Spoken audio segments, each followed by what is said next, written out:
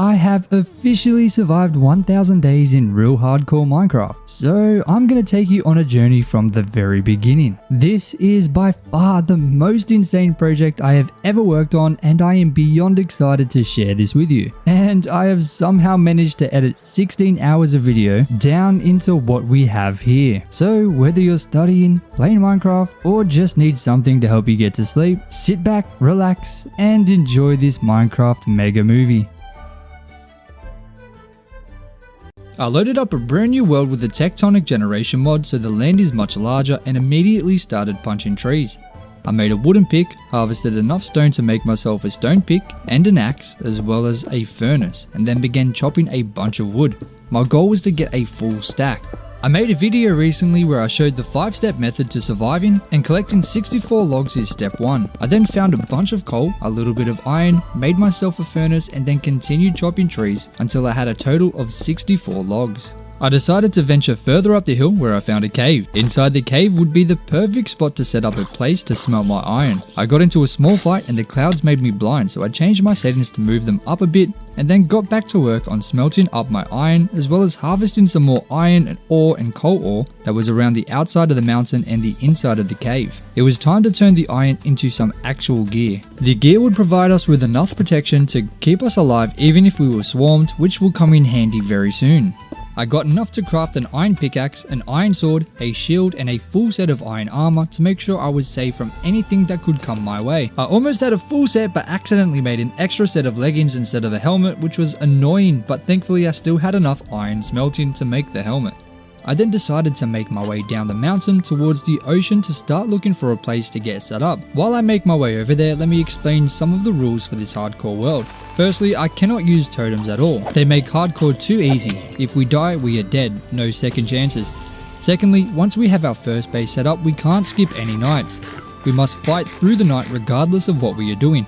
And finally, we must build everything beautifully. No ugly builds anywhere in the world. I found some peaceful animals relaxing, so I killed them so I could get plenty of food. I then noticed a nearby village nearby, so I went in and stole pretty much everything of value. Bookshelves, food, crops, and whatever else I could get my little hands on. I also found my first diamond in one of the chests. A little useless right now, but it would at least be the start of our fortunes. I turned all of the hay bales into bread, and we were definitely going to be fed for a while, compliments of the village of course. It was now time to find some stronger minerals, diamonds. So I jumped into my boat and started looking for some underwater caves. Once I found one, I swam down and then crafted a door so I could breathe underneath the water. I found some diamonds in the water and then decided just to dig in lines until I found enough. Midway through mining, my iron pick broke, so I crafted a quick diamond one. I got extremely lucky finding 33 diamonds in total. I've never found so many diamonds before in such a short period of time, so it was truly the best luck I could have gotten. I made my way back to the top and started searching for a place to build. It was only day 2, so I was well ahead of where I was last time. I found an awesome lake surrounded by mountains and almost settled there, but decided to keep looking. I found a huge mountain with some gigantic mountain peaks nearby, with the perfect view of the surrounding land. I knew exactly what I wanted to build there immediately, but first we needed to get ourselves a bit more set up.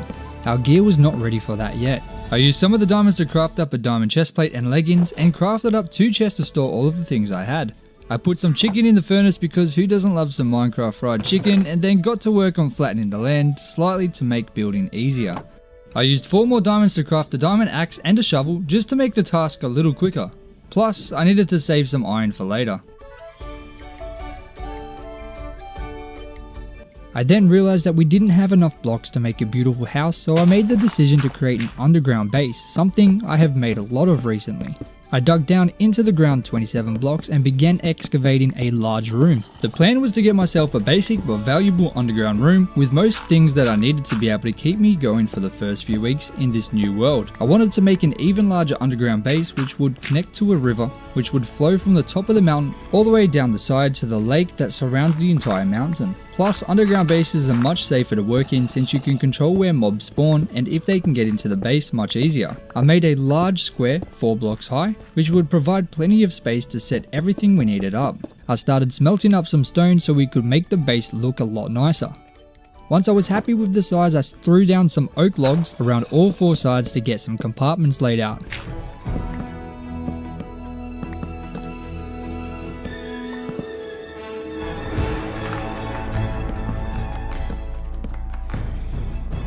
I added in 2 chest compartments, a furnace compartment, and did some extra detail into the floor, adding in some special stone brick patterns to make it a little more interesting.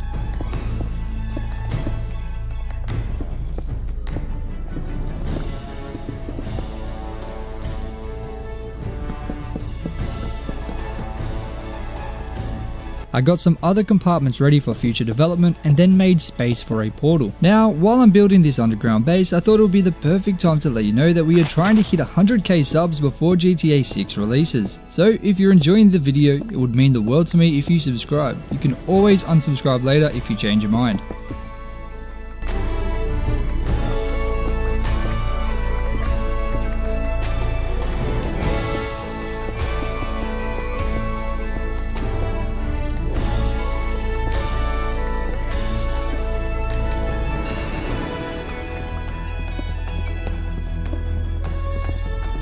I remembered hearing lava when I was coming up the side of the mountain, so I headed back to the area and dug towards the sound.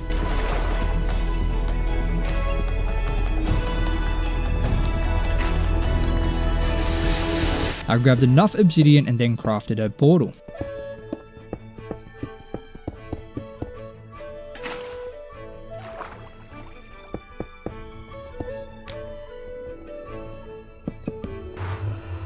Now, I hate the Nether, it's dangerous, so I didn't want to spend much time there. I then started building a bridge across the Nether to hopefully locate a fortress, until I ran into some more piglins. I threw them some gold thinking they would then like me, until I remembered I needed to wear gold so they didn't want to kill me. That fixed the problem. I kept building until I found a bastion, stole their gold, and then found a fortress nearby. I killed a bunch of blazers so we could get to the end. I also killed some wither skeletons, collected some nether warts, and made my way back to the portal. But not before handing all of the gold I collected to the piglins to hopefully get some ender pearls. Luckily I had plenty of gold that I stole and was gifted more than enough ender pearls. Once I got back to my base, I sorted my loot into the chests and crafted up some more item frames so I could easily find what I needed without going through hundreds of chests like I had to do in my previous world. Now that we had our chests sorted out, we can now go ahead and focus on the next most important step, which is getting a villager trader setting up. However, that is gonna require villagers. So luckily for us, there's a village nearby the base. All we need to do is head over there and use workstations to bring them over to the base. It shouldn't be too difficult, but we all know how difficult they can be. We only need to move 2 and then they can make tons of babies. I got them halfway back and one changed his mind and started running back to the village.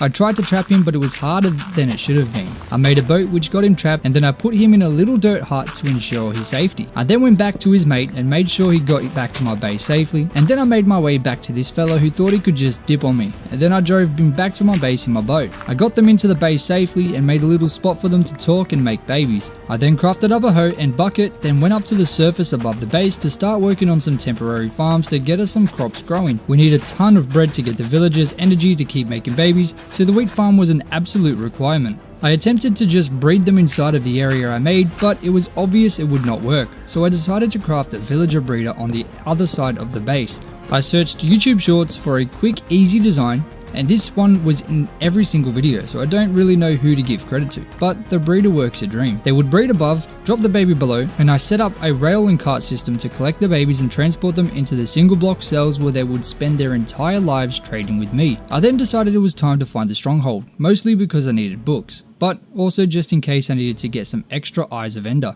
I wanted to get the portal started, so when I was ready to go into the end, I could just jump right in. So I threw the Eyes of Enders into the air and followed them until they decided to start heading underground, or so I thought. I thought I saw the Eye of Ender go underground, but obviously not. So obviously this line didn't work. I'm gonna go back up and try again. Alright, I'm gonna throw it from up here. I don't know which way to look. Maybe I'll tower up a little bit. Oh no, it's still just that way. Okay, we were very far off. I don't know why it went down so early. Okay, we've gone past it. We've gone past it now. I'm gonna have to kill this guy. Okay, I'm going to dig, or maybe we'll go down this cave. Oh, is this it? Oh no, this is a trial chamber. Hold on. Are these dangerous? I hope not. I've never actually seen a trial chamber. I have no idea what's in here. This could be... Why is there nothing in that chest? This could be a very quick series if this is dangerous. Why is there a chicken? Oh, not baby zombies. Oh, there's more of them. Oh my days. Oh, there's a baby zombie spawner here.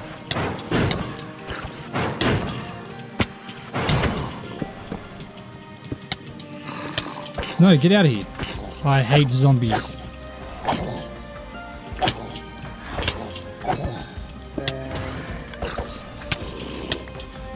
Bro, I'm gonna die.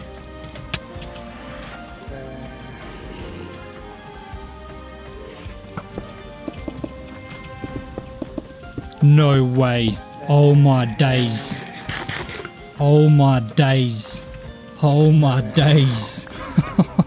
There's no way I survived that. There's nothing I hate more than baby zombies. I'm not even joking. Those things can rot in hell. Bro, what is this place? Bro, that guy's fast. I can't even shoot him. Bro, what is that? He doesn't really do much damage. I'm not complaining though.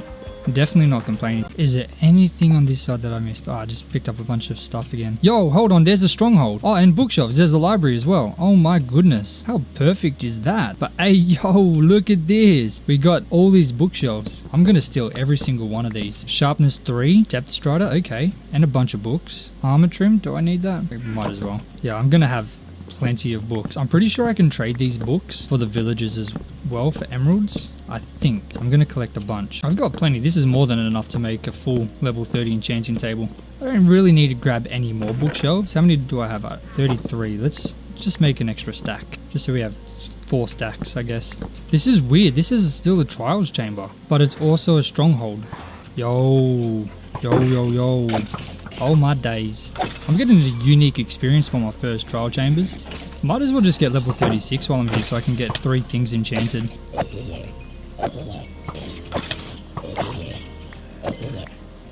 Bro, where's the portal at? This is the jankiest stronghold I've ever seen in my life. Okay, this is looking promising. Yo, okay, okay. Oh no, not these guys. Oh, there's more of them. Oh my days. Oh, they're all coming. Oh, they're everywhere. It shouldn't be that hard to kill. Why am I just bad? Am I bad at this game? Is that what this is? Get out of here. Why is there none? There's literally not a single one. Boom. What I'm gonna do something absolutely crazy. You guys are not gonna believe this. What I'm gonna do is create a little ladder right to the top where I need my jungle wood. I'm not gonna have anywhere near enough, am I? 64. No, that's not enough. Oh no, we've got 72. We're gonna have to do a little bit of extracurricular activities as well, but that's alright. I can see the light. Okay, let's go. It must be like on a beach or something, because I don't think there's any deserts nearby. Okay, just so we can remember where it is. Let's try and get back before it gets really dark and we have to fight all the monsters. Oh, look at that. We made it back alive. Taking a couple hits from little battles along the way, but we're here and that's the main thing. Now let's go safely into our base and we'll take a look at exactly what we got. We scored 21 emeralds, these 2 enchanted books, some iron bars, that's a bit useless, all of these things, a bunch of arrows, which is going to be helpful, an ominous potion, and of course the books that we went there for. And we still have 2 eyes of enders left, so that's alright. Now we will craft up our bookshelves for the enchanting table. I just did some quick research. Apparently we only need 15, but I got 20, so I guess it's whatever. Alright, that's 9. There's 16. We got 4 left over. I guess we can use those for decorations. So now, if we go ahead and put something in here, Thorns 2, Fortune, Knockback, Fortune 3. Oh, that's going to be nice. I'm going to do it. Yo, look at that. What are the chances? Guys, we're gonna be pretty healthy on diamonds now. That's hectic. What else should we do? Fire protection 4, unbreaking 3. I guess that'll be alright for now. Oh, we can do one more. We can do one more. Protection 4. Oh, look at that. Protection 4, respiration 3, aqua infinity, and unbreaking 3. That is hectic. That is a good start, my friends. Oh my days. Now we can see what these bad boys will give us. No way. We gotta lock that enchant in. We're trying to get mending. That's what we need. Bad. Yo, what? What did I literally just say? There's no way. Wow. Now I just need a way to get some more emeralds because we are very low. Is anyone trading books? No, no one. Bro, what? This one's 18 emeralds for mending. Where was that? No way. I haven't got enough emeralds to keep it though. We'll see if we can get an armorer. So what we need for that, we need to smelt up 3 of these bad boys. We need a furnace and we need iron, which we have. And then I'm pretty sure the trade is 3 or 4 iron for 1 emerald. Sorry man, you're gonna become an armorer. Oh, does coal as well. How much coal have we got? not much. But with this fortune pick, I guess we can get a lot. Coal again. Maybe it's a level 2 trade. I need to get him up. I guess we're going to go mining for coal. Luckily, we have fortune 3, so we'll get plenty. We'll get so much coal. That's not going to be a problem at all. Do we get fortune on iron? Oh, we do. That's right, because they changed it. That is bloody beauty, mate. Give me all this coal, my boy. I think it's easier just to sit back and relax and enjoy the game rather than building all of these auto farms to play the game for you. You know what I mean? Like, I just find this more peaceful. OG Minecraft. Bro, we about to get that mending book. We're going to be sweet. This efficiency 4.2 is really nice. This is when we can start actually building things now. Oh, it's getting dark. Oh, there's an emerald. I might as well mine that. There's so many ores on the outside of this mountain. It's so beneficial. I love it. I also have a mod which allows us to make unsafe enchantments. So there's no max level. If you combine 2 fortune 3 books or tools, it'll make fortune 4, which is really nice. It gives us extra things to kind of grind for. So we'll see how crazy we can get and hopefully not die before then. Okay, let's get out of here. We'll come back for the rest of it because I do need to get mending on that pick. It's going to die soon. So if I'm doing that and getting XP from it, I might as well be repairing my pick while I'm doing that. We need to figure out food as well. Look, this creeper needs to go. We need to get out of here, my boy. All right. Okay, so first things first. Let's get another piece of our armor enchanted. Blast protection 4, unbreaking 3. Okay, you know what?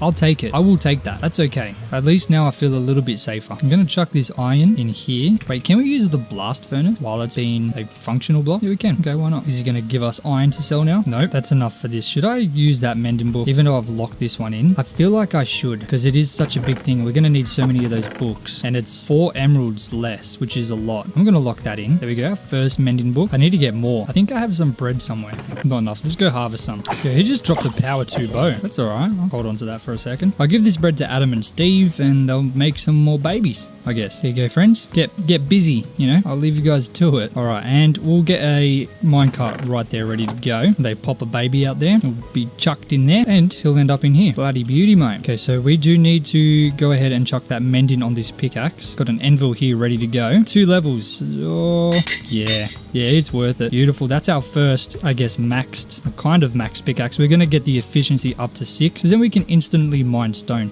That's what we need. I'm going to need to expand this as well. Another 5 blocks, I guess. Because I want to kind of keep it as similar as possible. So I'll probably put one there. But I want another armorer here, just in there. Oh, already have a baby ready to go. Look at that. These guys got down dirty quick. They were not messing around, guys. Okay, I'll leave you in there. Okay, so the baby's in there, ready to go. I'm going to expand this another 5 blocks. Dude, this pickaxe is so nice. And this isn't even as fast as it's going to get. I'm going to get this pickaxe beaming. Throw in the trapdoors to stop them escaping. And of course, don't forget the light. Just going to empty everything out and then we're going to go mining again. So the plan for this mining trip is to get this pickaxe maxed again, max health, and of course get enough coal to be able to get some more emeralds. Emeralds is going to be our biggest barrier at the minute. Just grab this iron here before we even get to the mountain. Watch the pickaxe and how quickly it's going to go up. It's going to be maxed very soon. Bro, we got 2 emeralds here. Look at that. We got 4 from 2. That's okay. You know, I absolutely completely forgot to get food before we came down here. We're going to have to go back up. Hold on, let me grab this emerald. We got 3 from that. Beauty. Is there any more emeralds? I didn't think emeralds could be this low. Well, this is a huge cave. Oh my god. Do I really want to risk it? Yes. Oh, maybe not. Bro, we have no way to heal. We have no way to heal. We got to get out of here. We're at Y135. What the hell? I'll just dig a straight tunnel. We can come back to that cave in the future. I'll grab this iron. Why not? Oh, sorry, coal. Bro, what?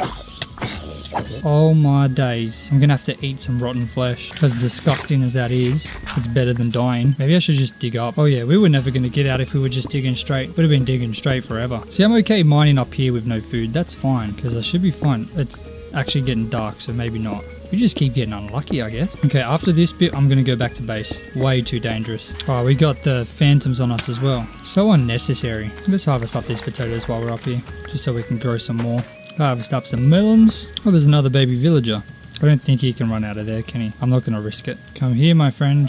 Get in the cart. Bro, get in the cart. Thank you. All right, I'll take you to your little house. I'm going to need more rails. Right, is he going to take our iron now? Bro, he's taking diamonds. Okay. Okay, so we can turn diamond into emerald. That might be okay, especially because we have fortune 3. But we have enough for our second mending book. What I need to do is go up and get enough XP to enchant some more. Just because it's nighttime, I might as well fight these guys and get as much XP as I can.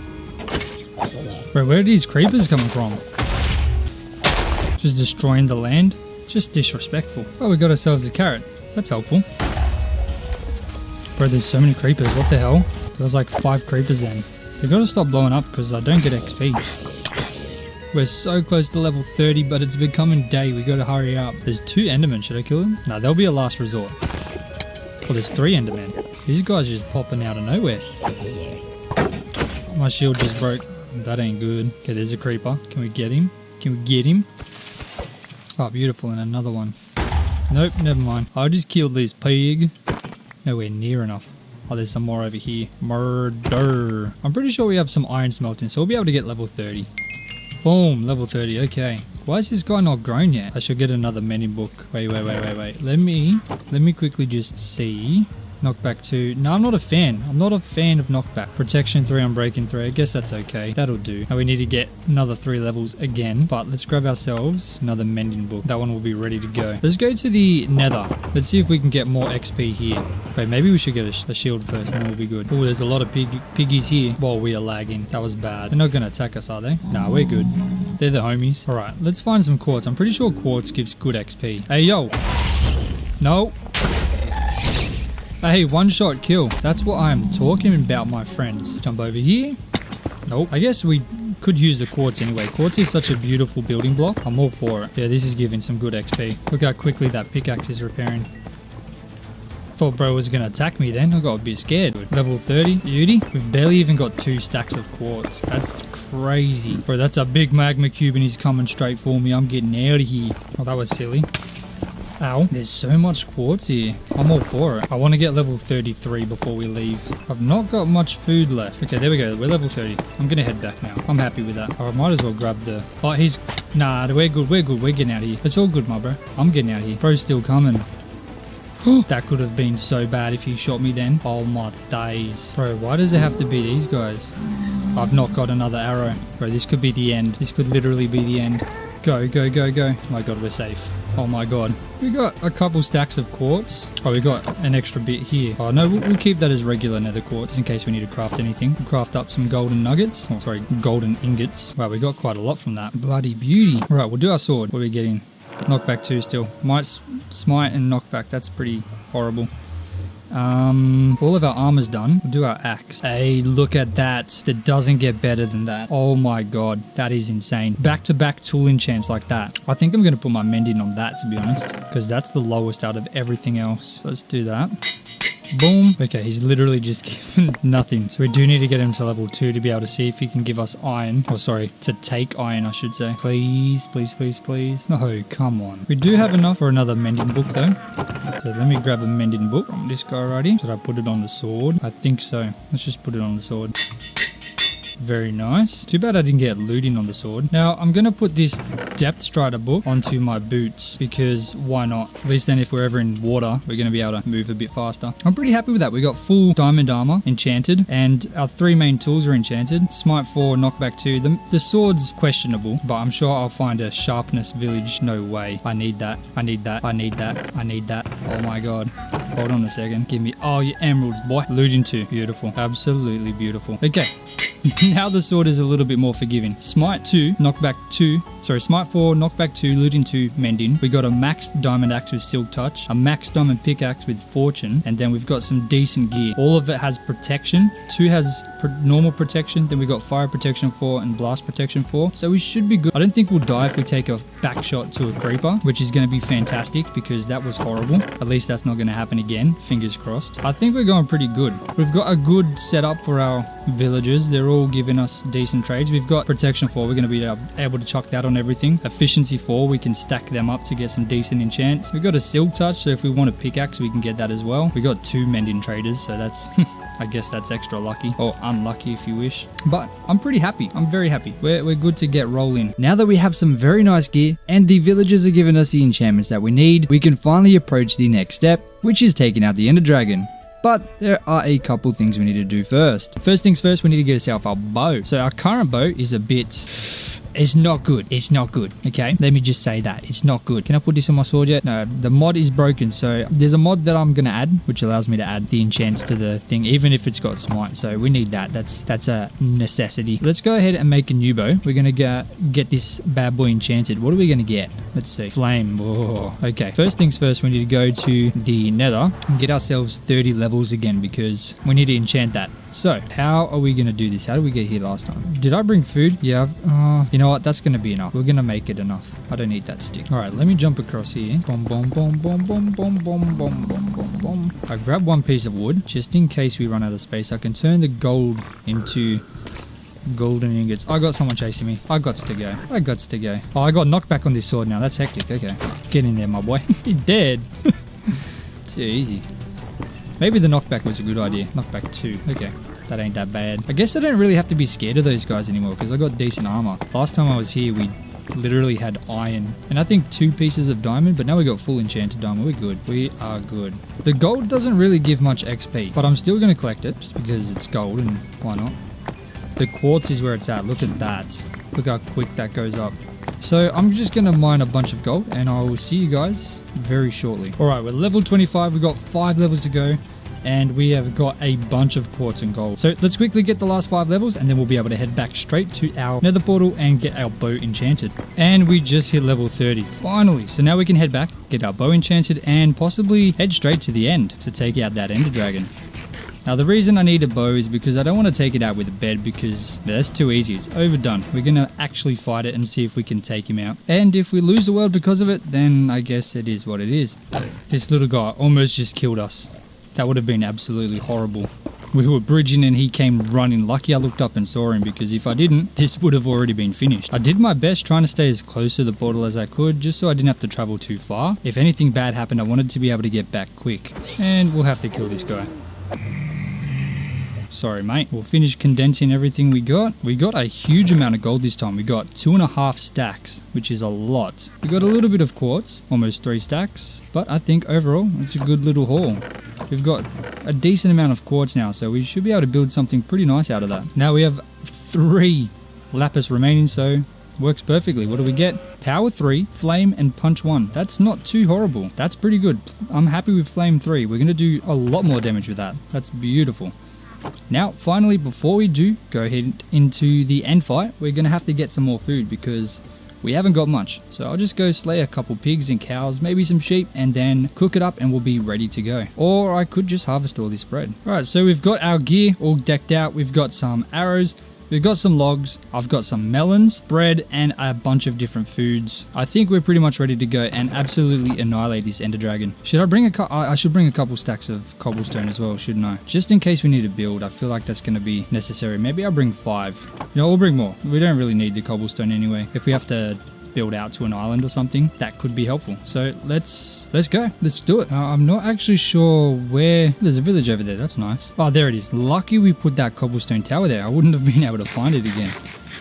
Wow. Okay. And these stairs is what takes us to the boss fight. So hopefully this isn't the last time we see this world. It's a beautiful world. All right, let's go. All right, and 3, 2, 1, and go. All right, we're in the room bit. I haven't actually fought the ender dragon for like 5 years, so just keep that in mind when we're doing this. There he is. Okay, so first we got to take out all these crystals first. I remember that. Remember the first time I ever fought this guy, I didn't know that. I was trying to figure out why he kept healing. It was so annoying. I think that's all of them done now. Die, my boy. Die, my... Ow, ow, ow, ow, ow, ow, ow, ow, ow, ow, ow, ow. You're gonna die now, boy. I gotta be careful. I haven't got too many arrows. Ah, come on. Oh, he's relaxing. Should I go kill him? Oh, no, never mind. Bro, chill. Bro's juking everything. Nope, nope, nope. Hey, I thought that guy was chasing me then. 8, 8, 8. Oh, that was so close. I can't hit him. Bro's on a mission. Okay, I can just attack him here. Is he stuck or something? No, he's moving. He's moving.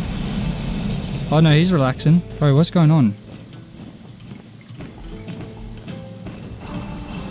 Oh, okay, he's moving again. He's moving. Bro, I just did some major damage to this guy. Bro, these endermen are doing more damage than... Oh my god. Am I going to die from an ender dragon? I mean, enderman? I need to heal. Oh my days. Oh my days. Bro, this is getting a bit sketchy. Come on. Come on. Come on. Okay, I'm going to heal. I'm going to heal. I'm going to heal. Bro, he's so close. He's so close. He's coming for me. Don't be looking at me, my boys. Remember, we're fighting the same battle. We're on the same team here. Bro, he's so close. He's on like 1 heart, relatively. Bro. Oh, come on. This is getting ridiculous. Bro, what a shot. Do y'all see that? Did you guys see that? Oh, he's coming down, isn't he? No. Yes. Yes. Yes. Yes. Yes. I got him. I got him. Oh my days. Oh, thank the Lord. I thought I was gonna die. I thought I was gone for. Oh my days. Ah, look at all that juicy XP. Oh my days. That is nice. This is what I like to call the simple mob grinder. You just look at them from afar. There's nothing they can do to you. Just look at them and they all come running. Look at me. Okay, now I kill. Try and look at these guys in the distance as well. Alright, look at all these endermen. They're just coming for me. There's nothing they can do. If I get hit, I'm done. I'm absolutely done. Let's head up into this thing and see. I'm pretty sure I've watched other people, if they use an ender pearl, it teleports them somewhere to an end city or something. Okay, so where are we? Oh, we've been teleported 600 blocks away. Bro, how do we use that to get back, I guess? I guess. There's an end city over there. Pretty sure it has to have a boat for it to have an elytra. I should save these coordinates, shouldn't I? Oh, hold on. Is that that's a ship, right? Surely that's the ship. Surely that's what they're talking about. Bro, that's literally the second end city. I don't know how rare they are, but oh my god, how are we going to get across there? We're going to have to build. There's no way I'm risking that.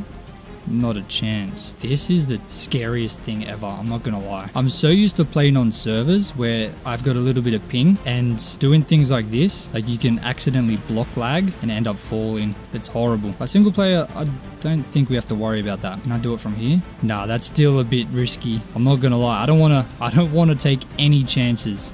We've gotten this far. I've never gotten this far before in my life. Ever, never. No. We'll just use the whole stack. It's whatever. Okay, I'm comfortable doing that. There we go. Okay, do I just end a pearl up there? Is that, or nah, because if I land on the side and I fall, I'm done. I'm done for. I'm going to build up because I'm scared. And then I'm assuming if we get the elytra, we can just glide down, right? Pretty sure we can. Oh, there's a ender dragon head on the front of it. It's kind of cool. Might as well grab that. All right. Where is the elytra? There's a brewing stand.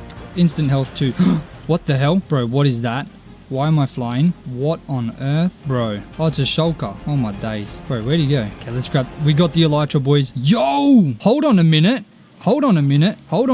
Look at that, guys. Feather falling 4. Bro, what is this stuff? I had no idea there was this stuff in here. Dude, unbreaking 5. Let's go. Fortune 2, efficiency 3. Okay. Hold on a minute. Where did the shulker go? Should I get some shulker boxes? Oh my days. Oh, there he is, the cheeky bugger. Gonna have to shoot you. Bro, what are these things? This is such a strange mob. Okay, he dead. Bro, there's so many of them. What do I even do? I don't want to fly away. Where are they even coming from? Let's go in there. Don't want to fight them up there because I'll just fly away. And that wouldn't be fun. Wait, hold on. There's a boat here and there's a boat there as well. Should I get another one? I might as well, eh? That's so lucky. Lucky I saw that. I was just about to leave. Okay, where did these shulker boxes fall? There's one. I don't know where the other ones went. We only got 5. Let's go to this other end island. Should I put on the elytra? Yeah, let's do it. I should build up and then just fly over. I guess I'll use the levitation. That can help. Take me up even higher. Oh my days. I want the feather falling boots on, just in case. I'm not taking any risks. Oh yeah, we're flying. Look at that. Let's see what they've got up here. Bro, there was such good loot on that last ship. I had no idea. No. Is that going to teleport us in there? I don't think so, right? Are we dead? I don't think so. Okay. Oh my god. I thought that was going to teleport us into the void. Look at me and all of my Minecraft unknowledge. I thought I was actually good at this game. I don't want to try again.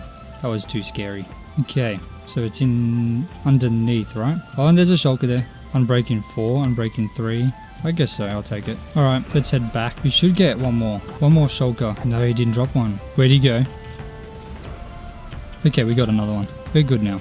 We got 6. Let's go back to our base. We need to pretty much go back to 0-0. Ladies and gentlemen, we're flying. How fast does the elytra break? Okay, it's not breaking super fast. We should be okay. This was the first end city we found. I think the portal was around here somewhere. Right? There it is. Can we just fly into that? I'm not going to risk it. I've seen too many people die with the elytra. We're back at the home? Yeah, we are. And we'll go finish the game real quick. Boom. Let's go. We finished the game on day 32 or 33, I think. Can we skip this? Yeah, we can. And we are back where we spawned. Now we got to go all the way back. Perfectly okay, though, because I did need to get these spruce trees anyway. I didn't get any saplings and we ran out of spruce. And, of course, spruce is my favorite thing to build with. Now, I did make the decision to leave my axe back at the base, so we've got no axe. So I got to quickly make one. And I figured while we've got the shulker, we can start storing some of the stuff we don't necessarily need on us right now. Alright, so let's just chop a couple trees and then we'll get at least 4 saplings and we'll be sweet. Then we can make a big spruce tree. I got a little bit more than 4. I got 17 total, so that's going to be plenty to get us pretty much unlimited spruce wood. Now, to get back to the base, instead of boating, I'm going to use the elytra because, I mean, we got it, we might as well. Let me just go up here and get as much height as we can because we have not got any fireworks yet. So we just got to use height. Now we are running low on food. I got 1 cooked pork chop and a bunch of melons, so we got to get back quick. You can see our farms on top looking absolutely voluptuous, and just like that, we are already home with a 2 brand new elytras. Now that we're back, there are a few things we must do. We need to enchant the elytras so we can get at least mending on them and hopefully some unbreaking. We need to get some more food because we are very low, and we need to go mining for lapis lazuli. So first things first, let's go ahead and get ourselves some lapis lazuli. So I created a ladder where my bed used to be and dug down until I found a cave. I found enough lapis and then headed right back up to start enchanting. I enchanted some broken pickaxes to try my luck and got 2 efficiency 4 enchants. I combined these to make efficiency 5 and then crafted another pick to try to get another efficiency 4. Luck was on my side, which meant I could now combine all of my pickaxes together to make efficiency 6, except I was needing a few more levels. So I went back to the nether, grabbed some levels and then crafted the ultimate pickaxe. Fortune 3, efficiency 6, unbreaking 5 and mending. So now this means if we go over to this stone here, we should be able to break it instantly. Look at that. That is amazing. Now you can get this effect with efficiency 5 and a haste 2 beacon, but efficiency 6 just makes it so much easier to change the world. You can very easily manipulate the landscape, which is going to be super important for what we want to do. Now we do need to set a respawn point, because if we go to the end, we're going to have to make that huge 5,000 block trip journey every single time. So to do that, I'm just going to place the bed over here on top of the ladder because we're not going to need to go there often, and I'm going to set the point. So obviously we didn't sleep, it just says respawn point set. We didn't sleep the night away, we didn't cheat at all. We just set the respawn point, so when we come back from the end, we'll end up back in this space exactly where we left off. Hopefully, I'm pretty sure that's how it works. So we took out the ender dragon and we now have our respawn set. We can now go ahead and get ourselves ready to set up the next big project, which is of course an EXP farm. This farm doesn't require a huge amount of things, but the first thing on our list is pretty much 9 stacks of leaves. So we're going to grab our shears and we're going to go and get as many leaves as we can. Alright, so we've got a little bit more than 8 stacks of leaves. That should be enough, just in case we lose any. Next, we need 64 temporary blocks. Cobblestone will be just fine. 18 slabs. We need 3 water buckets. I've got 2. I just need to make a 3rd. We need an armor stand. So we'll just go ahead and smelt 3 of these bad boys into smooth stone. We need 2 trapdoors, a hopper and a barrel, and of course the armor stand. Now, all that's left to do is head over to the end and start building. I am going to take an extra couple stacks of cobblestone and of course a stack of wood just in case anything goes wrong. Now all that's left to do is head over straight to the end. Just remember there's no totems, no auto farms, and everything has to be beautiful when we build it in this world. I guess except for this little thing. We're going to have to build something different here. It's just so we don't lose it. We know exactly where it is every time. And thankfully I set my spawn at the base, so next time we exit the end, we're going to end up right back at our base. We don't have to make that horrible 5,000 block journey again. Here we go! This time we don't have a scary dragon to face, which is relieving. So of course the first step is to go ahead and get a water bucket so we can go all the way down to the very bottom, Y0, because apparently endermen spawn there a lot more frequently than, for example, at Y57. We're going to use leaf blocks all the way down till we get to the very bottom.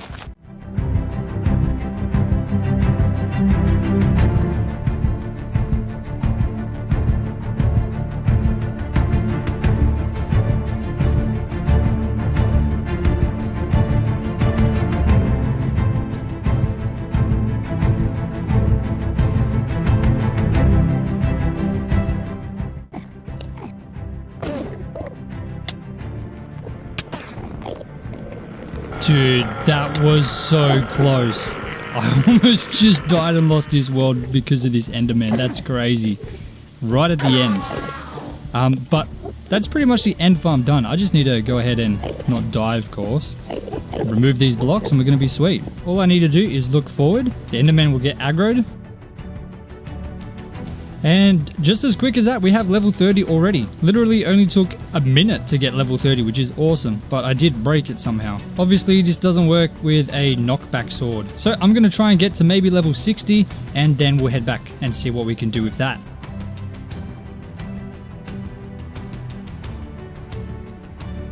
Alright, and there we have level 50. We're going to collect all of these ender pearls because we have unlimited now. and we're going to head back. Now, the next issue we need to tackle is emeralds. We do not have anywhere near enough, so we need to go ahead and try and find a way to get more. Let's hope we spawn back at our base. Yes, we do. Look at that. How beautiful is that? Super easy access. Now, we will dump everything we don't need. One of the tools we were missing is a shovel, which is a very important tool to have, so we're going to go ahead and enchant that bad boy up and hopefully get something quick. We're hoping for efficiency. That's the main thing. Look at that. Beautiful. Efficiency 4. Exactly what we need. How many emeralds do we have? We have 10. We need 18 for another book. Now, in order to get more emeralds, my only option was to really head back up the mountain and grab as much coal as I could. I also grabbed as much iron as I could while I was there because both ores were very abundant upon the mountain. I filled up my entire inventory with both coal and iron and then headed back, but before heading into my base, I made sure to stop by my farm to collect up some more wheat to make bread so I can make more villager babies. Okay, first order of business is of course smelting up some of these taters because we need food. We're hungry. We're hungry boys. We'll make up some bread. And we're gonna give this bread to these boys up here so they can start making more babies. Make more babies, guys. Anyway, now we got coal. Let's see if we can get the iron trade. Please, please, please, please, please. Iron. I hate you, man. I hate you. Guess we're just gonna have to settle for coal. Does someone else give us a better deal? No. Give me all them emeralds, boy. There we go. Now we're getting 14. Look at that deal. Bloody beauty, mate. All right, we have a ton of emeralds. A metric ton. Beautiful. But now we have no coal again, which is kind of sad. But that's not the point. We can go and make a bunch of mending books, which is exactly what we're going to do. Boom. 3. Boom. 4. 5. I mean, we got 5. Beautiful. Okay, what has mending and what doesn't? The sword does. The pickaxe does. The axe does. The shovel needs it. So let's chuck that bad boy on there. Boom. Now our gear. Oh, hang on. No. We need to put it on the elytra. Yep. There we go. We have 3 more. So we'll go put it on the helmet. Oh no, it broke. That's annoying. That's just inconvenient. Have to make another one. Luckily we have a metric ton, an absolute metric ton of iron. All right, we got it on the chest plate. Beautiful. On the leggings, because they're the ones that are the closest to dying. Beautiful. Okay, now we just need it on the boots and we're pretty much sweet. And the bow. And we need to get unbreaking on the elytra too. So what have we got over here? Oh, I'm sorry. Great. Now he's charging me more. That's just disgusting. Beetroot, that's a bit useless. Give me something different. Or not, whatever. I'm sorry, man. Can you give me a better trait? All right, we finally have food. That's exactly what we need. Delicious. Okay, now we need to just get some more enchantments for our tools. And the best way to do that is these little guys. Nope. This way, buddy. Keep going. We're going to get 10 more of these guys. So let's see how many more spaces we need.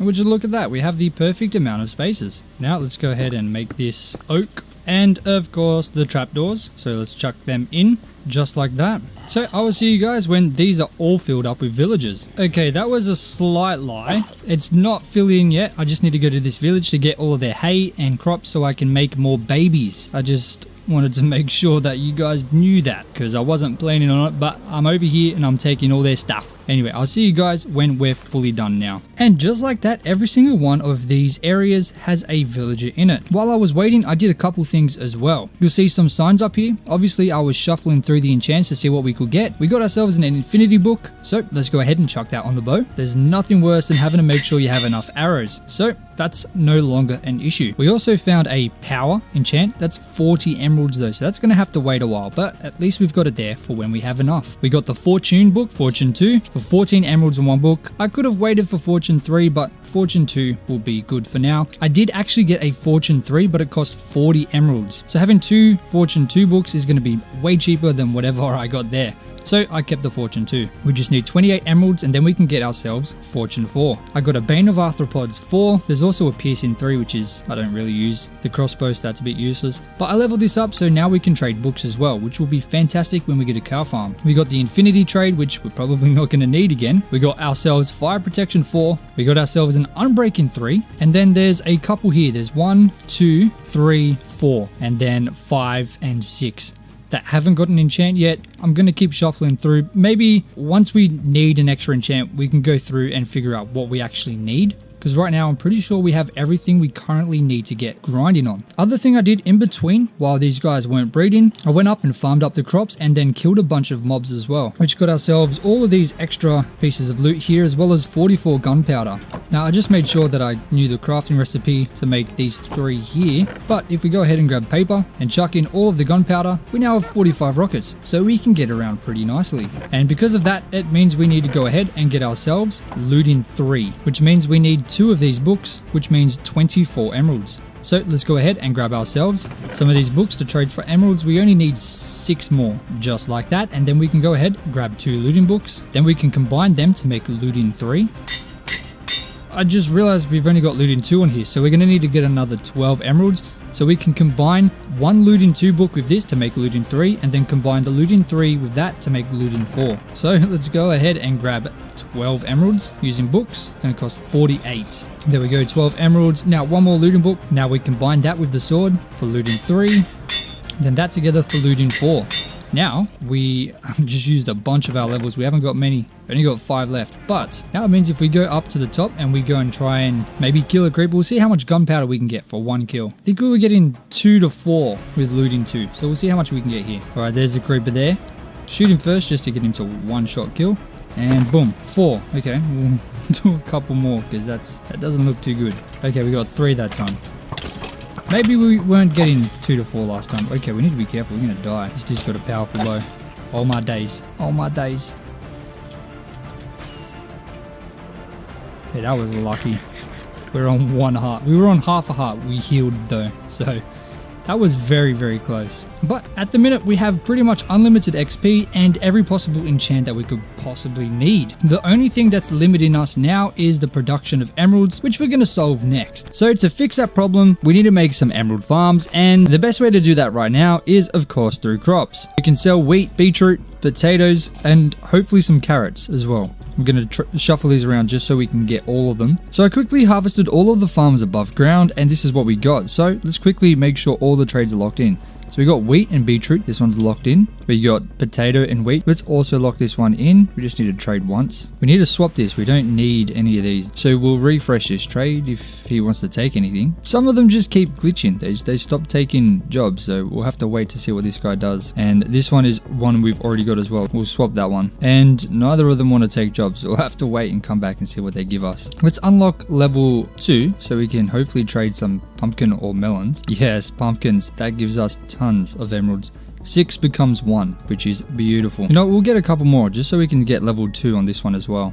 And hopefully unlock melons. That would be perfect. No, pumpkins again. That's okay. It's the exact same thing, just backwards. Now we just need to wait for these guys to take a job, and then we can hopefully sell carrots and melons. Now, something I recently figured out, instead of selling 24 paper for 1 emerald, you can make them into books using 1 leather, and then sell 3 books for 1 emerald. So instead of 23 paper, it technically costs 9 paper, but of course 1 leather. So if you have a bunch of leather and also sugarcane, you can combine them together to just get more, which is obviously going to be better. This guy's taken the job for some reason, and he's got carrots. That's perfect. So maybe we should just swap them around. So we'll let this guy out.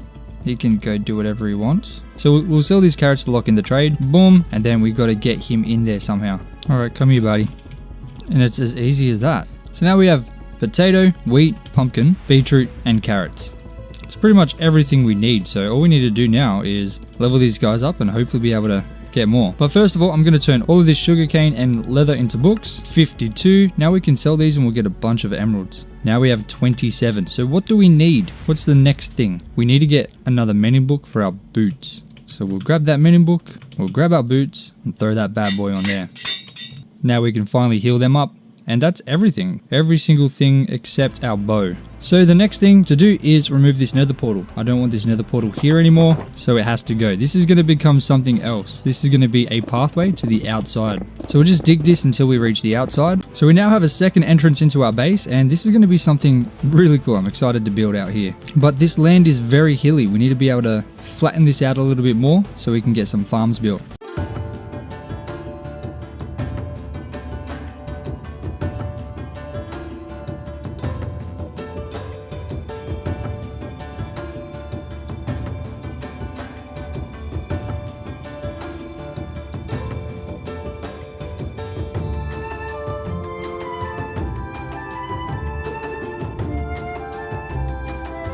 Alright, and now that's that area done as well. So this whole section here is good to be grassed, and then we can start working on this little area here. Now this is going to be cave that opens up to a river that runs right through the middle. So we got to figure out how on earth we're going to do that. But for now, let's go ahead and get everything else ready. Now I'm going to grab the coal and I'm going to grab some of the cobblestone, and we're going to see how much more we can turn into actual stone. So 8 coal makes a stack. So far I've got almost 7 stacks, which is not bad at all. So I want 5 or 6 blocks, then a path, then a couple blocks, and then the river. So let's kind of mark out here. The road should go here. So let's quickly dig out an area. So this will be the road. And then this here will be the river, right through the middle. I want about 3 or 4, maybe 5 blocks in between the path and the river. So this looks about right. Let's quickly place down a shulker and chuck in the dirt. We don't need it right now. Now I'm going to replace the stone on the side with dirt. Yeah, I'm happy with that. That's looking bloody beautiful, mate. Absolutely stunning. But right in the middle, it's going to curve right in here. So I'm going to make a straight line here and then have it kind of edge out a little bit. Just like that. It's going to open up. I might make this a little bit wider. I might make it 5 blocks. Okay, let's quickly add in some dirt. Just like that. I think that's looking pretty good. Now we need to figure out what to do for the mountain. I'm pretty sure I know exactly how I want to do this. I have an idea in my head. I just need to go up and do it. But in order to do this properly, we're going to need to get some scaffolding. Now, unfortunately, I don't have much bamboo. I do have quite a bit of string, but we're going to need to go get some more bamboo to be able to do this properly. Thankfully, there is a lot of bamboo nearby. Look at all of this bamboo. This is insane. Oh, there's a lot of monsters too. We got to be careful. So, waste no time. Chuck on that chest plate again because I don't want to die.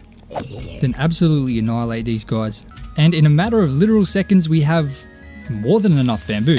And a creeper just exploded behind us. Thankfully, we have blast protection 3 on the boots, blast protection 4 on the leggings, and protection 4 on the helmet. So we're not going to die again from a one-shot creeper from behind like we did last time. I learned from my mistakes. That was the worst thing that's ever happened to me in Minecraft. I'm not going to lie.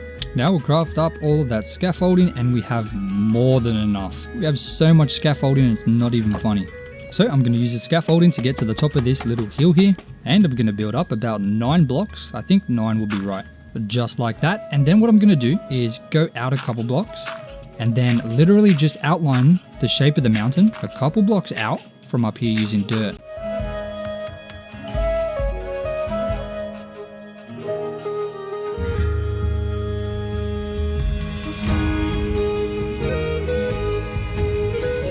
Alright, so I've got that done. I've got the next level kind of marked out where it's going to be going and some of the stone down. Now this front bit here, this is going to be the entrance into the cave that becomes a river that connects to the underground base. And guys, when I said everything has to be aesthetically pleasing, I wasn't lying. All of this work is literally just for a wheat farm. So what I'm doing now is just kind of shaping out how I want the entrance into that little cave to be. In order to see exactly how this is going to look, I need to peel this front bit back a couple blocks just so we have some extra space to work with. So this is what the entrance looks like. Now I'm not super happy with the right hand side. The left hand side looks fine for me, but I don't like how this comes in so far. So something a little bit more like that looks a bit better. For now it doesn't really make much sense, but once we get all the walls in, it's gonna look a lot better. So I guess we'll just work up to this part here, and on this side we'll work up to this part here, just where I've done the stone.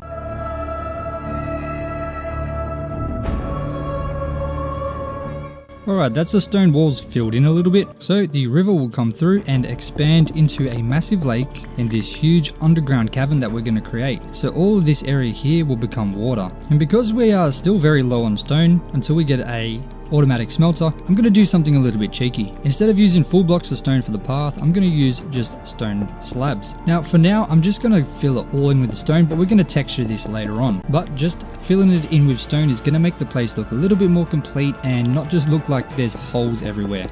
Now I'll quickly replace the rest of this stone with dirt so we can get the farm started. And of course I'll fly down to get some water because our buckets are currently empty. Now what we'll do is just randomly break a couple of these blocks and fill it up with spruce slabs. We'll create a little infinite water source just in this area here. It's going to become a river anyway, so we might as well. And we'll just go fill all those spruce slabs in with water. Now all that's left to do is plow the land and fill it in with the seeds. Now that's this entire strip here done, filled fully in with wheat, which is looking very nice, but it's going to look better once it's fully grown. Next, we have to go ahead and add some extra depth to this riverbed here because we don't want it just one block deep. That's going to look funny. Then we need to go ahead and find some sand somewhere. Right there, I guess. We'll go get that sand. We'll fill it in so it's not stone on the bottom, and then add some water and then bone meal underneath to grow a little bit of seagrass. And then we can start planting this row here and also this row here.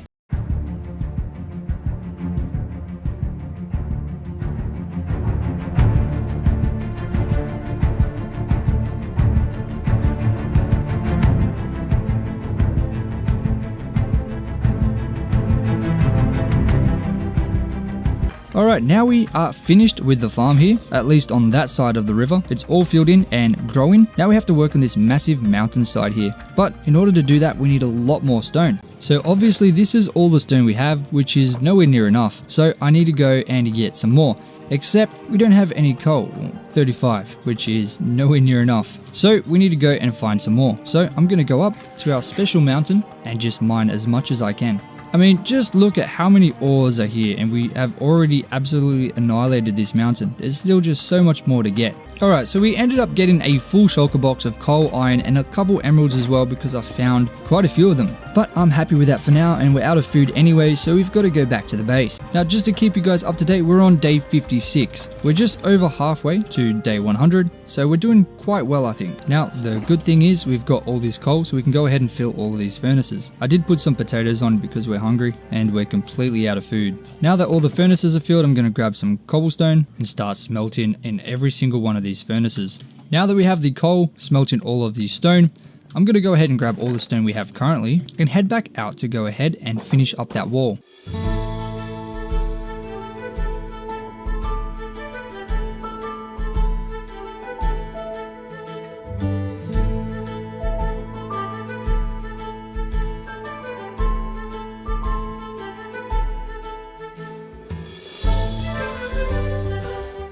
And just like that, both sides are looking bloody beautiful. I'm actually very happy with this side. This side has turned out a lot better than that side. I'm not sure what's wrong with this side. I'm sure the slabs and stairs will fix it up, but this side just looks a lot nicer for me. Anyway, the next thing to do is grab some cobblestone and just place it along the bottom of the walls, just randomly. We create a bunch of cobblestone walls and cobblestone stairs, and then we place them in amongst the cobblestone at the bottom. And that gives us this little look here. Some tuff will make it look a little bit nicer as well. But I also need to fill this stone in here with dirt because it looks weird being all stone. And that gives us that, which is looking a little bit better instead of having stone at the bottom. Now I need to go see if I have any tuff. No. So I need to go and grab some. But before we do that, we need to head to our end farm so we can heal up our elytra, our shovel, and our axe because they are all very, very low. So I'll quickly head down there. Before we go into the end, I'm going to go out here and see if there's any tuff anywhere. And that's tough, right? Yeah, that's tough. Oh my goodness. Okay, that's perfect. And it instant breaks for us, which is even better. I'll just grab all of this. No way. That's awesome. 3 diamonds. I won't say no. How could I? Oh, we instant break. More diamonds. What the hell? Get out of here, my boys. Yeah, we're ready for you this time. We're strong. Y'all can't do nothing. I've got a completely full inventory. I've got a bunch of tuff, 2 stacks of cobble deep slate, and a couple stone bricks, cracked stone bricks, and mossy. That should be good. We can come back to get more of this stuff. I like these bricks. I don't actually know how to craft them, so I don't know if they're difficult to craft, so I'll come back and get some because it's easier. And yeah, let's just go and heal all of our stuff. Okay, and we got level 50 and everything absolutely maxed health, so we're good to go. Let's head back straight into our base. How is our cobblestone going? Almost there. I did have a little bit of tuff. I had 7, okay. Oh, let's put our diamonds away as well. 21 diamonds, that's beautiful. So basically it's just adding a little bit of tuff to the bottom, just breaking a couple of the stone. It's a very minor texture, but it really adds a lot. Now, of course, we can't forget to do the same thing over here as well, just like that. Now I'll see about adding in some cobble deep slate. It might be too dark. Maybe on some of the cobblestone at the bottom where it's very tall, just very lightly. I think it's okay. Now we need some iron for lanterns. Now let's just hopefully remember how to craft these. Yes, nice and easy. Alright, so we've got stone brick walls, spruce fences, spruce slabs, and lanterns. So the lanterns will be placed on some of these cobblestone walls at the bottom just to add a little bit of light, and then also along the tops here using stone brick walls, a spruce fence, and then a lantern. Alright, so we've got light at the bottom, we've got light at the top. Now we have to add light into these wheat farms just by adding a single lantern on top of each of the spruce slabs. That's going to make this wheat farm look absolutely beautiful, lightening it up during the night. Now we need to get some andesite to add a little bit extra texture, so I think the best way to do this would just be to dig in a straight line. I think it might be better just to fly around the mountain and see if I can find any andesite on the outside. It's a bunch of granite and gravel. Ah, here we go. Beautiful. Let's grab all of this andesite. We've got about 6 or 7 stacks. That should be enough. Wow, you can see the base now from over here. It's looking kind of good. Obviously, it's a bit out of place because it's not fitting into the mountain right now, but once we build a couple more of these, it's going to look absolutely sick. So I think you know what has to happen. I have to replace some of the stone with andesite, so let's go and do that now. Alright, we are on day 60 and we have finally finished this wall. There's only one more thing left to do, which is finish the farm. Now we are absolutely done with this section here. And you can see it looks absolutely awesome. A little bit out of place, but not for long. It'll look much better once everything else around it is done. Because it's kind of just a super custom kind of mountain just built in the side of a hill. So it kind of looks a bit weird at the minute, but I'm telling you, once we do some more and get it expanded down and different levels as well, I think it's going to start looking really awesome. And now that we have this huge wheat farm making us a bunch of emeralds, it's time to focus on the next most important farm, which is of course going to be Spruce. Spruce is the most beautiful block to build with, and we need to get a lot of it. So the best way to do that is of course to get a farm going. So the plan today is to expand this a little bit further. So it is nighttime, we're going to have to be a little bit careful, but there's no skipping night, so we got to keep going. So I'm going to kind of mark out where I want this to kind of head up. I'm thinking about here where the land dips down a little bit will be best, because then that's a little less work for us. Alright, this is looking far enough, and then over here it should start curving to the left a little bit. So where the stone is 4 blocks high, that's kind of where the wall's going to be. I'm just kind of marking it out that way. And the wall on this side will start here, I think. It should come out here a little bit, then kind of head down to the side here, because this path will start heading down to the bottom level, if that makes any sense. So of course this will be as it starts to come up. So I'm going to use dirt as the bottom bit for now. We'll add stone and stuff in later. Okay, so we're getting closer to being up to this level here. As you can see, it's curving to the left here, but I just want to make sure that I dig all the top down so I can have a better picture of where we need to get to. Over here we'll have 1 extra drop as well, so I'm going to quickly build up to do that. So we'll come around like that, a little circle on the edge here. So I need to dig all of this down a bit. So at the very top, we've got the edge. I'm going to go 10 blocks to the right and dig everything else out. So 3, 4, 10. So we need to dig all that out. Oh my goodness, this is going to be a lot of digging. Alrighty, cue the time lapse. Alright, so that is that path to the left done, but I hear you asking, what is the deal with this? Why is it curving back this way? Well, because there's going to be another path heading to a kind of middle section. So it's not going to be as high as that section. It's kind of going to be around this level, about half the height of that. And this side here is going to be another farm. I'm thinking we're going to have spruce trees on this side. So we're going to have to build a path to this side as well. This one's not going to be as tricky because it's nowhere near as high.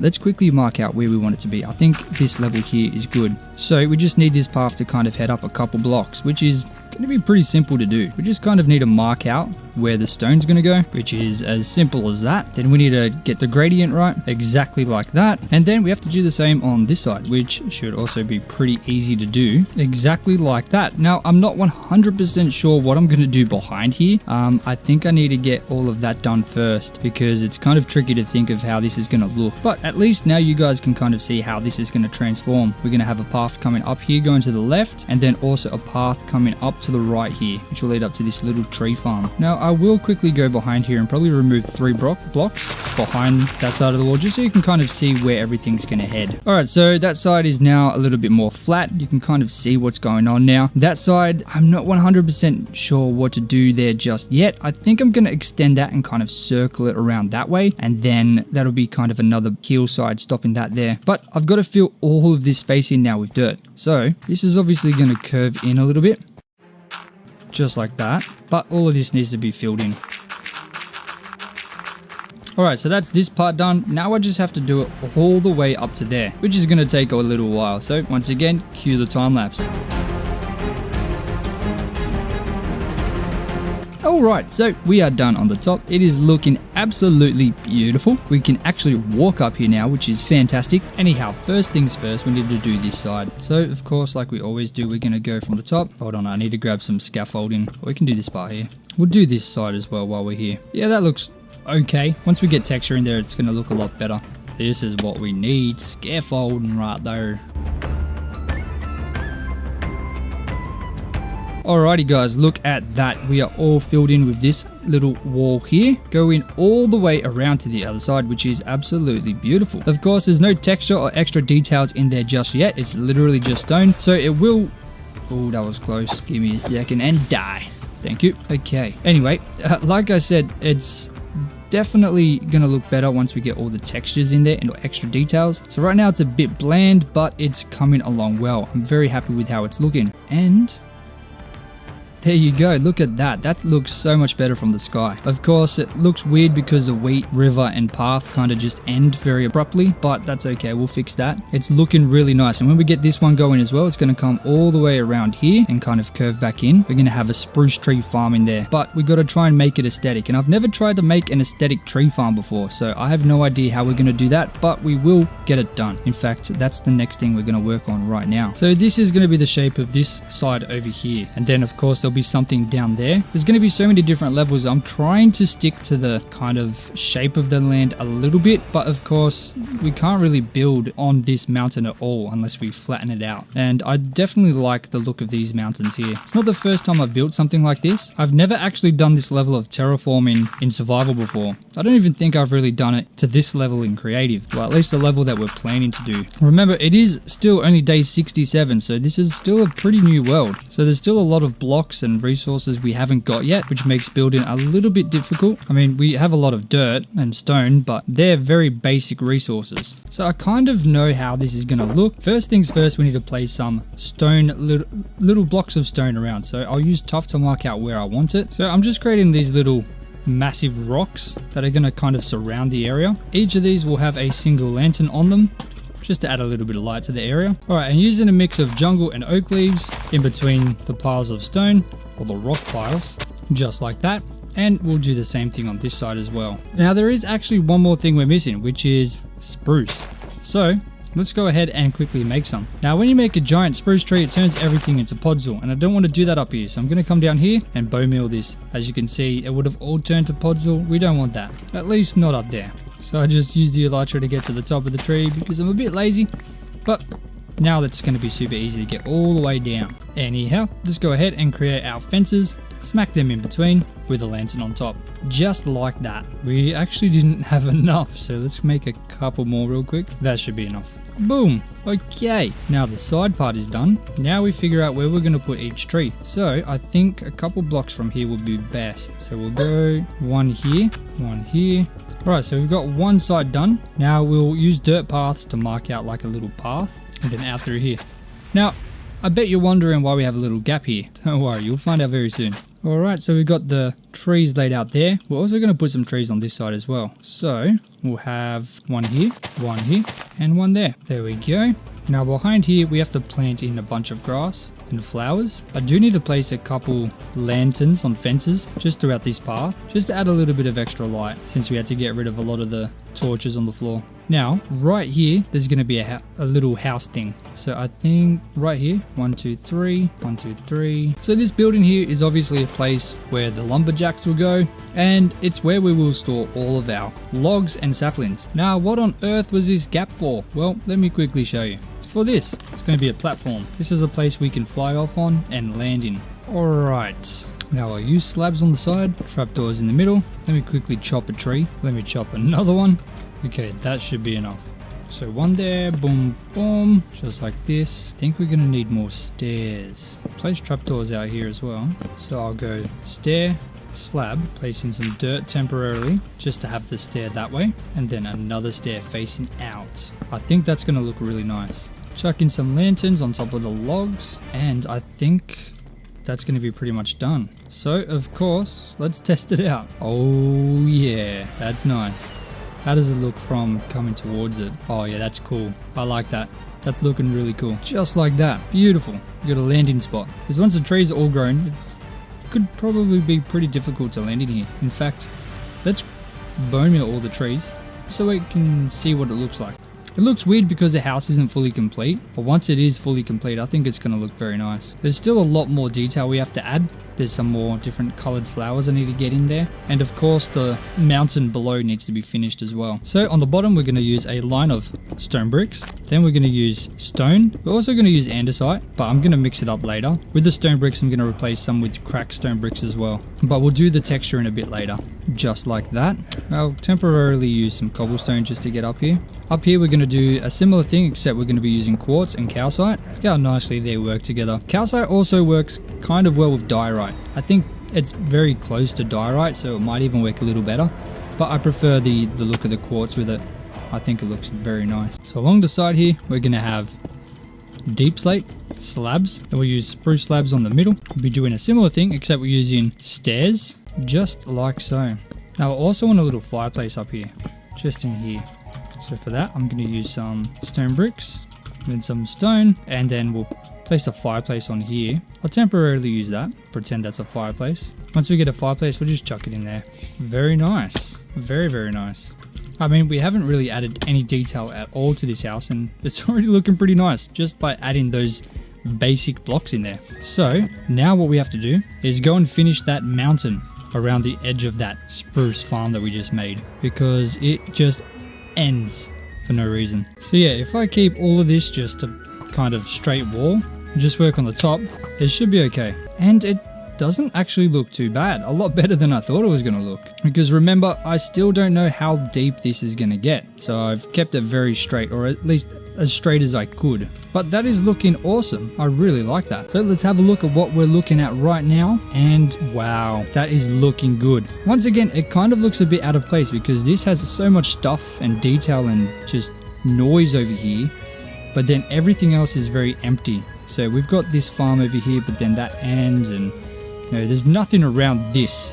So now really all that's left to do is obviously not do that. Oh my goodness. Is connect the river, figure out where that's going to go. I think we're just going to have it come down there. So let's quickly dig out a path. I'll leave some blocks there so the water doesn't flow. So we'll have it come out through here. All right, so once again, we'll quickly change the floor to sand, and we'll just remove this wall that I created temporarily, and then add in some sand here, just like that. We'll start filling it in from down the bottom here. Beautiful, that is looking really nice. All right, and that river now extends down to here, which is exactly where we need it. Now this path will need to cross over the river, so we'll quickly dig out an area for that. I think right here should be good, and then it'll connect over here. All right, I've just turned it all to dirt and grass, so that will start to grow. We'll have to get this bridge in here, but this will continue up this way. All right, that's looking pretty good. I'm very happy with how this is turning out. We have to expand the wheat farms down and then figure out what details to put in there, but apart from that, this is looking pretty sick. So of course, starting with the easiest part, let's get the bridge built. So I've got a little design I'm going to build here. It's literally just that.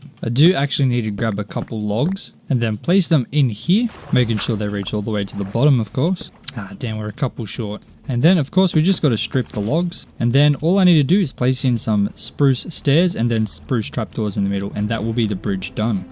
But at least we can get across now. Now I need to go back to my base to grab some more stuff. Now I need to grab some tuff, some cobbled deep slate, some cobblestone stairs and walls, some andesite, some oak leaves, some carrots, and then as much dirt as I can grab. So I'm going to quickly work on this entire section here all the way up and do it in the form of a time lapse, just to save you guys a bunch of time. Plus it's going to look really cool. So I started off by detailing the inside of this mountain, adding in some tuff, cobblestone and deep slate, and then adding some andesite to the upper part of the hillside on the left. Then I added in some leaves to separate the two farms, extended the wheat farm all the way up to the leaves, and then started working on a carrot farm which will extend beyond to the right here. I then added in a bunch of bone meal to the grass up the left hand side of the path to grow some long grass and flowers. I then planted as many carrots as I could. I didn't have many, but I used a bit of bone meal to be able to grow some more just because we needed to get them going faster. I then turned my attention to the path again and added in the tuff and cobblestone to the other side of the mountain with some leaves and then grass and flowers. I added in some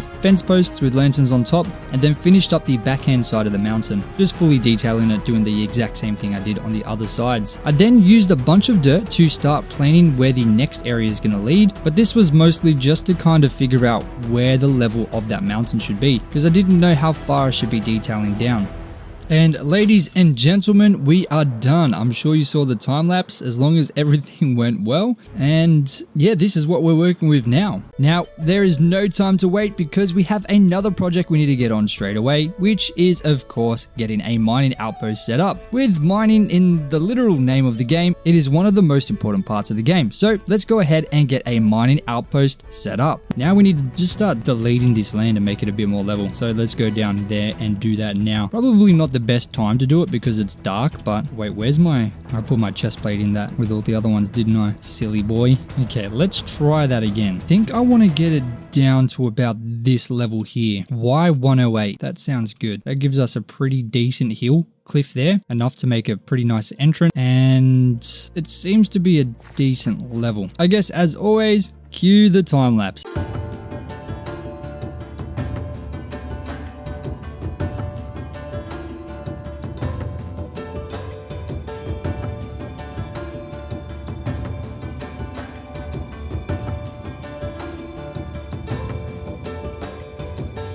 And there we have it. This whole area is grassed, and I also finished up that wall there, so it's all turned to stone now, which is a huge advantage because that will make this next part a lot easier because we can kind of see exactly how it's going to look. The whole thing will be stone just like up there, and having dirt there will make it look weird. So as you can see, this path here curves to the left just around this cliff face here, and you can access the top just like that. This path will come through here and then curve down and head over there, but then there's also another nodule going to the left here.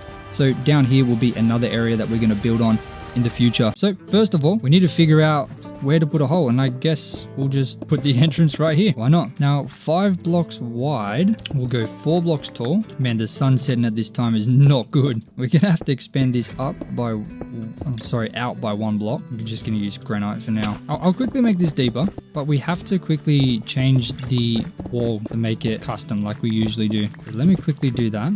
Okay, we'll go like that. That's looking good for me.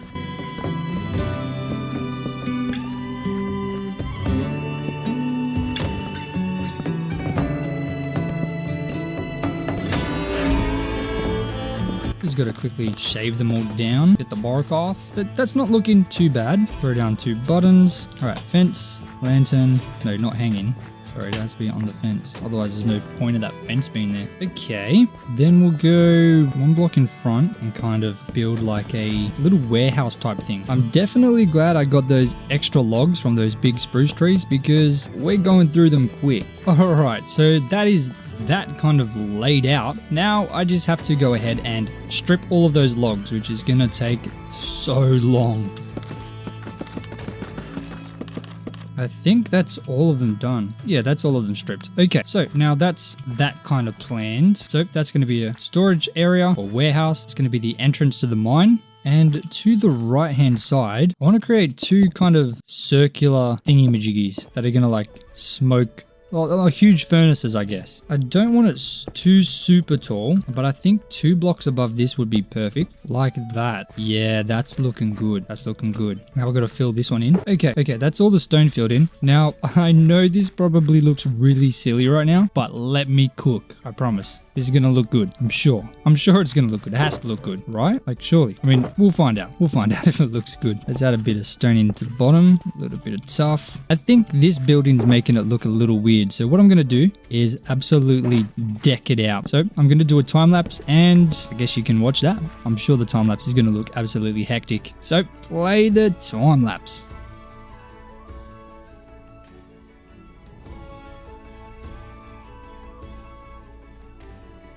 It actually looks like a warehouse now, rather than just a skeleton of one. But of course, we're not done here yet. There's still a couple more details we need to add to this, but first we need to finish this side over here. So For this here, I'm going to add in a mixture of cracked stone bricks and mossy bricks on the stone brick part. And for the stone, I'm going to add in some andesite and polished andesite as well. And I'm going to chuck in a couple fences for some makeshift windows in there. Okay, I might have gotten a little carried away. I absolutely destroyed this thing with details. I've done the roof a little bit, kind of made it look like a castle kind of thing. Added in all the textures, the windows of fences, and I'm really liking it. It's looking pretty good. Now, the next thing is what to do with the edge here. And I think I'm going to use something similar to this, except slightly different. I'm going to have some trapdoors on the outside as well, just to tell both parts apart, because it's not going to be the exact same thing, but we still want it to be similar. So I'm going to need a bunch of stone bricks, and we haven't really got many left. I'm going to have to turn a bunch of stone into stone bricks. And we also empty a bunch of stuff we don't need. We're going to need this. Now let's go ahead and make a bunch of stairs. Going to need some slabs and trapdoors, a lot of trapdoors. That should be enough to get this section done. But I also need stone bricks and stone brick stairs. Okay.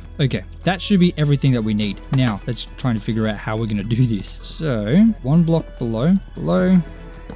Thank goodness for scaffolding, because this would have been a nightmare without. Yeah, that's looking nice. I do want to get some leaves in there though. So, let's go ahead and find the leaves in these shulkers. There we are. Yeah, adding greenery always makes builds just so much better. We can't overdo it though, so I think for now that's going to be good. We can always change it later if we need. Now, I know I placed in all this grass very recently, but I do need to turn it all into stone. So what I'm doing is marking out an area for where I want the kind of courtyard to be. Maybe a little bit wider at the front. Yeah, that looks good. Now for the surroundings, I'm going to use stone bricks and polished andesite over 3-block gap. I'll make another entrance over here, so 3 blocks again, just like that. Need some more polished andesite though.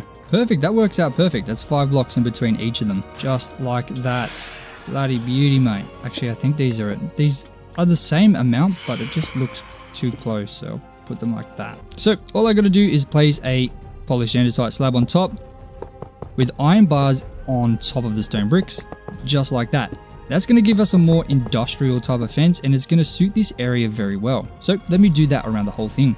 Alright, so now that we've got the border of this sort of mining outpost set up, now I have to do the floor. So let me go ahead and remove all of the grass. Now I'm making sure to collect every single piece of dirt because we are very, very low on dirt. We used pretty much all of what we had left just to get this area here done. So I got to make sure to keep whatever I can. But anyhow, now I'm going to start adding in a couple textures. So we're going to use a little bit of tuff, very sparingly, so I'm placing it in first. Next, I'm going to add in some stone bricks. This is looking so weird. I'll throw in a couple mossy stone bricks as well, just near the edges to make it seem as if maybe some grass has sort of grown out from the bottom. It also just adds a little bit of green to the floor, a very small hint of it, which is definitely nice. And of course, a couple cracked stone bricks here and there, and of course, a little bit of andesite.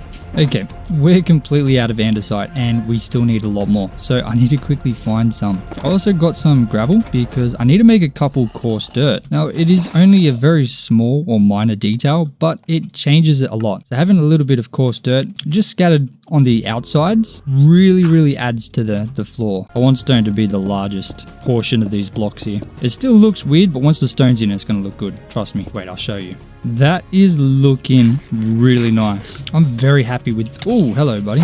I'm super happy with how this is turning out. Now, there is a couple more things we need to do to get this looking absolutely perfect. Get out of here, spider. Now, the first one... Oops, let me deal with this guy as well. He literally spawned in that hole there. Whoa, dude, I'm just getting jump scared right now. Now, the first thing we're going to do, we're going to add some piles, of course. The first pile is going to be barrels. So this pile of barrels will go here, kind of like that. Okay, that looks fine. Now, thankfully, barrels are the same color as spruce. Look how perfect that is. So we can go ahead and add in some random stairs like that, just to give it a little bit of extraness to it. And why don't we also throw in a trapdoor there and there? Yes. Okay. Whoa, dude, I do not need you messing with this place right now. Get out of here. Get out of here, mate. Yeah, that's right. That's right, mate. Get out of here. Okay. What was I doing? That's right. I needed signs. Now, just a little bit extra. A sign there. A sign there. And a sign there. Why not?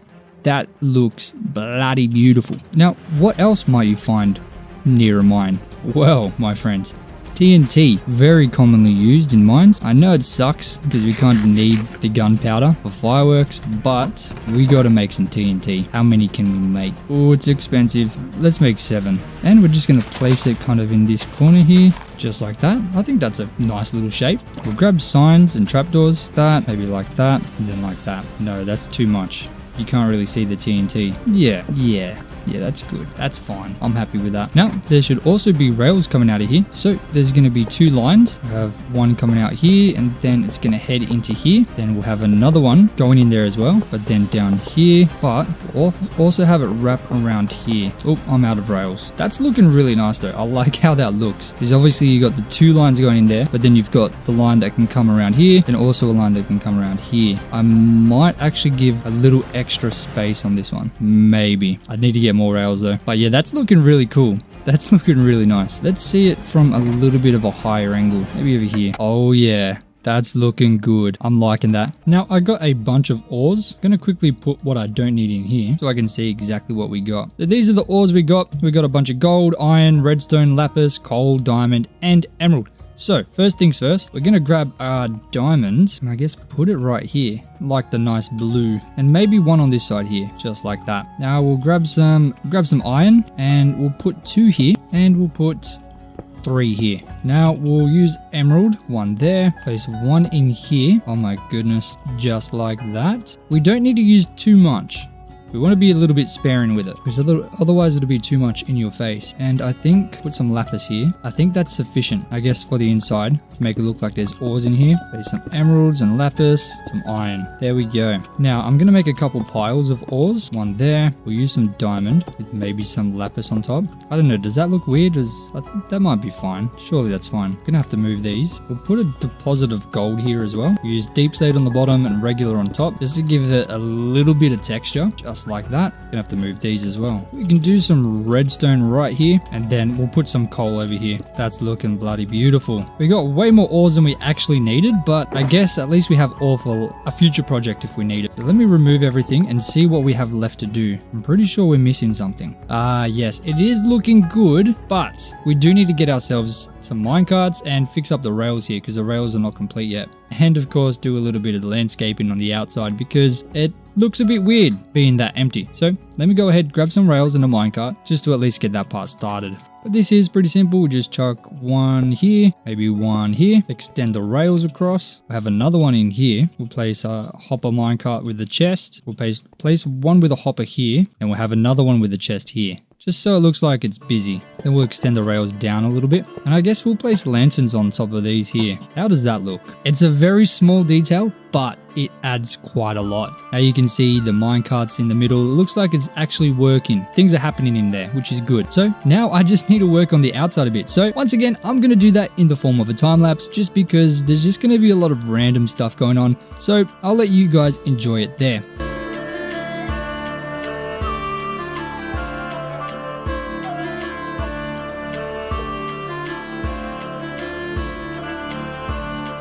Now, I wasn't 100% sure what to put around, so I ended up going with this little farm over here with a couple trees. Well, not farm. I went with this garden here with some trees and a bunch of random different stuff like sugarcane, pumpkins, some roses, a bunch of trees. I haven't got much to work with, so I had to try and make it as interesting as possible with the little resources I have. But for now, I'm pretty happy with how this turned out. I added in the little castle peaks along the entire length of this kind of wall here with a nice little wheat farm on this side surrounded by some leaves, and then a bit of a larger wheat farm on this side because there wasn't really much over here. We can change this in the future, but I'm pretty happy with how it looks. I also expanded the castle peaks along this side here. Once the wheat grows, it's going to look much better, but I'm very happy with how this turned out. I also added in a little path that snakes around the outside of the outpost. Oh, there's some pillagers there. Don't worry, they're all gonna die. We got an ominous bottle and a banner. Okay, yeah, we don't mess around with those guys. We gotta get out of here. Just gonna chuck that there, why not? Nah, that looks weird. I'll chuck it there. But no, I'm very happy with how this turned out. So this entire time I've been living off eating carrots and potatoes, and I'm absolutely sick of it. So it's time to add some more protein to my diet. Now, there is nothing I love more than a fat juicy steak. So we're gonna go ahead and make the most luxurious cow farm you've ever seen. Now, before we do anything, I need to clear up some space to build this thing. So cue the time lapse.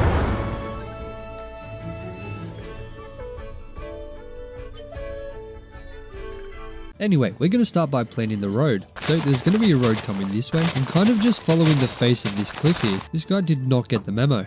Obviously, he didn't see what I did to the creepers. So I'm going to start with the polished andesite and the stone bricks because they're going to be the least common. Don't want too much of them. Just like that. Now I'm going to use andesite, which will be a little bit more common than those two blocks. And the rest will just be stone. So there's going to be a path heading into the mountain here because there's going to be a little cave kind of thing here. That's where we're going to put the maps. But that's for another day. So I'm going to quickly draw that outline just so we don't build over it. Then I'm going to start using the fences and the logs just to mark out exactly where we want this area to be. Just like that. I guess I'll dig a little hole in the wall just so we remember. Just like that. Beautiful. So on this corner here, I want a little smoker area. So it's just going to be maybe 5 blocks wide, 5 blocks long, and 3 blocks wide. Of course, out of spruce because, I mean, what else do I use? I'll just leave that there so we remember. Then every couple blocks is going to be a 2-block tall pillar of spruce logs. The gate's probably going to be somewhere in here. So I'll leave a decent gap there. Then it'll just wrap back towards the mountain. Ah, come on, mate. Yeah, just like that. And there's going to be a barn over here. So I reckon probably about here.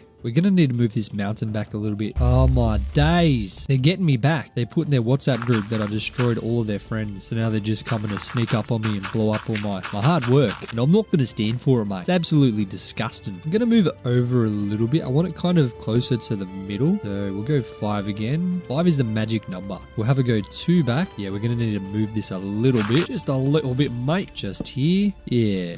Yeah, that'll be alright. You know what? I'll delete these, move this out a little bit, and then it'll just connect here. Now I just got to seamlessly connect them using spruce fences, if I even have enough, that is. Okay, so this will probably be where the entrance is. That looks bloody good to me. Alright, that's this whole area sectioned off pretty nicely. It's a big area. We're being pretty generous with these little guys. I'll quickly strip up all these logs here. We'll have to add some gates in as well. I got to keep a crafting bench in here, man. You know what? Let me go back to the base and grab up a couple things that we need. We'll grab a shulker box, chuck all these stone things in. We don't need them right now. We'll grab up some wheat, grab a crafting table, then make up some gates. I think we'll go with 6 for now. That should be sufficient. And we'll go and place them in, make sure the cows can't escape. Then we'll go find 2 cows to be the creators. Boom, boom, boom, boom, boom, boom. And I guess just temporarily, we'll chuck on some dirt just to make sure they can't jump over these just yet. That's looking good. So let me go find our victims. Drag them all the way in. All right, they're locked in. Hey, yo, we got our cows popping in here. All right,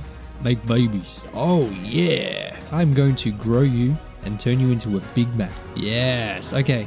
Anyway, we've got the perimeter set up. We've got 2 cows to make unlimited babies. There's a creeper in there for some reason. Let's hope he doesn't blow up all my cows. We're in a rough stage right now. There's a very low population, and if 2 of them die, they're done. I have to go do that whole thing again. And that was a nightmare to do. I ain't gonna lie. But I wanted to get these guys in here sooner rather than later because it's gonna take a long time to get the population up. So while I'm building the area, hopefully we can just continuously grow more babies and there'll be enough babies by the time it's ready. Okay, first things first, we need to get these buildings kind of planned out because I have no idea how it's going to look. So I'm going to start with this one here. We're going to go up a couple blocks. 4 usually works pretty well for me, so I'm going to stick with 4. All right, let's see what we can come up with.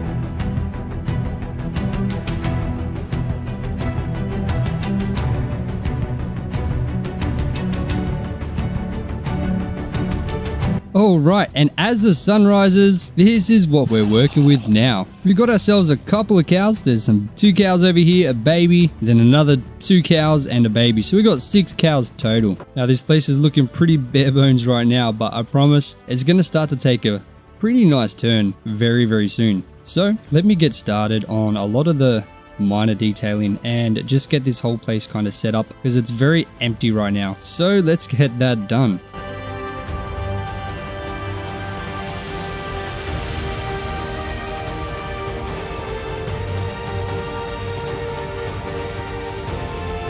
Alright, so that is this area now kind of detailed, at least a lot better than what it was. We got to get these cows going. So, I'm going to need a little bit of wheat. I can't break this wheat up here. Well, this one I could, but this wheat isn't to be farmed. This is just for aesthetics.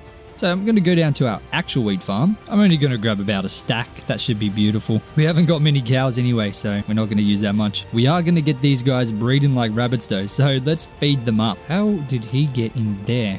Can he get out? Oh, well, I guess that's your home now. Oh, hold on. They can still make babies though. And now the baby's stuck there too. Okay, they're just looking at each other from a distance. Oh my days. Are you guys going to do anything? I just need to give them a little bit of encouragement. There we go. I also need to light this area up a little bit better because there's still some monsters spawning in here. So I'm just going to hang a lantern from these trees, throw some on some of these cobblestone walls. Maybe from the corners of this roof here, just like that. And then I guess one in here just to keep this place lit up enough. But this place is coming together pretty nicely. When we get more cows in here, it's going to make a lot more sense. But we are not done yet because, I mean, we can't just have this farm in the middle of nowhere with the outsides looking like this. We got to put in some decorations. So I need to figure out what I'm going to do on the outside here. I think doing something similar to what we did here would be good. So using some spruce fences and some stone. So I'll have one maybe on this corner here. One here. We'll have a bit of distance for this one. I'm pretty happy with that.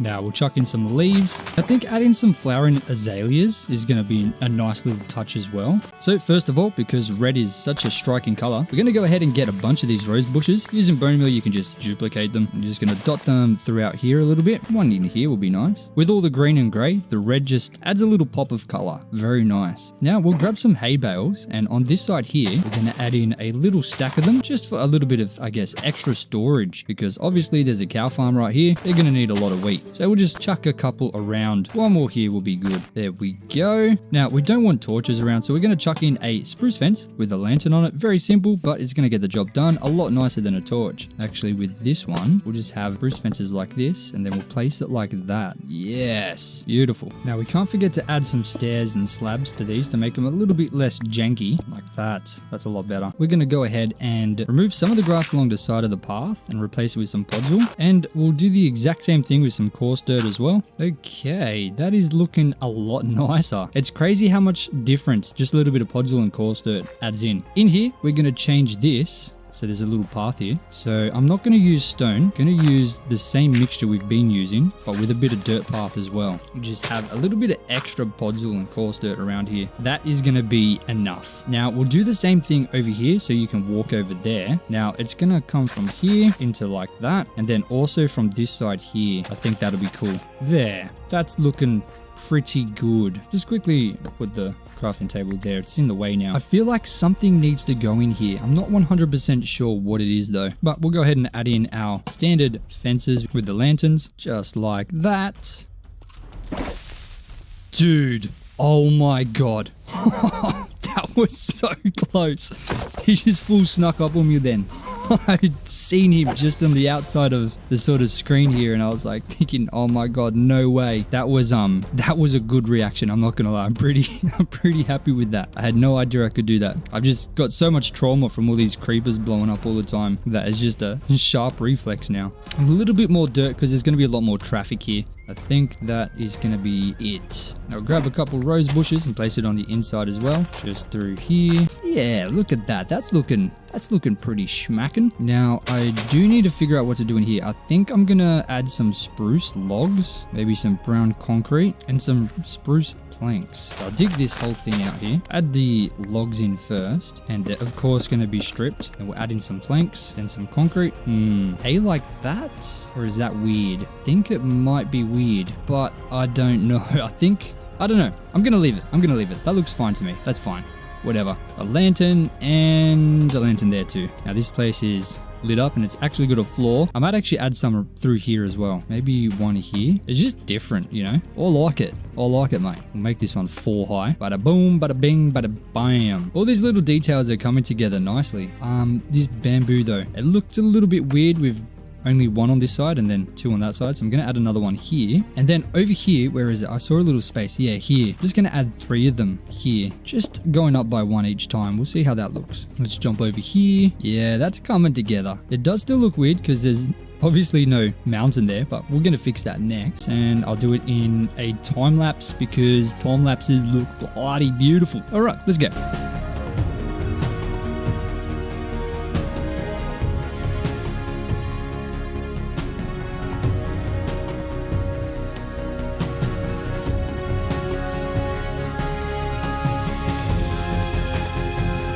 And my friends, this is what we're working with now. But we're not done yet. There's still a little bit more we have to do. Obviously in here still looks a bit bare, especially across that mountain range there. So there's going to be some hay bales just here because this wall looks a little bit weird. I just want to kind of cover that up a little bit. Add in a couple leaves just across the bottom of the mountain. Rose bush, rose bush, rose bush. Now a little bit of bone meal, and I'll take out the tall grass because I don't want the tall grass. I just want the short grass. There we go. Where are the pumpkins going to go? You know, we'll chuck a pumpkin right there. And you know what?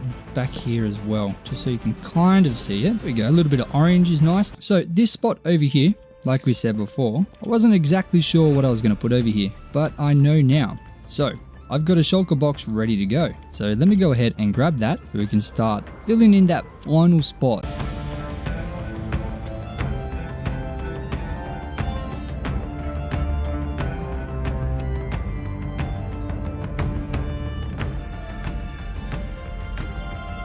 Yeah, you can't get out now, can you, buddy? So this is kind of what we're working with now.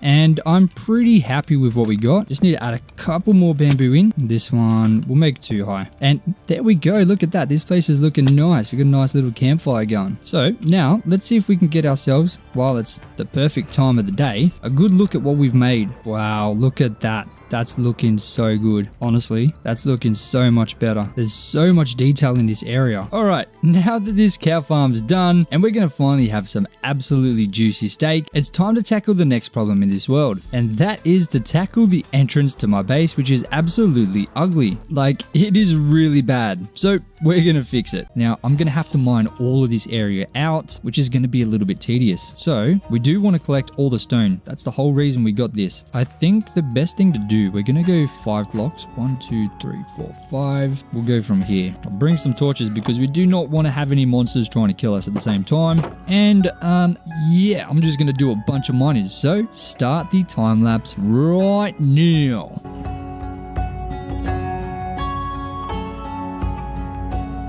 Alright, we've done this much and the pickaxe is already almost dead, so we need to make a trip to the end. But as you can see, I've kind of just got this 4 blocks high so far, just so we can kind of mark out how wide or large we want the cave to be, and it's going to start tapering in over here. Now, this is just a kind of sketch I'm kind of doing. I'm not 100% sure how big this is actually going to be or what the walls are going to be shaped like, but I'm trying to get an idea and a feel for the kind of size that we want in here, and I'm thinking this is looking kind of good, but we desperately need to get this axe fixed. So let's go ahead and head over to the end, fix it up, and we'll come back and keep going. And ladies and gentlemen, it is as easy as that. So let's get the hell out of this dimension and get back to absolutely digging a hole.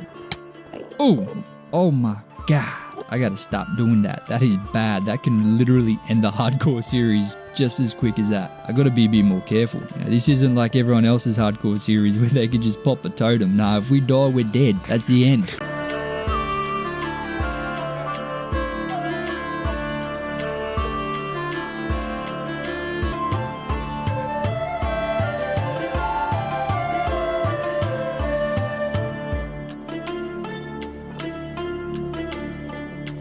Alrighty, we've done quite a bit now. It's actually starting to come together pretty nicely. A lot better than I was actually anticipating this early on, especially. But it's starting to look pretty good. Now, I just need to continue this exact same thing up a little bit more until we get a little bit closer to that top bit of dirt there. That's as high as we can go possibly because that's actually where the top of the mountain is. So we need to try and make it curve in a little bit more, but our pickaxe is almost dead once again. So we need to go ahead and repair that. Now we're on day 121, so we're 2 days into this project. We still got 18 remaining, so we're pretty much on time. But yeah, this pickaxe is becoming a bit of a problem. It just dies so fast. But I've been absolutely annihilating these cows with as much wheat as they can possibly eat, and they are growing rapidly. Now we do get a little bit of XP, so we'll see if we can actually get a little bit onto our picks, and if it mends up a bit. I don't think it's really going to make much of a difference because they don't give too much XP, but I'm going to give it a go anyway. I don't think it's going to make much of a difference. No, unfortunately not. We're still going to have to go to the end, but it's fine. It's not going to take too long. But guys, look how many cows we've got going. These things are expanding and multiplying like absolute rabbits. This is going to be so good once we can get these guys cooked up. Anyway, I'm going to go ahead and repair this pick, and then we'll continue the time lapse. So let's go and do that right now.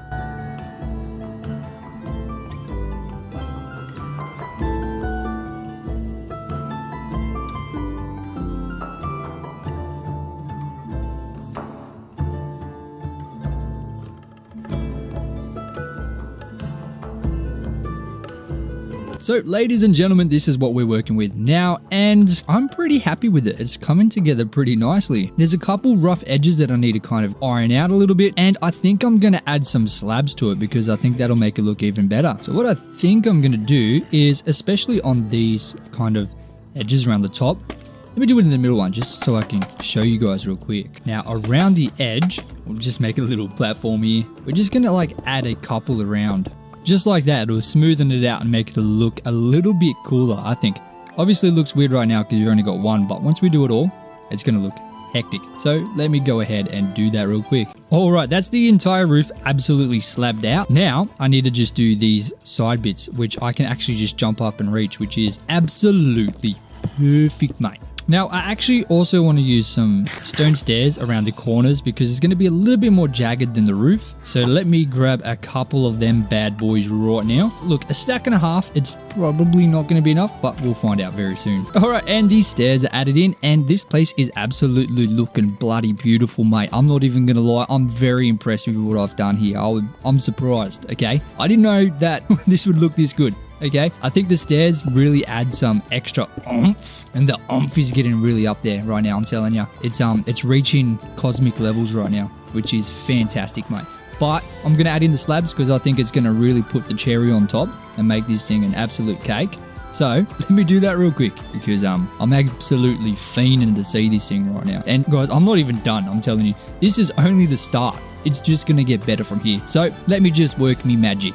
Oh my days. Guys, look at this. I am absolutely flabbergasted right now. This is looking fantastic, okay? Absolutely perfect. Now, I think I want to use chains and lanterns. There's just one problem. I don't actually know how to make chains. So let me go have a look at Google. Okay, it's literally just a bunch of iron. So let me grab up a couple pieces. We'll turn all those blocks in, and I'm just gonna make how many? Dude, what the heck? 1 iron ingot and 2 iron nuggets for 1 chain. That's disgusting. Let me make let me make 2. Dude, I can't believe how much of a rip-off that is. What the hell? 1 iron is 1 chain. That is, yeah, that's inflation. That is inflation at its finest right there. That is, oh my days. Okay, I can hang it from like a stone brick. I think that'll be okay. I don't think we have a choice. I think we have to. I think we just have to make a bunch of them because, I mean, how else are we going to light it up? Okay, that's looking pretty good. The roof is now lit up. I didn't want it dark. That would be weird. But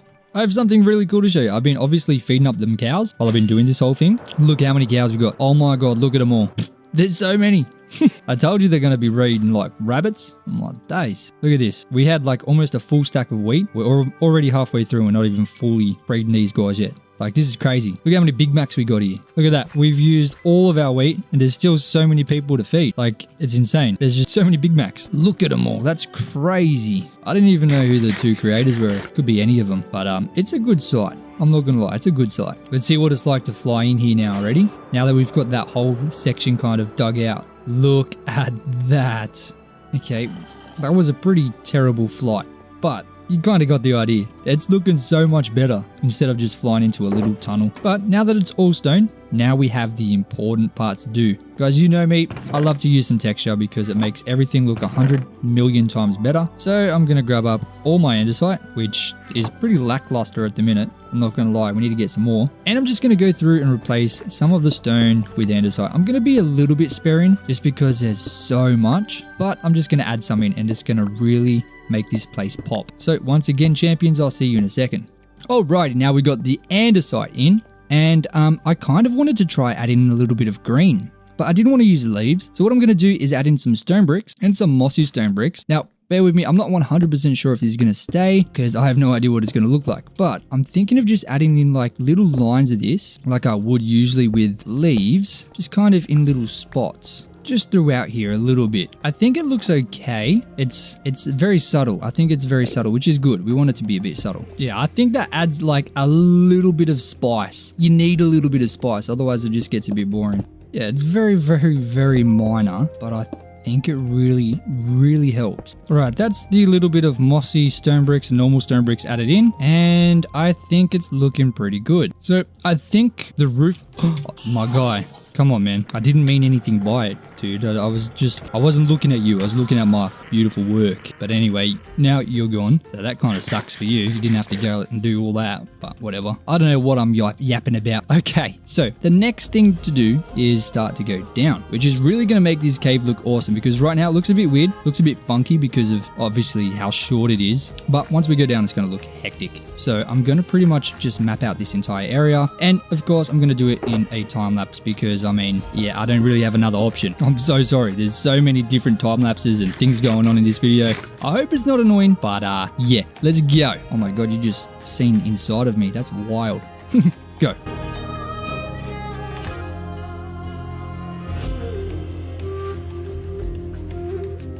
A few moments later. Ladies and gentlemen, this is now what we're working with. Look at that. That is so much better than the little tunnel we had. This is infinitely better, guys. This is nuts. Now, the next thing we need to do is we need to plan out where this river is going to flow into. It's going to be a lake in here. So I'm thinking I'm just going to kind of mark it out for now. And there's going to be like a little island in the middle. This is coming together so nicely. I'm so happy with what this is doing. Now, similar to what we've done on the outside, I'm going to grab a bunch of tuff, some cobbled deep slate, and some cobblestone just to add around the bottom, kind of reaching just out of the water. So right here, this is going to be where the water level is. So having it look like it's a little bit wet at the bottom, I think that's going to look really nice.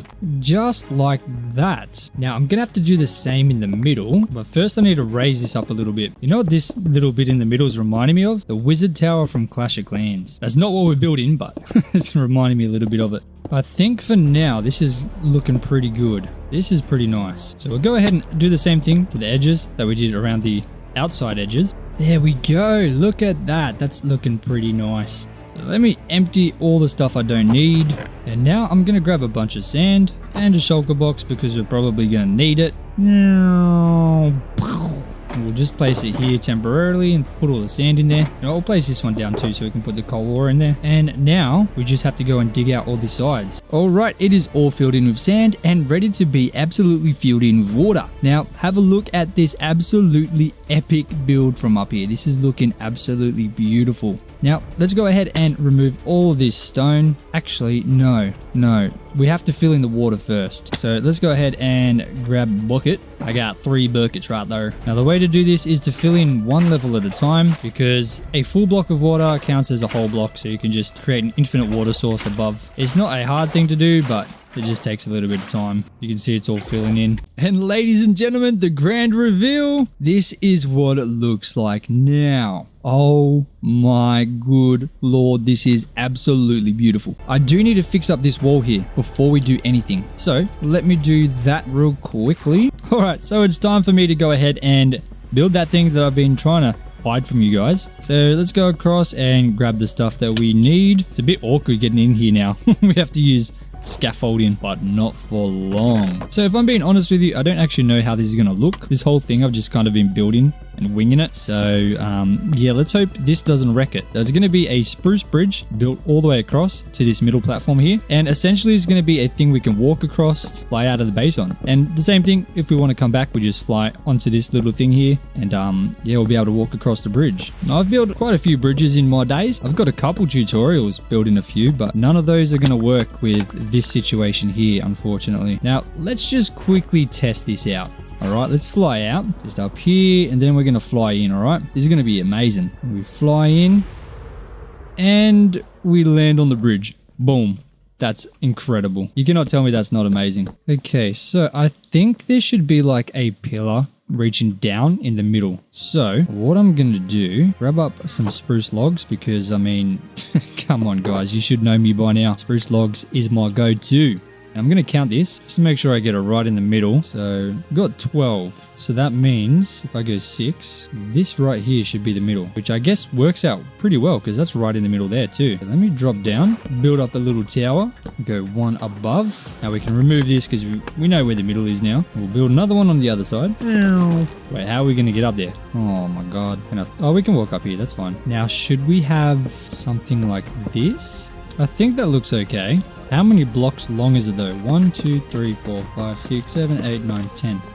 So if we go here, 1, 2, 3, 4, 5, 6, 7, 8, 9, 10. There should also be a pillar right here, like that. Alright, okay. It's definitely interesting. What about a sticky outy bit? I think it might be a little too wide, to be honest. Okay, no, that's looking kind of good. Okay, so now I just need to figure out the fences a little bit, because that's a little bit strange. I'll put some spruce stairs like that, then trapdoor, and spruce stair again. Now I can do that and then a stair once more. How does that look? Does that look okay? Yeah, that looks alright. But do I also put a sticky outy bit here? I'll leave it for now. Okay, this is low-key. Why are there so many Enderman? I still don't get it. I don't understand at all. What is their obsession with this place? Okay, we'll grab some stone brick walls and we'll make up some spruce fences. Grab some more lanterns again. Luckily, I've been cooking up some iron. I haven't got much. That's barely any iron. Oh my days. Hopefully we've got enough. Just do the standard design like that. Ay. I think we're going to need more lanterns. Hold on.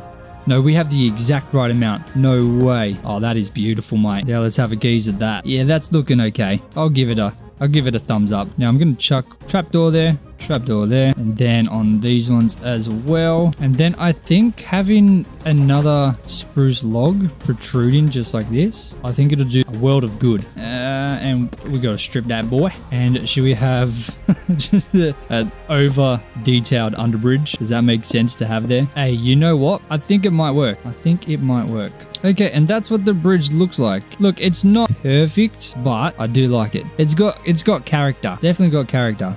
I should add some stone buttons in on the side as well. That'll add a little bit. Just a, very minuscule detail, but it adds for sure. Look, it is 100 million times better for sure. Let's just pretend we're about to return to our base, all right? So we're flying back, looking at our gorgeous base from above. Isn't it absolutely gorgeous? Yes, it is. But we're going home, so let's fly into the cave. Oh, that looks so good. No way. That looks incredible. And just fly right in. Oh my days, that is so much better. Then we walk out, we have this beautiful lake, this cave lake that this is 100% custom. This was literally a mountainside before. Okay, I've got a before and after on the screen. The before and after of the tunnel. And I also want to try and see if I can find a before photo of the actual mountainside so we can see what that looks like. I'm sure you're looking at it right now. But yeah, then when we want to leave the base, we literally walk out to the edge, jump off, and fly away. That is remarkable. Phenomenal. I've never made anything so beautiful. Now that we've got the entrance to our base looking absolutely perfect, it's time to fix the rest of the base. As you can see, there is a ton of empty space, which desperately needs filling all the way up here and especially around here. So we're going to build a bunch of aesthetic farms, which will make this area look 157,000 times better. So to start off with, we're going to expand that carrot farm that we didn't actually finish properly last time. So obviously we have this huge wheat farm, which then transitions into a carrot farm over here, except it doesn't go for very long. So our job is to expand this all the way up the side here. Now, first of all, we need to figure out where this river is going to go, and I'm pretty sure it's just going to curve over here to the right and then over the edge of this side here. So we'll start by digging out the area. Oh, we might die. Oh my god. Okay, that was way too close. If that skeleton hit us again, we were done. Oh, and there's another skeleton. I'm not even going to bother. I'm out of here. And that is how easily we can lose this world, because we don't have totems and we are not skipping no nights. We're playing this like real men. Right, so this is going to be kind of where the river's going to flow through. It's going to flow out and then over the side. And I have a pretty cool plan for what to do over the side here, but we got to get this river flowing first. So I have a shulker box here with a bunch of cobblestone and sand. Let me quickly dump all this stuff in here. I have another shulker box for just random stuff that we pick up. I'm going to grab up this cobblestone and then some sand as well, so we can lay the foundation of this river. Not going to lie, building a river here is going to be a lot trickier because there's no blocks underneath. We have to build something to hold the sand on. So it's a little bit more tedious, but hey, we got to do what we got to do. Beautiful. So now we need to go ahead and fill this up with water, but we got to make sure we block off this end just temporarily because we're not ready to move over this way just yet. We got to fix all this area up first. So that should be good to go now. So I'll grab my buckets out of here and just absolutely go to town on this area. Finally, the top level. And that is that done. Wow, this is looking bloody beautiful. Now, the seagrass we added not long ago really adds some extra detail to this. So it's something I'm going to have to do again. So let me go grab some bone meal. There we go. That is the riverbed done. Eventually, we'll find some coral and we'll add it in for some extra color in here. But for now, this is good. Now we're going to grab up some stone slabs, andesite slabs, polished andesite slabs, and stone brick slabs. And we're going to figure out where this path is going to go. So I want this to wrap around this way, but also have a little bridge across here so you can get down to the little mining outpost that we built down there. And there we go. That's this path now done. Now we can walk up and down, and it is looking pretty good. We're currently sitting on day 136, so we want to do this as quickly as possible. We don't want to burn through too many days. So now it's time to figure out the hydration of the land. So we're going to plow everything and hope that we don't need to add too much extra little spots of water, at least on the side of the river. Actually, because these are slabs, we can just add water in there, can't we? And no one would even know. So I guess we'll just do that when necessary. Look at that. Okay, this is looking so much better, like 157,000 times better. I'm not even lying, guys. It's insane. Now, the next thing we need to do is figure out this because it doesn't look very good. So let's go ahead and fix up that wall.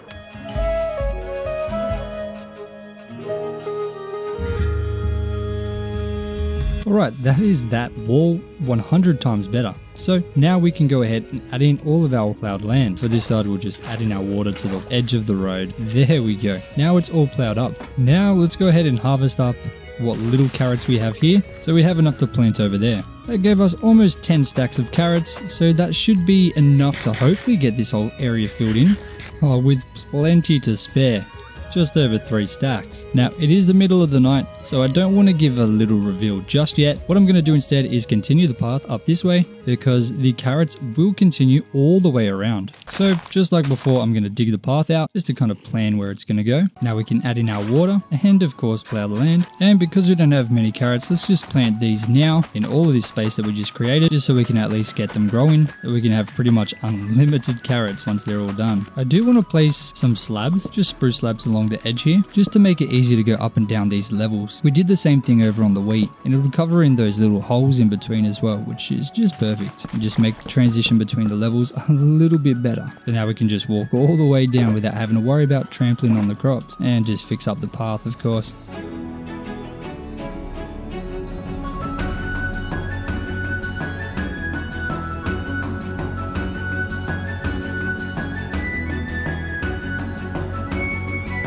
And after a solid 45 minutes or 2 full days and nights in game, this is what we've got done, and it's looking absolutely bloody beautiful, mate. It's the middle of the night now, so we're probably not going to have the best view of this whole thing, but I'm still going to give it a go. So we'll just jump right off the side here and have a look at what we've got going. And oh my days, it's not grown right now, but it still looks good. Once it fully grows, it's going to look so much better. So now we've obviously got our wheat growing over here, and we've got our carrots over here, but we now need to get some more crops going.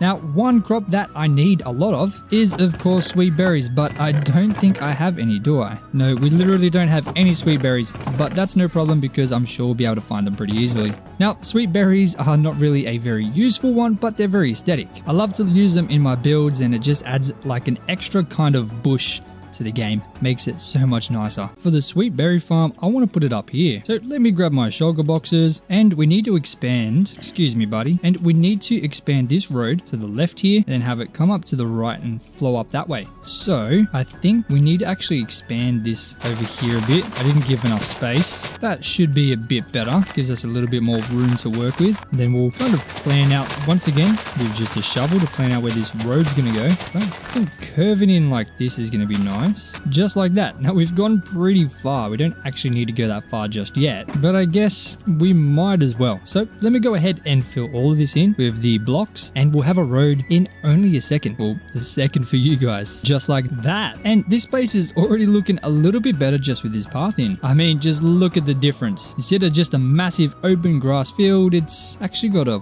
path through it. Now we need to turn all of these logs into spruce planks, every single one, and then make a huge amount of spruce fences, because this is going to make up a big part of this farm. Now I will quickly make a dirt path coming through here, just up to the edge here, just like that. And then I'll also have one coming through here. Get rid of all these torches. We're going to do the same thing we did over there. We're going to use the stone, leaves, and the fences. So the first part will be right here and about here. Right here will be a good spot to finish up. Now we'll grab our stone and chuck all of that stone in. Let's not forget our little bit of andesite as well. Just like that. Now I do need to grab my leaves. I don't know how many I have. Yeah, that'll be plenty. We'll grab some flower and azaleas ones as well, because they're nice and pretty.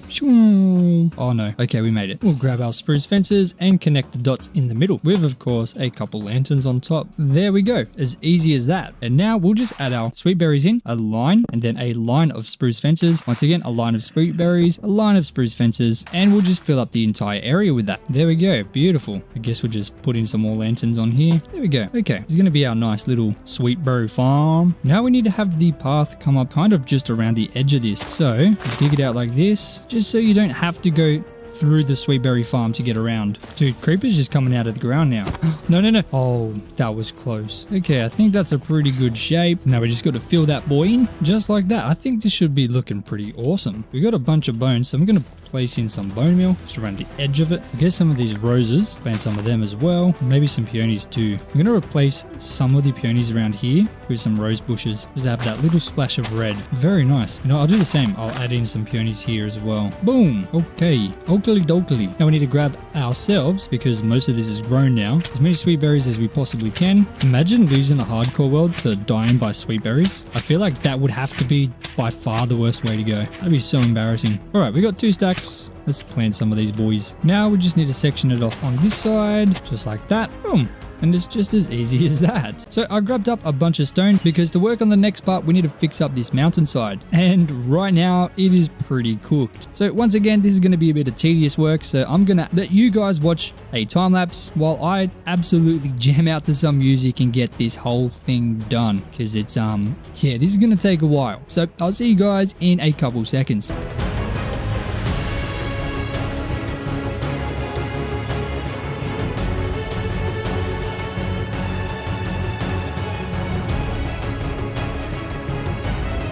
And that is the mountainside now done for the very top and the final level. This is the highest that is going to go up there. But for this is going to be kind of more of a straight line. So what this is going to be, we're going to have a sugarcane farm right in front. We're not going to do those boring ass lines of sugarcane. I've got a special design for this that I use all the time. So the first thing we need to do is, of course, go ahead and remove all of this dirt. I think having it about this wide is going to be pretty perfect. Now the way this works is you flood the area and you place the sugarcane in around a block of water. So all 4 blocks around a single block just like this, and then we'll go to the one next to it and place 4 blocks as well. Of course we can't place there, but then over here we'll go here, here, and here, just like that. So the pattern is like this. So there's technically 4 sugarcane for every 1 block of water, and then in the water bits you just put in a sandstone just like this, and then when the sugarcane grows it'll just be a huge wall of sugarcane. Instead of those lines, this just looks better for me once, of course, it's filled up. You'll see what I mean. Right now it looks a bit weird, but I promise it's going to look good. Now, of course, as it goes up, we're just going to place in a line of sandstone slabs and then just repeat the exact same thing. So I'm going to build this in a time lapse for you just because it looks so much better. So enjoy.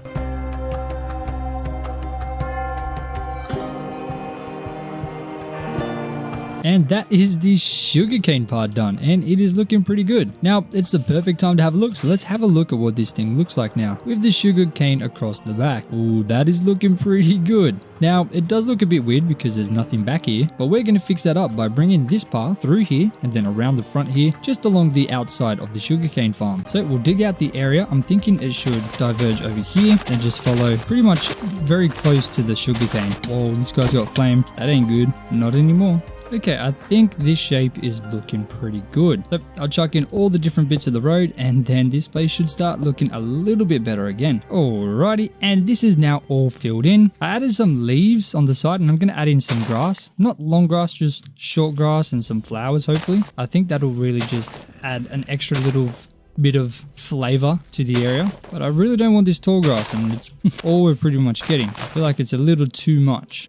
Alright, and that's this area now done, with the sugarcane at least. Now, along this front part here, I'm thinking of putting in some potatoes. I think that would be really nice. And that's one of the crops we don't have yet. We have wheat, we have carrots, sugarcane now, sweet berries, but we don't have potatoes. So let's go ahead and get some potatoes in along this whole strip here. Now, of course, we'll just continue the path to start off with. Now, I think to start off with, we'll just place in some spruce slabs and we'll just do this the entire way through. So I will see you guys in a jiffy. That's what we got to fill in, which is quite surprising. It ended up being a lot more than I expected, but we do have a bunch of bone meal. So I'm going to see if I could just get this filled in now. And that's the last of the bone meal, and we got just over 3 stacks, so that should be enough to get this whole thing filled in now. I continued building for another 2 hours, but my recording software stopped recording the video and only recorded the audio. But luckily I had the replay mod going, so I created a pretty big time lapse and I'm gonna kind of try and explain to you exactly what I did. I'm sorry about that, but don't worry, I'll give you a tour of everything that we built after you watch that.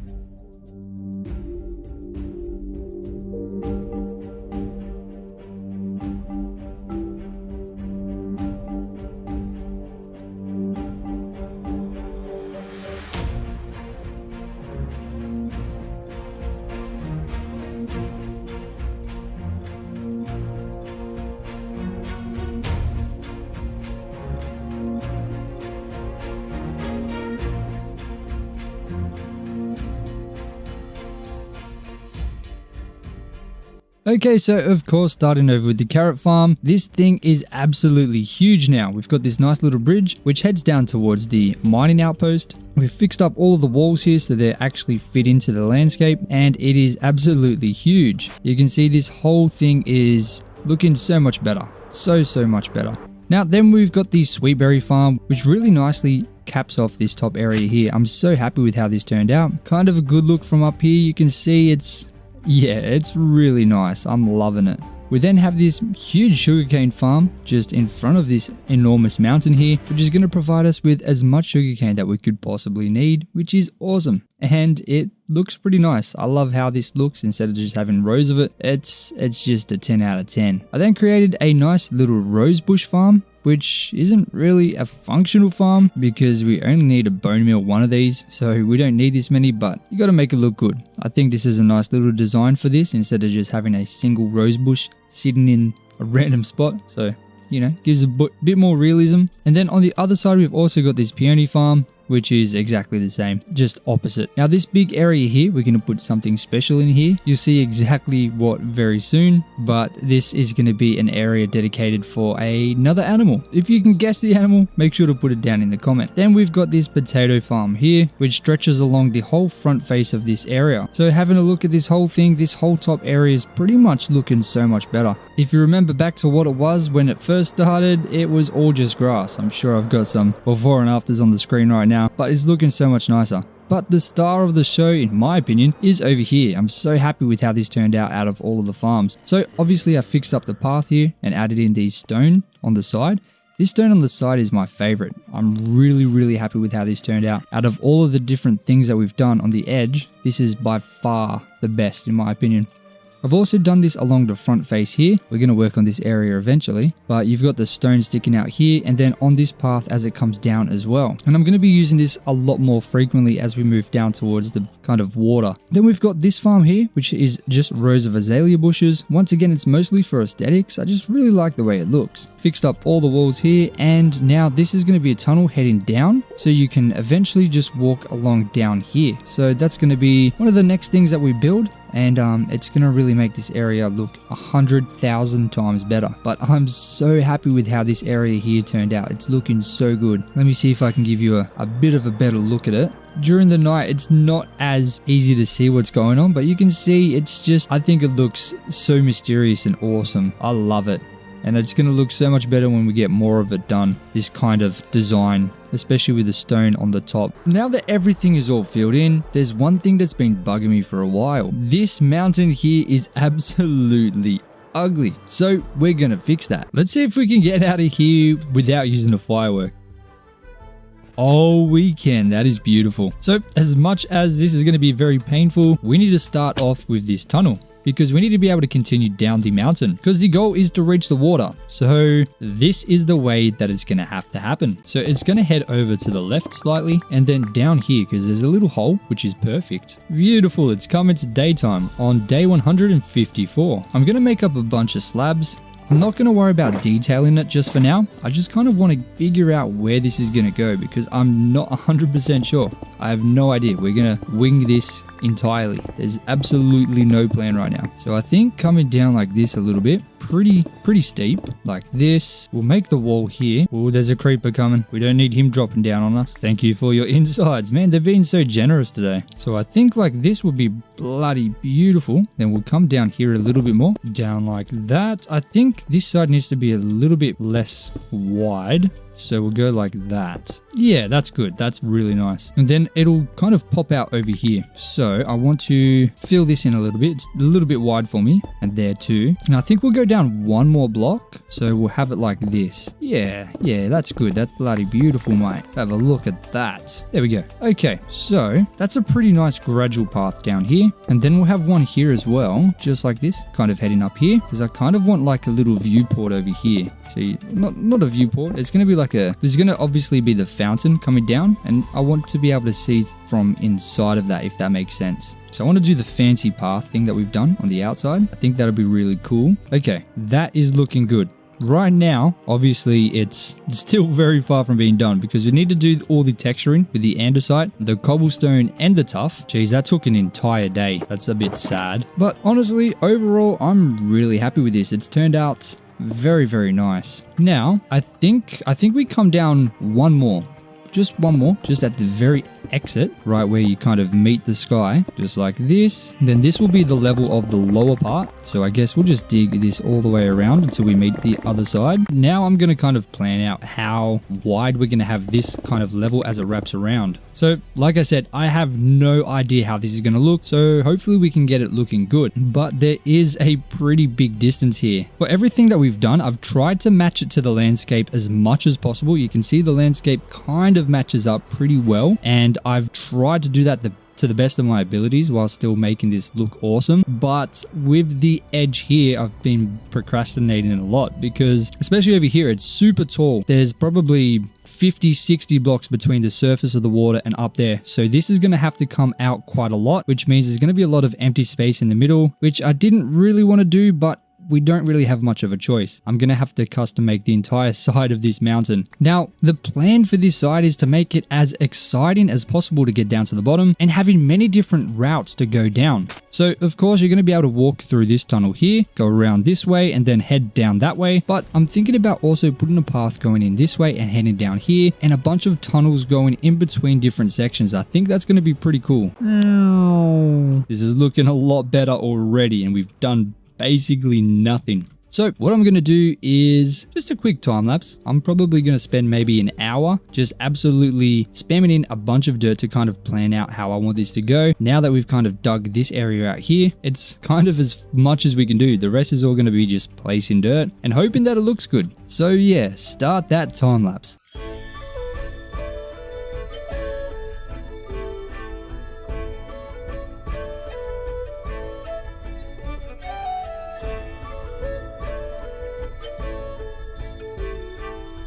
Okay, so I may have gotten a little bit carried away. I was only supposed to spend an hour max on this thing, but I went for 2.5 hours, and yeah, now my eyes are about to pop out of my head. But this is what we're working with now. Very, very different. It's uncomparable to what it was before. So obviously there's a bunch of levels you can get down a bunch of different ways, and once you get all the way to the bottom, there's sand here because yeah, I've got another project already lined up that I'm going to be working on soon, which is going to involve a lot of sand over here. I'm sure you're probably able to figure out what's going to happen, but yeah, we're just going to leave a little bit of sand here now just so we can kind of see a little bit clearer where the bottom is, because obviously without the sand there, I couldn't really see how much space was left. It still looked like there was quite a big gap. I think it makes the most amount of sense to start at the very top. So we're going to tackle this absolute monstrosity. We got everything down here. The first thing we need to do is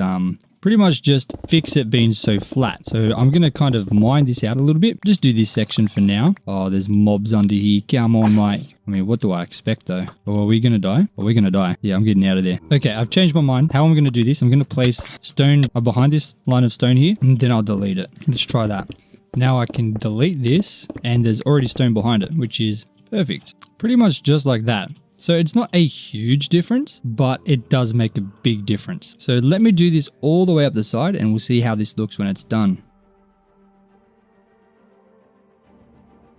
Alright, so that's the wall kind of shaped up a lot better. I'm very happy with that now. That's very nice. Now we got to add in our 3 main blocks at the bottom. The cobbled deep slate. Then we add in the cobblestone just around that cobbled deep slate. Then we grab our tuff and we replace some of the stone around it with that tuff. And if we need to, we can add it on the outside just like this. But mostly the tuff replaces a lot of the stone. Just like that. Beautiful. The cobblestone, cobbled deep slate, and tuff really add a lot to this. I'm very happy with it. I want to try and make sure I keep everything in the right spot though. So let's chuck that in here. There we go. We got to make sure we keep all of these nice because they're perfect right now. Now we'll grab our 3 main blocks, the cobblestone stairs, slabs, and walls, and we'll add these in around. I honestly think there's a little bit too much here. So let's remove a little bit. There, that's a bit better. Maybe here as well. Okay, yeah, I'm happy with that. Now we'll grab some lanterns and we'll chuck these on top of some of these cobblestone walls here, just to light up the bottom area of it. Now we'll grab our andesite and we'll replace the stone all the way up the wall. Okay, so I finished the andesite, but I've also extended this out just slightly a couple blocks. So I'm going to have to expand the farm a little bit just because it didn't look right for me. So a little extension there is okay. And I'm probably going to have to do another extension here as well. It's very flat. Now, finally, to finish this off, we're going to round it off by using stone stairs and slabs. This will give it a much nicer look and make it less blocky. Exactly like that. And that is looking 100 million, 1,000 trillion times better. That is so nice. Now, I know it's nighttime, but let's have a quick look at that from the sky, just so we can have a better idea of how this is looking. Oh my days, it changes it so much. It's insane. So obviously this is only just up to here, but once we do all of this, it's going to change this entire area so much. And right now it looks cool, right? It looks okay, but it just, you can tell it's not complete. So once we get this all done, guys, I'm telling you, it's going to look nuts. Absolutely mental. I'm going to do all of it and let you guys watch in the form of a time lapse. So roll the time lapse.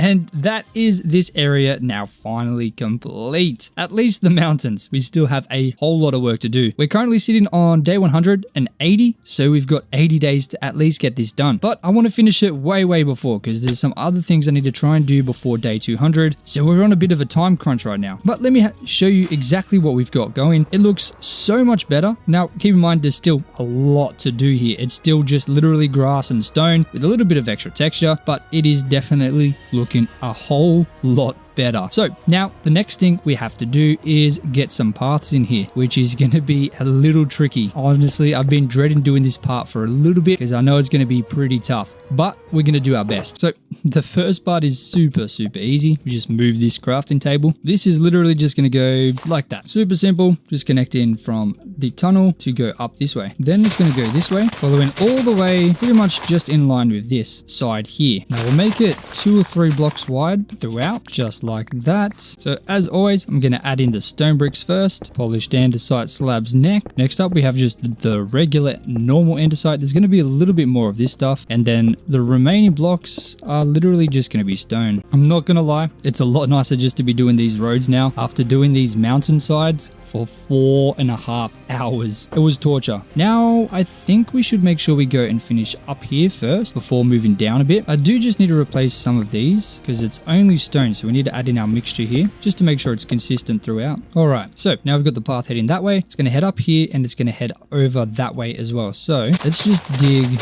straight through here. It's going to come down here, but it's also going to have like a fork in the road to go up here. Something like this is going to be pretty good. There we go. That's looking nice. Maybe a little bit wider here. One more block here as well. There we go. Now this road is going to head up this way. There's nothing up here yet. It kind of just ends, but eventually it will continue. So I guess the best way to do this is to just kind of hopefully wing it and maybe it'll work. Okay, obviously this didn't work out too good, so I'm going to need to try and fix this. Okay, that's better. I'm thinking that's good. Oh no, it's a little bit skinny here. Okay, that's good. Not the best, but it'll suffice for now. And I think coming out like this is going to be nice. Just to about here. All right, so that's that path done with some lanterns as well. Now this path is going to head down here and curve around till it gets to here and then back out here and then down there. Now that's textured up and looking bloody beautiful. Now I'm not going to have the path go up here just yet because yeah, it's all stone, but we're going to have the path continue once we get to the bottom of here all the way through here, and we're going to have it come up here so it meets up with the very start of the path over here, and that's going to look pretty cool, I think. Now we're coming towards the end of day 181 and we're going to start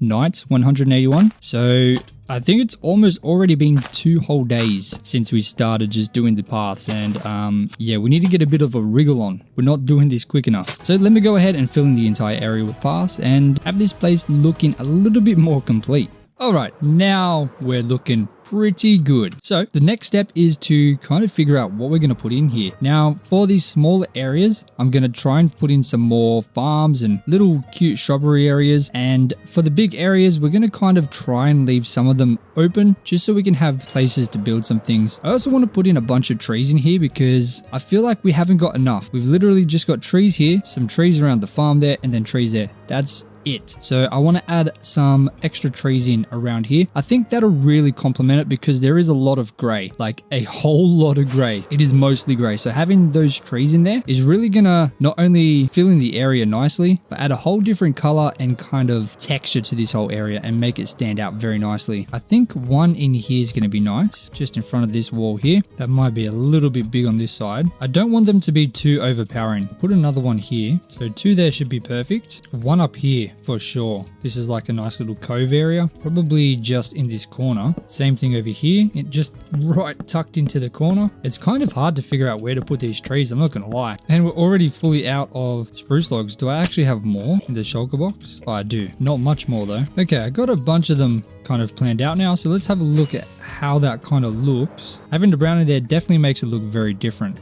I think I like it, but the thing that's gonna really bring it out is the leaves. So let's go ahead and add them in now. And ladies and gentlemen, the big reveal. This is what it looks like now with a bunch of trees. I think it looks already so much better, and we are only literally just getting started. Now, next thing I'm gonna do is go to our peony and rosebush farm and grab a bunch of them. So I'm going to grab 64 of each, which is going to use 2 whole stacks of bone meal, which is crazy. 1 full stack of rose bushes, and we'll jet over to our peony and do the exact same thing, just getting a whole stack of them.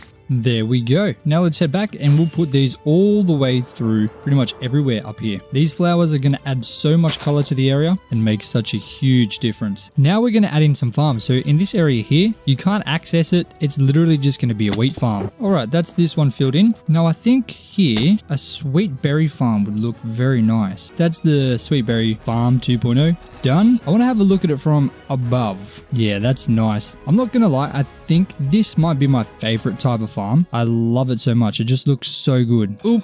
Okay. Okay. Which spot is our next victim? I think here and there. What I want to do here, I think because this is kind of like an exit point, what I want to do is a diagonal thing like we did with the peonies and the rosebush farm and just make them again. So I'll remove all these flowers and torches around here. I'm just going to do this diagonal dirt path just like this. Grab up me bone meal, smack this so it grows some short and tall grass. Okay. And then I'm going to grab, we'll do peonies on this side. Just add them in just like this. Now, I guess I'll also add a couple azalea bushes in. Hold on, this should be that. Add some azalea bushes in around it, like that. Okay.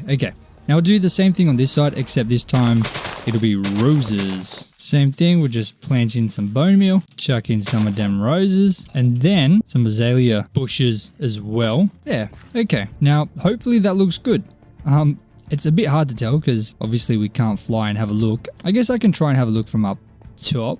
If we can even get over there, that is. Okay, yeah, I'm liking it. I'm loving it, mate. Okay, this spot here, we'll put in a carrot farm. Now I just need to go get some carrots. That should be plenty. Now we can pretty much just jump from up here, right? Oh yeah, that's looking so much nicer already. I can see it. It's coming together. Now over here, I want to put in a beetroot farm that wraps all the way through here because beetroot is one of the crops we don't actually have yet. So I feel like it's important to at least have a decent sized one going. Oh man, our hoe is about to break. This hoe's been with us for a long time and it's finally ready to give up. It's time to retire. Its hoeing days are almost over. And the final hoe for this hoe, boom, done. Now I need to go waste 2 diamonds on another one. But before we do that, I need to plant these beetroot seeds because this is literally all that we have. 16.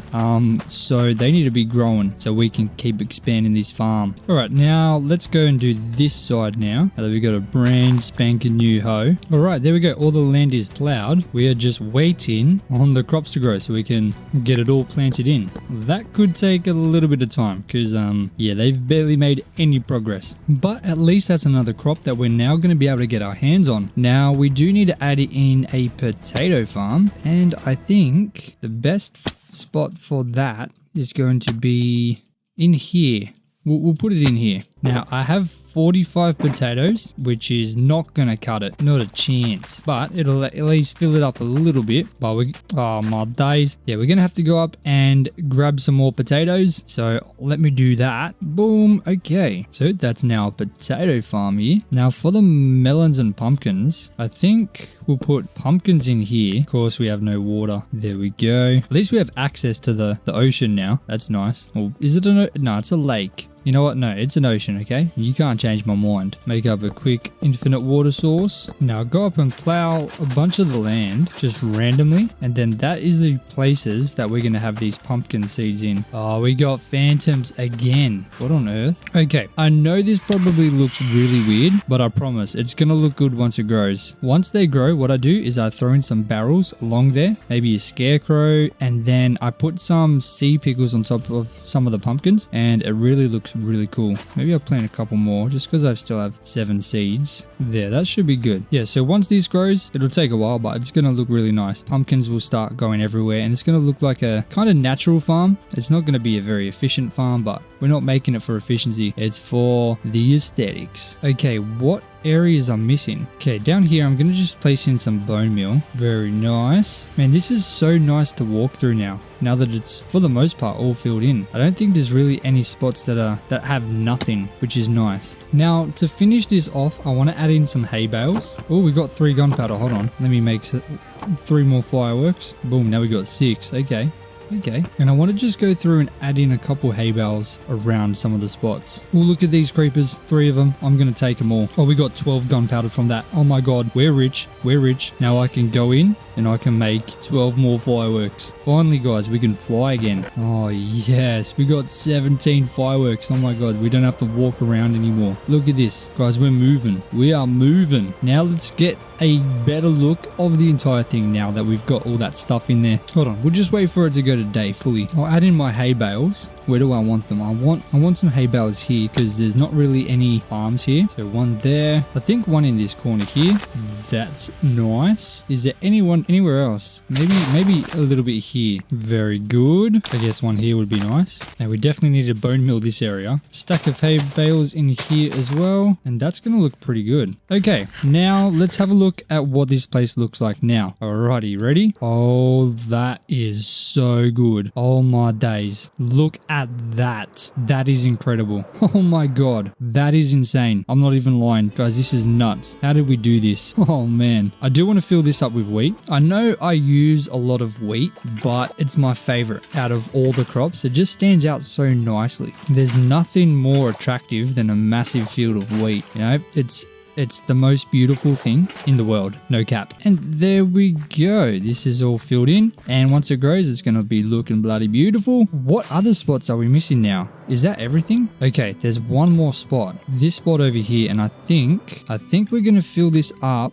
What have we got? We got 64 carrots. That's definitely not enough. I think we do carrots here as well. So let me go up and grab some carrots. We can grab some water while we're here too. Okay, that's definitely enough. But I'm going to grab a couple more because obviously I thought we had enough wheat, but I was wrong. We'll jump down here and we'll chuck in some carrots just in here. Infinite water source. Boom, boom. And there we go. We had plenty of carrots left over and that is looking good. I think once it all grows, this place is going to look sick. So we'll have a final look at how this place is looking and oh man, it is looking bloody good. Compared to what it was before, I'm sure I've got a before and after on the screen right now. This is like at least 167.3 times better. Maybe even a little bit more. I'm not gonna lie. I'm so happy with how this turned out. I didn't expect it to be this good. But yeah, it's looking amazing. Now, if you guys remember previously, when we filled up this area, when we built all those farms, we left this little bit here empty so that we could build something in the future. And this is the space that we're going to fill in today. Now, to be honest, I didn't actually know what I wanted to put in here, so I was hoping one of you guys would suggest something good. And shout out to DD Mary for suggesting panda,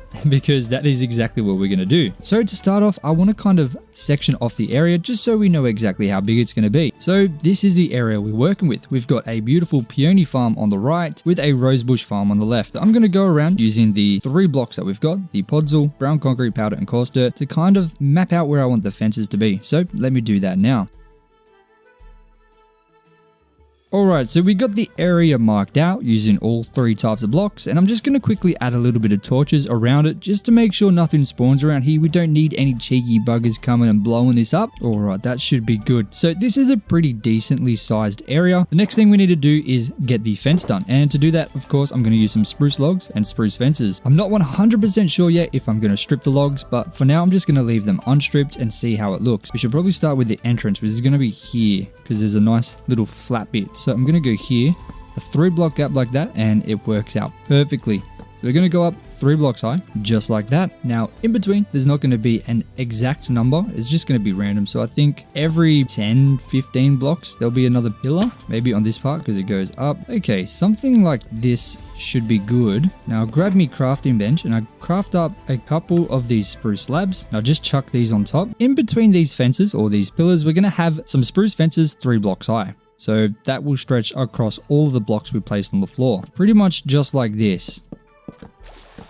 Now, I'm hoping this is going to look okay. I'm not 100% sure. I'm not going to lie. I didn't even test this out at all. So this is literally off the cuff. I just thought, I guess they're pandas. They can climb. So we got to have some pretty tall fences. It can't just be like what we did with the cows, obviously. I think it looks okay. I think having the pillars stripped would be a bit weird because it would be pretty much the same color as the fences. So I'm going to keep it unstripped for now. All right, that is the fences done. Now we at least know where the perimeter of this build is going to be. But there is a little bit of space on the outside, so I want to make sure I fix that up first before we work on the inside, because I guess the outside is kind of more important because, you know, you're going to be seeing this from the outside most of the time, so we want it to look good. So I'm going to start off with the stone boulders and see where I can add some in. I'm thinking right on this corner here would be perfect. So let's remove this. Also remove this coarse dirt and chuck in some tuff on the bottom, some stone bricks, and then of course some andesite. Not going to be a huge boulder, just a little one. I think that's good. Make a couple buttons as well, and yeah, you know, it's not huge, but fills in that little bit there. Should I do one on the other side as well? Yeah, why not? There we go. And should we have one more? Let's see if there's a spot for any more boulders. Maybe on the back. Yeah, I think one right here would fit well. There we go. That's 3 boulders, and we can chuck this stone back. Now, I'm going to dot a couple of these leaves just around the edge as well, because yeah, leaves make everything look better. And in Minecraft, we don't have a huge selection of shrubbery to add around, so, you know, leaves do a good job of that. Make sure we do it all around the back as well. Next up, I'll add in some bamboo just around the edges. So I found a spot over here which would be perfect right here. I'll remove that torch for now, and I'll just throw in some bamboo a little bit higher than the fence with the string on top to stop it growing anymore. Now we'll just add a couple extra ones in just at different heights just next to it. I think that will be good. I want to try and see it from the top up here. Let's see. Is that too much bamboo? No, I think it's okay. It kind of blends in a little bit with the sugar cane behind it, so having a little bit of extra there is actually probably good. Let's have a look at it from the sky. I think that's the best way to see. Now, even though it's empty, the area is already looking a lot better just by adding that in. So definitely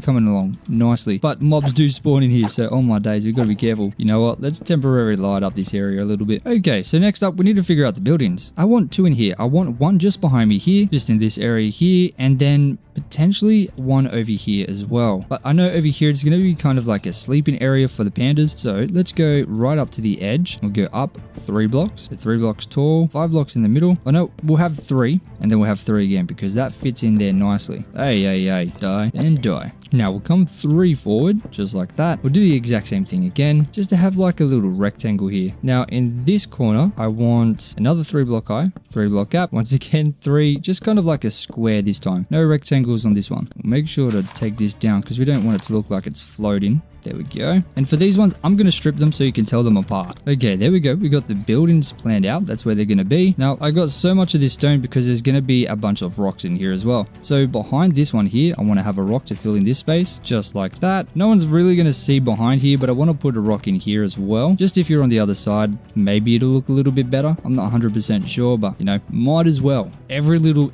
inch of this place has to be detailed. And, you know, while we've got this stuff on us, I'm going to add a couple more rocks, of course. So now inside there's 4 stacks of rocks, and on the outsides there's 3. So for now we're going to keep it like that because, you know, we can't just fill the whole thing up with rocks. That would be a little bit weird. Now in the middle, I'm going to make a quick infinite water source because I want to add in some sugarcane. Now the best way to do this is of course going to be beside these rocks and in places where we can hide water without people being able to see it. So that's going to be right there, and then of course right here as well.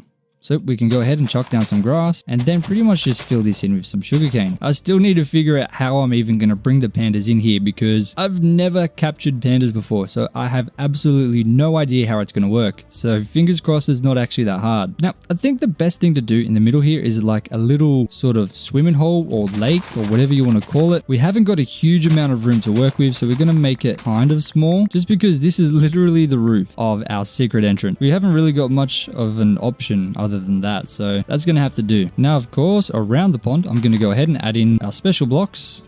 Oh no, it's gonna turn into real concrete, isn't it? Okay, I guess we're not gonna use brown concrete powder, but just use coarse dirt and podzol. Alright, I'm also going to change this back to grass just so I can go and add some dirt paths in through here. So reach into this little section here, and then we'll also have it coming through here so we can reach this building over here. Very nice. The dirt paths also add in a lot of things to fill in the space. Definitely works well. I'm also going to add in some slabs here just to make it so you don't have to jump, and a grass block there because it's weird being on the edge. Okay. Okay, this is coming along nicely. All right, so next up, we need to get these roofs done because roofs make building so much better. Now, previously for the roofs, I've used dark oak and spruce, and I've also used some deep slate and spruce as well. But I think I prefer the dark oak. You know, I don't even think I've ever had this block in my inventory, so this could be interesting. I think it's like a little green. Does that work with the brown? I think it might. I think that might actually work. Okay, hold on. I'm literally building from the heart right now. I have no idea what this is going to look like. Right now, it's looking a bit funky, but not everything that is beautiful started off beautiful. So, you know, we got to try and freshen this up. Just going to have it kind of meet up in the middle. You know, pretty simple. We're not going to go too crazy on it. Nothing too bonkers. I mean, chucking a roof on it already just makes it look a lot better. Connect it across like that, and then I need some spruce slabs. 61 should be enough, hopefully. I don't see why not. It's not a very big roof. And we'll just fill in this space here. Okay, and that is that filled in. The other way we could have done it, we could have had it go the other way and had like a little peak in the middle, but I think this looks okay. I think it's all right. Now for the top, I'm just going to fill this all the way up with bamboo. Just like that. There we go. I'll just fill that middle one in as well. I thought there was maybe going to be a window there, but yeah, that didn't work out. Okay, this is what we're working with. It's certainly not the best. Now, for the windows, what if we used bamboo like this with a fence? No, that's too much bamboo. Too much. What if I went like this? Bamboo planks. Okay. You know what? We're going to go with that. I think that looks okay. Okay, so that's a basic setup for now. I'm going to grab some spruce stairs and chuck them on the entrance here. This is going to be like an open area for them to kind of just walk in and, you know, do their whatever they got to do. Maybe relax. You know what? I think this has turned out not too bad. I don't like the lantern there. I just feel like it's in the way. So I'm going to add the hanging lantern there. Considering I've never used a bamboo block before, I've like literally never even had it in my inventory. That was a first, okay? I think it's turned out pretty nice. I'm actually kind of digging it a little bit. Okay, now we got to figure out this one. Oh, this one's going to be a bit tricky just because it's so small. The smaller a build is, like even this build's pretty small, the harder it is for me to kind of like figure out how to make it look good because there's just so much less options. The bigger something is, the easier it is to kind of hide all of the imperfections. But when the builds are this small, the imperfections kind of stick out like a sore thumb. There's not a whole lot of stuff you can do to fix it. Okay, you know what? I'm going to mess around with it just until I get it looking a little bit better because right now, I think I want to change these to some more stairs for the spruce and just lower this a little bit. So let me figure something out.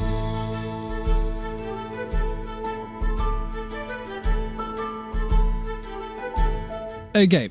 I think this is going to do okay. So I'll rip out this floor here. First, I'll place in some jungle logs. And I'll strip these bad boys up. Then some hay bales. And again, some more jungle logs. And you know what? Maybe some bamboo planks in the middle. That might look okay. Let's see. Yeah, you know what? That's fine. I feel like there's too much jungle log though. So let's add in another 2 hay bales. That'll be sweet. Okay, for a floor, it's okay. It's all right. I'll do the exact same thing over here. So bamboo plank in the middle, some hay bales, then of course some stripped logs, and that should be beautiful, mate. All right. Now the floor around the path, I was supposed to grab fence gates as well. Do we have spruce logs? Oh, barely enough, but I think we should be okay. Oh yeah, we got 6. That's 3 more than we needed. I don't know why I made 6, whatever. But yeah, now we got a gate. Gonna add in some coarse dirt, podzol, and brown concrete throughout this path just to give it a little bit more oomph. Because right now there's no oomph. No oomph at all. Okay, there we go. The path has a lot more oomph. Now, I want to add in some wheat farms. So, I know it doesn't really make a huge amount of sense for pandas. You know, they eat bamboo, not wheat. But these farms are for aesthetics. Now, I might overuse them a little bit, but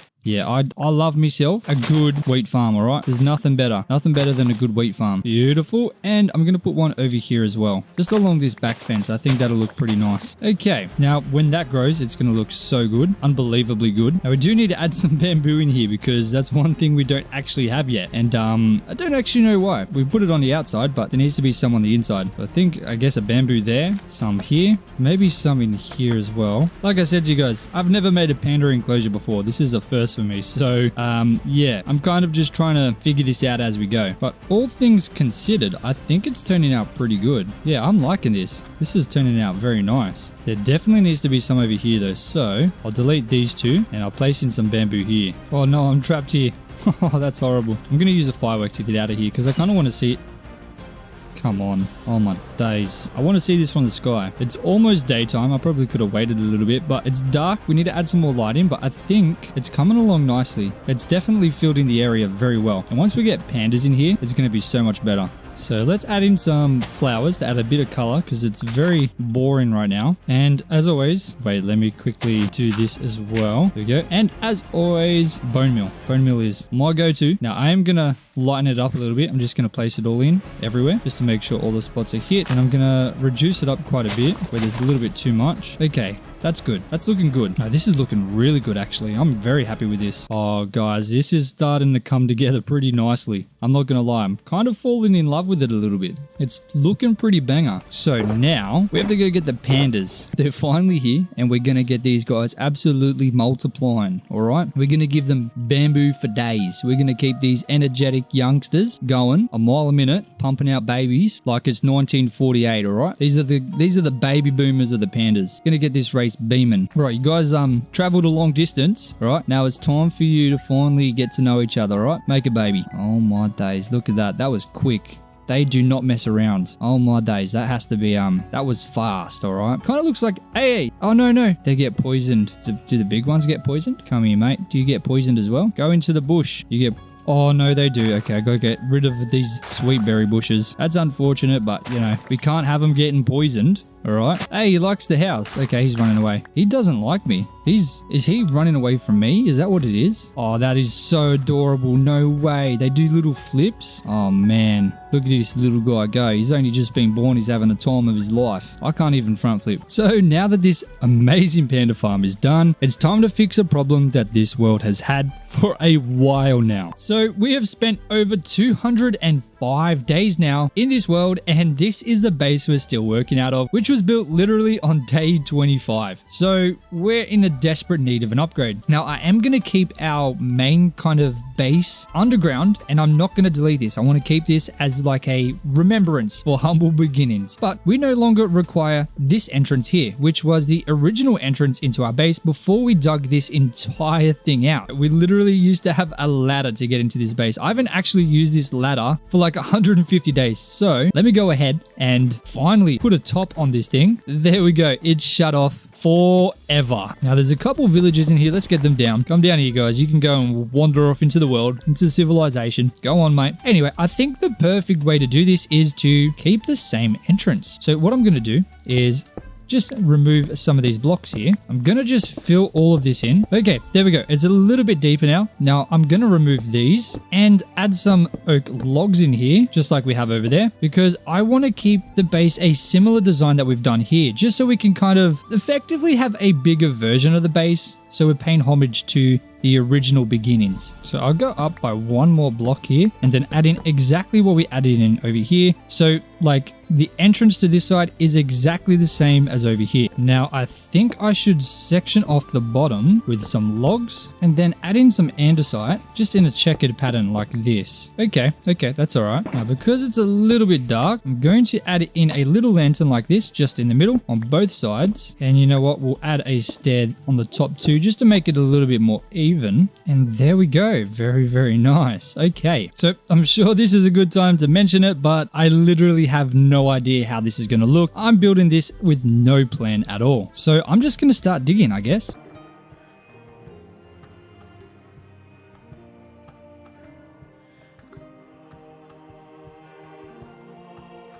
Alright, so the entire upper level is now excavated out and it's looking pretty good to me. So now before we go down, while we're close to the roof, I kind of want to make sure I figured that part out first just to make it a little bit easier for us later. So first of all, I'm going to go ahead and expand all of these ones in the middle up by 3. Now I'm going to connect these in the middle here. Remember, this is going to be like a balcony area up here, and down here will all be open up down to another level. All right, that is looking good, but a little bit flat. So I'm going to add some sticky outy bits to this part here, just for now, just while we've got access to it.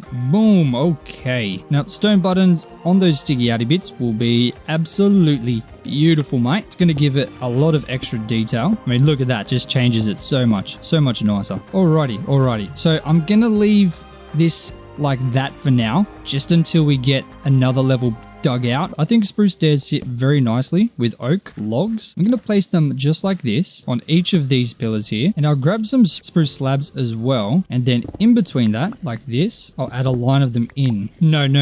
I've changed my mind again. Oh my days, this is bad. I'm going to use dark oak stairs. We do have quite a lot of dark oak logs, which is very fortunate. I'm going to turn all these bad boys into stairs. I'm going to change these to stairs just for like a trim. I think that'll be nicer. All right, so that is this side done. And of course, I expanded the oak logs up to the top, connected them there instead, and then added this little kind of thing here because it looked weird with them just being square. And oh my days, this has really kind of made this whole side feel so much bigger. And it's literally only one side done. So once we do all the 4 sides, this is gonna look absolutely mental already, and we're not even done there. So I'm gonna absolutely just go mental for the next 20-30 minutes and finish all the other 3 sides. So I'll see you guys in about 15 seconds.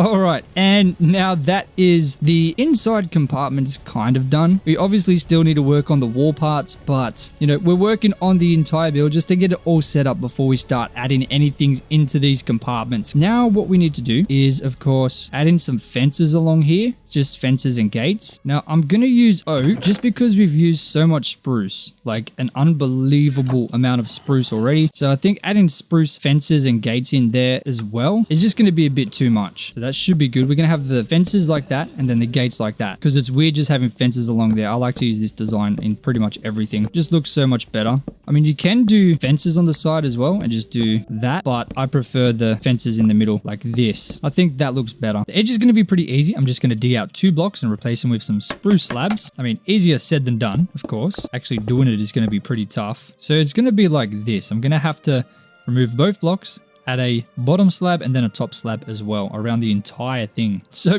let me do that. All right, this is what we've got going so far. And it's apparent that I'm going to need some more of these scaffolding. All right, there we go. Now I can get rid of this middle bit. All right, this is what we got now. Looking pretty good. I'll just get rid of this gravel, which has no business being here. All right, so this is what it's looking like. I just added the slabs all the way around. We're currently sitting on day 211. And yeah, this is taking a lot longer than I was expecting. The next part is going to require another block dug out. Let me remove this entire level. Let me go ahead and place in some oak logs. For the middle ones, we're going to go 2 with 1 sticking down, just like this. And then for these side ones, I'm going to go 3 and then 3 with the 4th one sticking down. Then I'm going to connect them together and then connect them once again 1 block down, like an offset. So it kind of creates a little bit of a bit more circular rather than square. So it's going to be pretty much like that all the way around. Definitely going to need to try and make a different contraption here. Man, this is going to be tough. This is going to be a really weird little bit of scaffolding here. I'm not going to lie. Oh my days, what is this? It definitely works though. I'm not going to lie. All these lines have made it a lot easier to move around up here. So it's a little bit of a weird design, but I think it'll make more sense once we get some blocks in here. I'm thinking I'm going to use some spruce stairs. I think that'll be pretty nice. All right, that was a lot easier than I thought it was going to be. We've already done that wood part. So now let me grab some of these bad boys. Hopefully 2 stacks will be enough. I doubt it, but hopefully we can dream. I'm gonna place these in like this, and then on something like this, place them kind of like that. Oh no, we fall. Okay, that's a bit awkward. Oh, you can sneak on these. Okay, that's good. So we'll place them like that, and then on this one here, place them around like this, with the middle one being just a oak log facing down. I think that's nice. I'm gonna do the exact same pattern on pretty much every little hole that we've got over here. So once again, let me go ahead and get that done. All right, all these stairs are in and it's looking a little bit better. We still can't properly see how this is going to look because we still need to go down, but I think I'm pretty happy at the minute. I'm just going to add in some spruce slabs, kind of like this, just on the outside of these logs. Oh, we almost fell off there. Can I reach? Oh, just. Look at that. I'm definitely not reaching that though. Look how close. I can barely even reach the edge. Mate, that is nuts. That is so very lucky. Okay, that's the edges. I don't like how straight these are, so I'm going to just add 3 in to kind of circle it off a little bit because it's a very 90-degree angle. And in a world full of 90-degree angles, you need to kind of limit the amount in your builds. I'm not going to lie. There we go. Okay. So now where from here? This is the tricky part. I think I'm definitely going to fill this in here just so I can kind of see it a little bit better. It's a bit hard to understand it with all those little holes there. Okay, that's nice. All right, I'm going to need to place in a bunch more scaffolding. Okay, I'm going to find the middle, which is right here. And I'm going to dig out like a little circle kind of thing, just like that. And then I'm going to grab some stone slabs just so I can curve the roof off a little bit more. So I'm going to go another 3 blocks here. I'm going to place stone slabs in. So we're left with something like this. Now I think we just make a circle. So we'll go 2, then 1, and then 2, just like this. Oh yeah. Now I want to add in some designs into the roof, kind of like we did over here. As you can see, I added this little bit in there. So I'm going to grab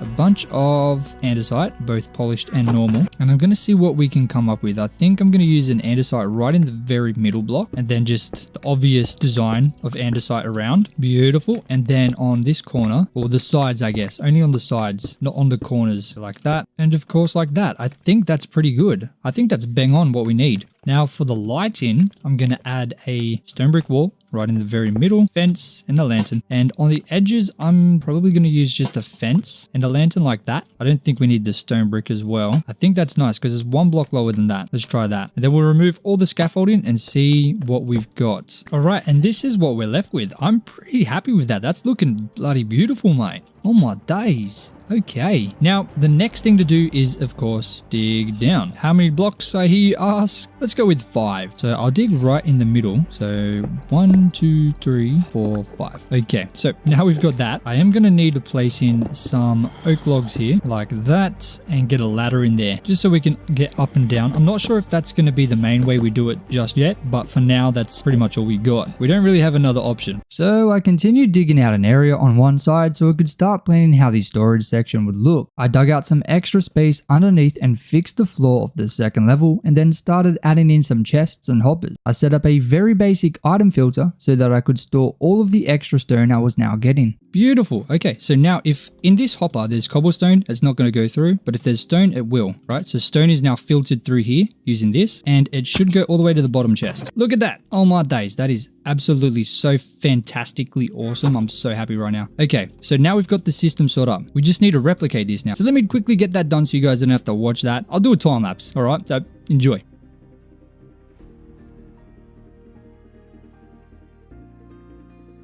Alright, so I've got this whole side here done, and originally I was going to keep this with no hoppers, but I figured out something. So obviously we can't go all the way back because of the roof there. Obviously that's the floor that you enter, so we can't put the hoppers there, but that only stops us from doing the filter. So at the end here, this is going to be kind of where all the things that don't get filtered go. Obviously not every item can be filtered because, you know, we haven't got every item, and there's going to be some random ones that don't require 4 chests. So they'll all come to these chests back here, right here. So we're going to connect them like this, just a line of them here, and then we'll connect them to end here, so it won't go any further. It'll just stop there through here, just like that. Beautiful. Nope. I've done it wrong. So this one will be the top like this. That will work perfectly. Okay, we collect the hoppers that went into the chest. Obviously it works. This one won't be this. This one will go back to normal. But yeah, anything that doesn't get filtered will go into these chests here, which are in line with this. So I'm going to make a mark in here, just temporarily, using dirt, because it's the only other block I've got in my inventory, right? So these will all be filter chests. So these ones are all ready to go. I just need to put the item filters in, but now that we know exactly how far we need to dig, I can go and dig it all out. So yeah, this is going to take a while. I guess enjoy the time lapse.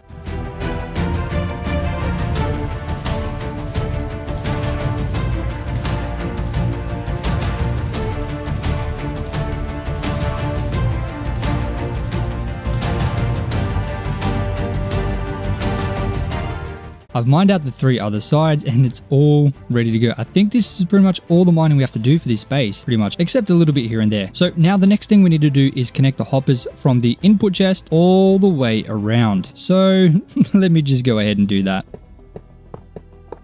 I was literally one hopper short all the way around, but missing this one hopper here. So that was pretty good. I'm not going to lie. I'm pretty happy with that. Now I'm going to grab these seeds and I'm going to go in and start setting up some of these here. So I'll chuck in the 4 seeds. So this should stop at 41 if it's working right. Oh yeah. Okay, let's go. Beautiful. So I'm going to have 4 total sections for stone. So I got to do that 2 more times. Boom and boom. So that should stop at 41. Yup. And this one too. Perfect. So I'm going to set most of these up so they're good to go. At least mainly with the blocks that we're overflowed on right now. All right. So I've set all of these up. So now cobblestone comes to these 2. There's 4 for stone. We've got 1 for dirt, andesite, grass, gravel, granite, and of course some cobble deep slate. I just need to take out this cobblestone that went in there earlier. And the crying obsidian is for the output chest, for everything that goes through that doesn't have an input yet. So now I want to do this side as well. Kind of want to just keep it to this side for now. So hopefully I have enough chests. So let me just set up all the redstone behind this one as well.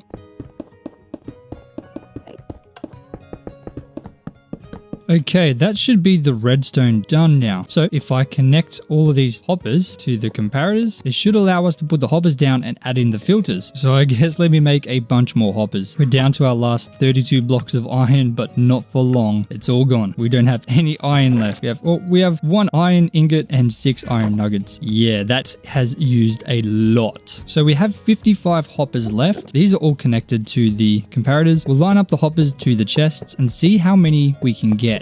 Okay, we got all of them. Beautiful. Now, because there's a bunch of items going through here at the minute, it's kind of messing them up, but that's okay. We'll get the little bits added in so we can set up the filters and then this whole section will be done. Bravo, look at that. It's looking so much better, but obviously we're still not done. Now, because I don't have any more blocks to filter, these are the main blocks we use currently. What I'm going to do is set up all the chests on all the sides in the right spot and leave them not connected to the hoppers or any filters because there's no need for them right now. But they'll be there ready to go as soon as we have another item we want to filter. Oh man, finally. Okay, we have 15 left. Thank the Lord. I need to figure out how many chests we actually have. So it's 4 high and 29 long. So that means each side has 116 double chests. So there's 464 double chests total, which is 25,056 stacks.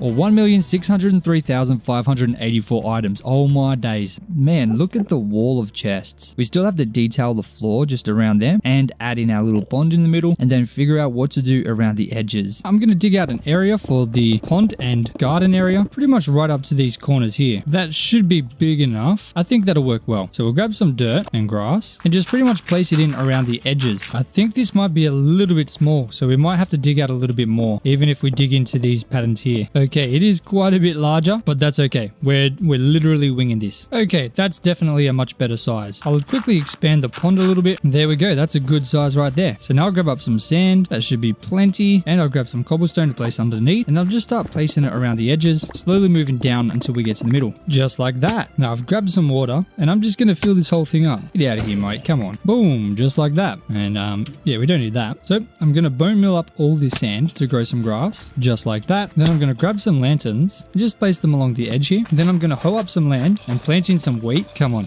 Of course, we're going to have to add wheat. You know how much I love it. Now just do little streaks around the edges. Okay, I'm hoping that's not too much. I think we should be good with that. It's a nice amount of wheat. I'll start bone milling up the grass that I can. I reckon this is going to look so good. I'm going to add in a couple pieces of sugarcane around the pond. Only a couple blocks tall. Just like that. Now, what would it be without rose bushes, peonies, and cornflowers? Let me chuck some of them in. Now, I know this is crazy. Fully out of iron. So I'm going to grab these emeralds and I'm going to trade it with this guy for some lanterns. That might be the worst trade I've ever done, but you know, we need them. All right, it's important. And I'm going to go ahead and place them on the outsides of this, just on top of a spruce fence. No, that's too much wood. We're going to use stone brick walls instead. Sorry, it's not striking enough. There's too much brown. So let me try with the stone brick walls. Yeah, okay. That's a bit nicer. There we go. Okay, now we've got some extra light so I can remove these torches. All right, it's coming together. Okay, very nicely. Now I'm going to grab some of these leaves in here and I'm going to place them around the outside, just on top of the stone. Let's chuck in some of these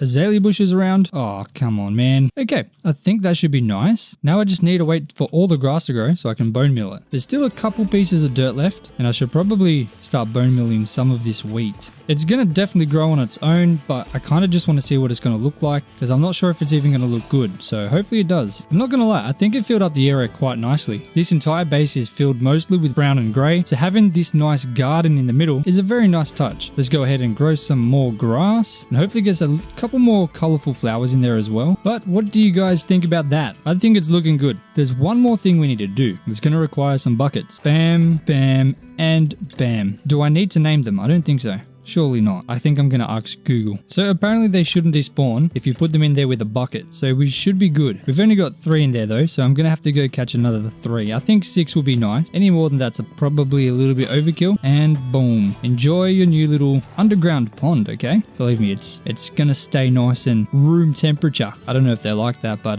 yeah. I definitely need to find some coral to add some color in there, but that's for another day. I'm pretty happy with this. I need you guys to let me know what you think, or if you have a better idea. You know, we can always remove this. This part's easy to just get rid of, but I kind of like it. Okay, so now it's time to work on the top floor again, now that I've placed those in. Now for these front ones, I'm going to add in something like this, very similar to what I did over here. I'm going to fill it up with furnaces, just like that, just like that. And then on this side, we're going to have a crafting table, a whole section dedicated to a crafting table. I know that might be overkill, but we have so much space that we just need to fill in. So I have the crafting table here. I'm going to make a bunch of flower pots. Now add in some flowers just to make it look a little less empty. Look, I'm not 100% sure right now. I'm very limited on what I can put in. Now on the very opposite side, I'm going to put in a bedroom. I mean, it's about time we have a bedroom. We haven't had a real one forever. Oh, hold on. We've got a bit of a problem here. It'll have to go up by that much. Okay. Well, maybe we'll have it in line with over here, just like that. Sure. Look, it's a very small bedroom, but it is definitely a bedroom compared to what we had before. So I'll quickly set the spawn point. At least it will drop in there when we come out of the end now. Now, another thing we need is an end portal. So I'm going to have one right here. Once again, we'll have to go up by some blocks like that. That's bad designing by me, I guess, but it's not really a huge issue. So we'll get the portal added in right here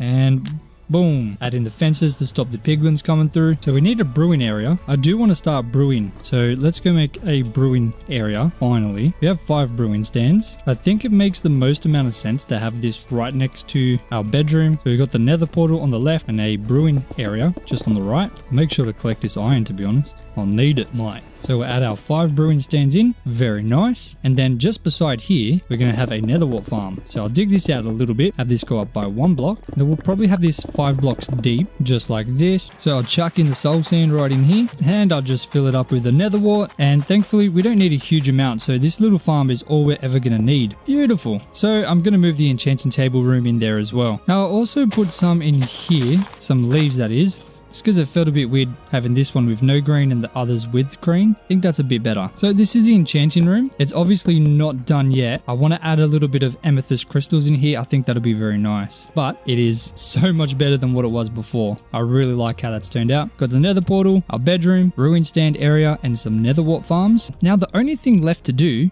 is start transferring all the items from up here into the downstairs. So I need to make a bunch of item frames just like that and start creating some chests for items which we're not going to have in a huge quantity. These are the ones that don't necessarily need massive item filters. So everything is now transferred over. We have a bunch of different chests for these blocks and even more chests for items. Now there was one thing I wanted to do. It is kind of hard to see what blocks are here. So I thought a way to fix that would be to grab some of these stone brick stairs. Maybe need a couple more, we'll find out. And just remove this entire line of stone here and replace it with stone brick stairs like this, so you can much more clearly see what block is there. You can see the side of it now as well. Plus it kind of gives a better outline. And with that, I think this base is pretty good to go now. Now that this base is done, it's time to start working on the next most important thing. This place is looking absolutely epic, but there is one problem. Look at this place over here and the ocean. It doesn't look good. I mean, it literally just ends and it's floating. So today we're going to fix that, and that thing is of course a beach. So because we're going to be placing a lot of sand, first of all we need to get a base of cobblestone down. Now I'm sure 4 shulkers will be way more than enough, but I just wanted to make sure I didn't have to make any trips back. So the idea is to have this turn into a beach at this level, of course, and then sort of trend down into the ocean, and we're going to build the beach way down to the bottom floor. The best way to approach this, I think, is going to be planning the descent or gradient down towards the bottom floor floor in kind of this little bit here, just so we can see how wide each is going to be. I think that's pretty bang on. That's like 100 times better. I think that's perfect. Let's go with that. How wide is that in total? 26 blocks wide from here. You know, I'm going to move this one in by one, actually. I guess it doesn't matter because as we move along the side, it's going to kind of change. They're not all going to be the exact same number. This is kind of just a rough kind of guide to follow, but I'm pretty happy with this. Now I got to figure out obviously the ocean part. It is nighttime and it is raining, so I don't think we're going to have a good look or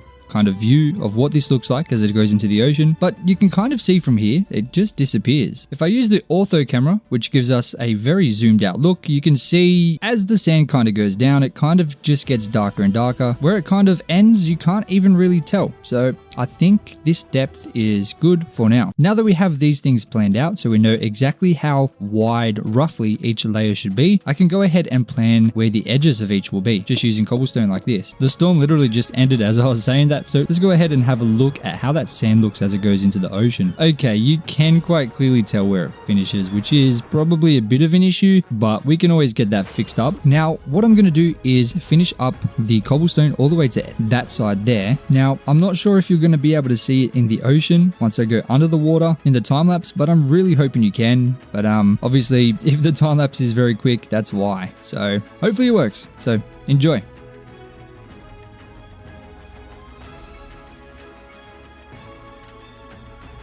Alright, all the cobblestone is now placed in and it's looking kind of good. Let me go ahead and place all that sand in, and then that will at least be this side kind of done. And just like that, that is this little part done. Now, I know it looks weird because it's literally just this part, but we still need to do all the way around here. Once all this side is also done, it's going to really start coming together properly. But it has taken me 7 days so far just to do this little bit of sand here. And this is probably just only 25% done because we still need to go all the way to the left here and then all the way to that side there. But yeah, I guess I'll see you guys when it's done.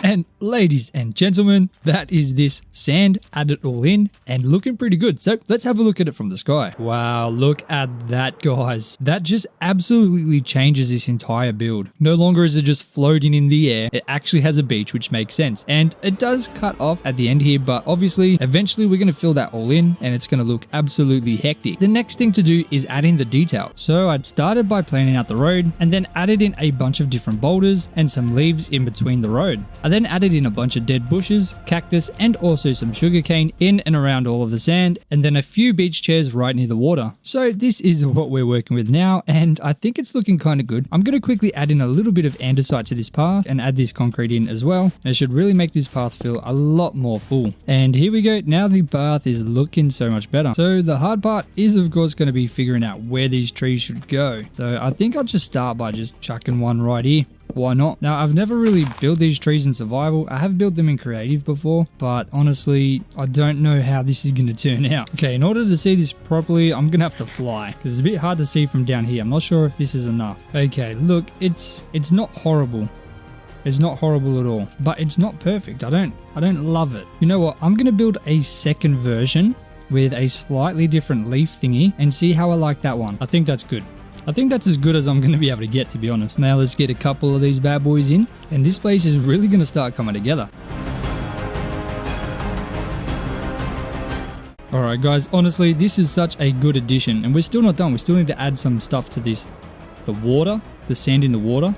But yeah, this is looking pretty good, and we haven't even added in any of the buildings yet. So obviously, I've added these little chairs in. I'm going to add some wool. I need to go find some wool. We don't have any wool farms yet, so I'm going to have to find some sheep in the wild and steal their fur. But we've got a couple of those across the water. I'm going to build a nice little campfire here, and potentially like a little hut or shop area over here. I'm not 100% sure yet, but there's also going to be a couple tents spread throughout. And, you know, whatever buildings I can kind of think of. And of course, I still needed to do this entire side here. So let's start that now.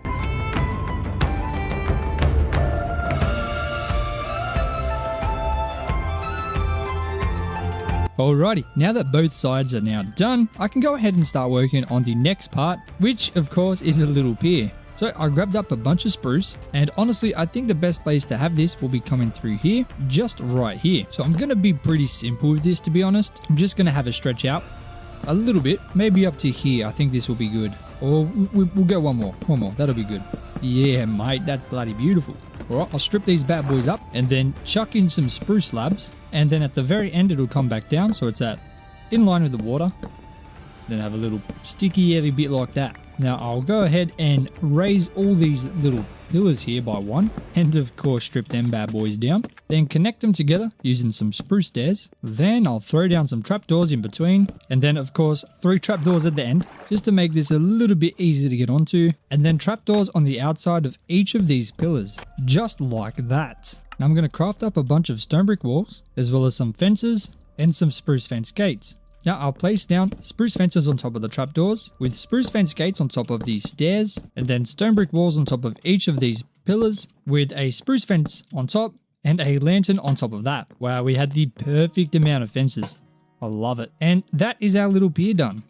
Very simple, but adds a little bit extra to this beach. Doesn't that look so sick? Oh man, this is such a good addition. We need to get this side done. It's weird having that just not done. Oh, we'll get that done eventually. So I'm going to build a little hut here. I'm thinking it should start right here, 3 blocks wide. We'll go 5 blocks wide on this side. Strip all them logs right there. And I want to make like a little bench thing. And the back wall should look a little bit like there's some shelving maybe. Maybe a couple trapdoors on there to maybe look like a door or something. And then this wall here, we just fill in with spruce planks, just like that. A nice little shop. Very, very simple. Nothing crazy. We'll go and extend this up by 1 more and connect it all together. Now I'm going to make up some dark oak slabs. And I'll go up this way so I can jump straight onto the roof. Just like this. And I guess we'll just make the roof pretty simple. As simple as it can be. And fill in the roof using spruce slabs. Just like that. Very, very simple, but a nice little shop, I guess. Obviously, we need to do some more details in here, but I think for now this is going to be okay. What we need to do is add in some chairs. I guess we'll just put a crafting table in here. Why not? We'll add in some tables and chairs to make it look like a shop or a dining area. Some chairs at the little table here. And there we go. We've got a nice little eatery over here. People can come and have some food, some meals, you know. Maybe some coconuts. Now the most important part of making a beach is making the water look good. So to do that, I'm going to add a couple rocks here and there. I just want to see how it's going to look. A little bit deep, just piles of stone just in the water here. Kind of like we do on the land. Place in some bone meal and then add in some bits of coral around, which I think is going to look really nice. Okay, it definitely looks good, but I think there's a little bit too much grass to focus in one area. So I'm going to cut up some of the grass and replace that grass, hopefully scattered a little bit better between. Okay, yeah, I'm pretty happy with that. That's a lot nicer than over there. You know, it's definitely different, and I think it's nice. It's nice and interesting to look at. So that's what we're going for. It's not just boring sand now. Now I just got to do that on the other side. So let me do that quickly, and I'll see you guys in a second.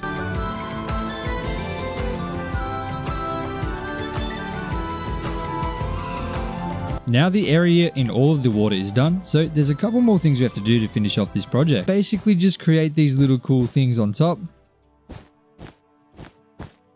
So it looks like little umbrellas. Now there's a couple that we need to make, so fingers crossed we have enough. And there we go. Now that's all of the little umbrellas done. And ladies and gentlemen, this beach for me is looking pretty good. I didn't think those little tents would make a huge difference, but they really have. I mean, it just adds a little bit of extra, a little bit of oomph, and I'm really liking it. Oh, these fireplaces shooting flames up high. I'm loving it all my days. So ladies and gentlemen, I'll give you a quick tour of this entire thing. So you enter the beach from this part here. Don't worry, there's going to be more entrances down the road. Once we get that part done, you've got some beautiful palm trees. You can walk to the right, or you can move over to the left down there. Now, if you follow the right path, we'll walk past some little chairs with a beautiful umbrella on top. We can walk up a little bit. There's a tent over to our right. And we've got this beautiful little pier here. As well as over here, we've got a nice little campfire. So you can sit around the campfire and tell jokes about whatever funny things you have to talk about. I don't know anything about that. Anyway, over here, we've got a nice little eating area with 2 beautiful big umbrellas and a bunch of little places to sit, as well as a place to sit right here at the serving area. And then we get to the end here where eventually it will continue on. Now, if we move to the left-hand side, we'll move past a bunch of empty space where you guys can make suggestions on what I should build here. We've got another beautiful tent over in the corner there. But as we walk through, there's pretty much just a bunch of space for us to expand and build new cool things. And over here, there's going to be something really cool, which you'll have to see in the future. This place is really coming together really nicely, but we're missing a huge part of the game. Now, obviously, recently we built this beach, and I had to go and find wool from sheep in the wild, and that took way too long. So today we're going to be solving that issue by creating the best sheep farm you have ever seen in your entire life. But I want to build the sheep farm kind of over in this area instead, which we haven't actually worked on at all yet. So first of all, I need to figure out what on earth I'm going to do with the side of the mountain here. It is completely unchanged, so it is a blank canvas, which makes it a lot harder to figure out than something that we've already built or started. So let's try and figure this out. I started at the very top by planning where the topmost level is going to go, how wide it will be, and also added in some stone to the back mountainside to close it off. I then moved on to the left hand side, one level lower, to plan out where the edge of the sheep farm would be. Once that was done, I moved on to the opposite side to create a circular area for the entire sheep farm to sit inside. I added some stone and dirt to meet up at the front and flattened some land on the outskirts. I then mined out some land inside the circle so I could properly see the size of the land we had created. Once I was happy, I moved on to the front area where I created a stone archway as an entrance and dug the land at the front down to the correct height. So this is what we're working with now. We've got a plan for the entire area, which is a lot more than we had before, but now we have this massive bit of land that I need to go ahead and absolutely flatten, which is going to take a while. It's also going to require a lot more shulker boxes because these are pretty much full. So let me go back to the base, grab some shulker boxes, and then absolutely start deconstructing this area. Okay, I only had 5 extra shulkers, so hopefully that's going to be enough. All right, let's start dig-a-ligging.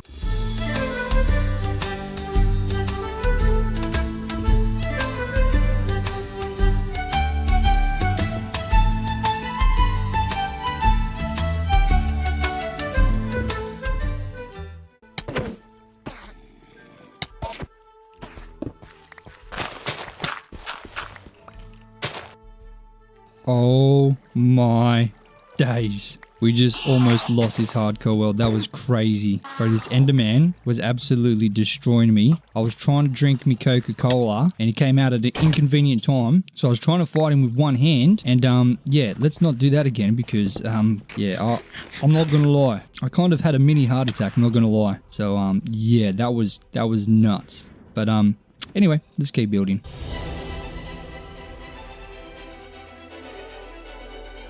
And now all of that area is now completely mined out. It just looks like a big hole at the minute, but don't worry, we're going to get that fixed. Don't worry about that. So I guess that's technically the biggest part, just getting all of this kind of mined out and planned.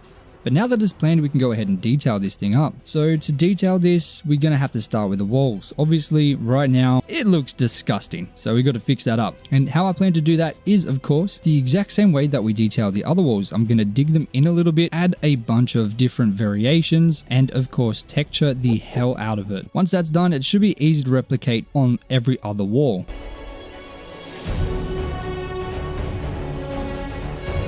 Alright guys, so this is what we're working with now. And I actually installed a new mod to make it a little bit easier for you guys to see exactly what we're doing. So it's the FreeCam mod. If I press F4, it allows me to pretty much leave my body. I'm still there and time is still going, so I gotta be careful. I gotta make sure no monsters get me because they can kill me, I'm pretty sure, while I'm in this mode. And I can just move around and have a bit of a different look.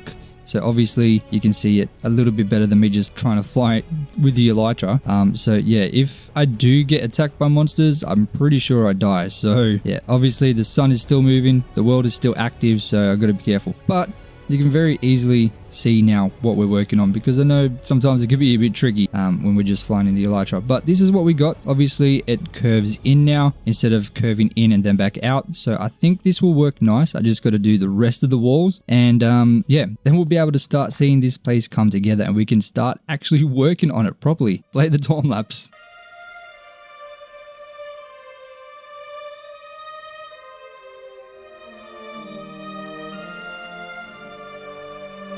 Alright, and I'm sure you guys saw the time lapse. This thing is looking pretty good. Pretty much exactly what I thought it would look like, but there's still quite a lot of things we need to do to get this thing looking perfect. So once we add them in, it's going to look a little something like this. It's still the daytime, so it's going to be bright already. So we're going to have to wait to see how this looks. But now that that's done, we can go ahead and turn all of this into dirt. Because right now it's a bunch of random blocks, mostly stone. But yeah, let's turn it all into dirt, just like that. Oh my days, this is looking so much better with just the dirt in. You know, let's have a quick look. So obviously, from the sky, this is looking absolutely mental. Now, it was another mod that I added, which was important to get this done. Now, obviously, I didn't want to have fences like this. That's weird. Would be really hard to do. Well, at least hard to make it look good. So this mod allows you to have fences go a new kind of direction. So if I place one here and then one diagonally, it'll connect across a block like that. So you have a little bit more freedom with how you want the fences to go, which, I mean, come on, that was definitely necessary. Why can't we do this in vanilla Minecraft? That seems like such a basic thing. Come on, Mojang, fix your...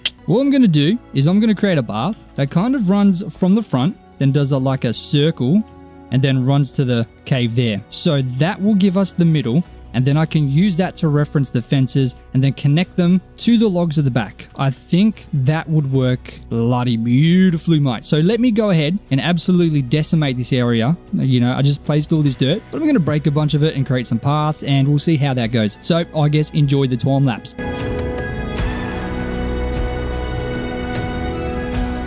Alright, and that is this area now kind of figured out, at least with the path. So if we look at it from the sky, it's not a perfect circle, but it's circular enough. And it kind of separates these sides a lot better than what we had before. So now what I need to do is go ahead and I think I'm going to leave a couple blocks in between and just kind of start planning where this fence is going to go around the edge of this circle. I think that is a lot better. It still has a little bit of work to do because it still looks a little bit weird, but I think that might get fixed up once we have all the sheep in there and the little pen separated as well. So I'll quickly connect this as well, just like that. Oh, hold on, like this. There we go. Now I just got to do the same thing on the other side. Issue is these sheep are going to be in the way. So I think I might let them all go free and kind of fill out this area. I think that might be the best way to do this. Now I'm not entirely sure what to do in the middle here. All I know is these sides have to now be divided into 8. Now this side's good because there's a bunch of sheep in here already. But the way we're going to do this is pretty much just connecting them like that. Very simple. This is one pen now. And I just need to go into this one, do the same thing, and then repeat that until we have 8 different pens. All right, and I think I've done the best that I can. Obviously, they're not perfect, but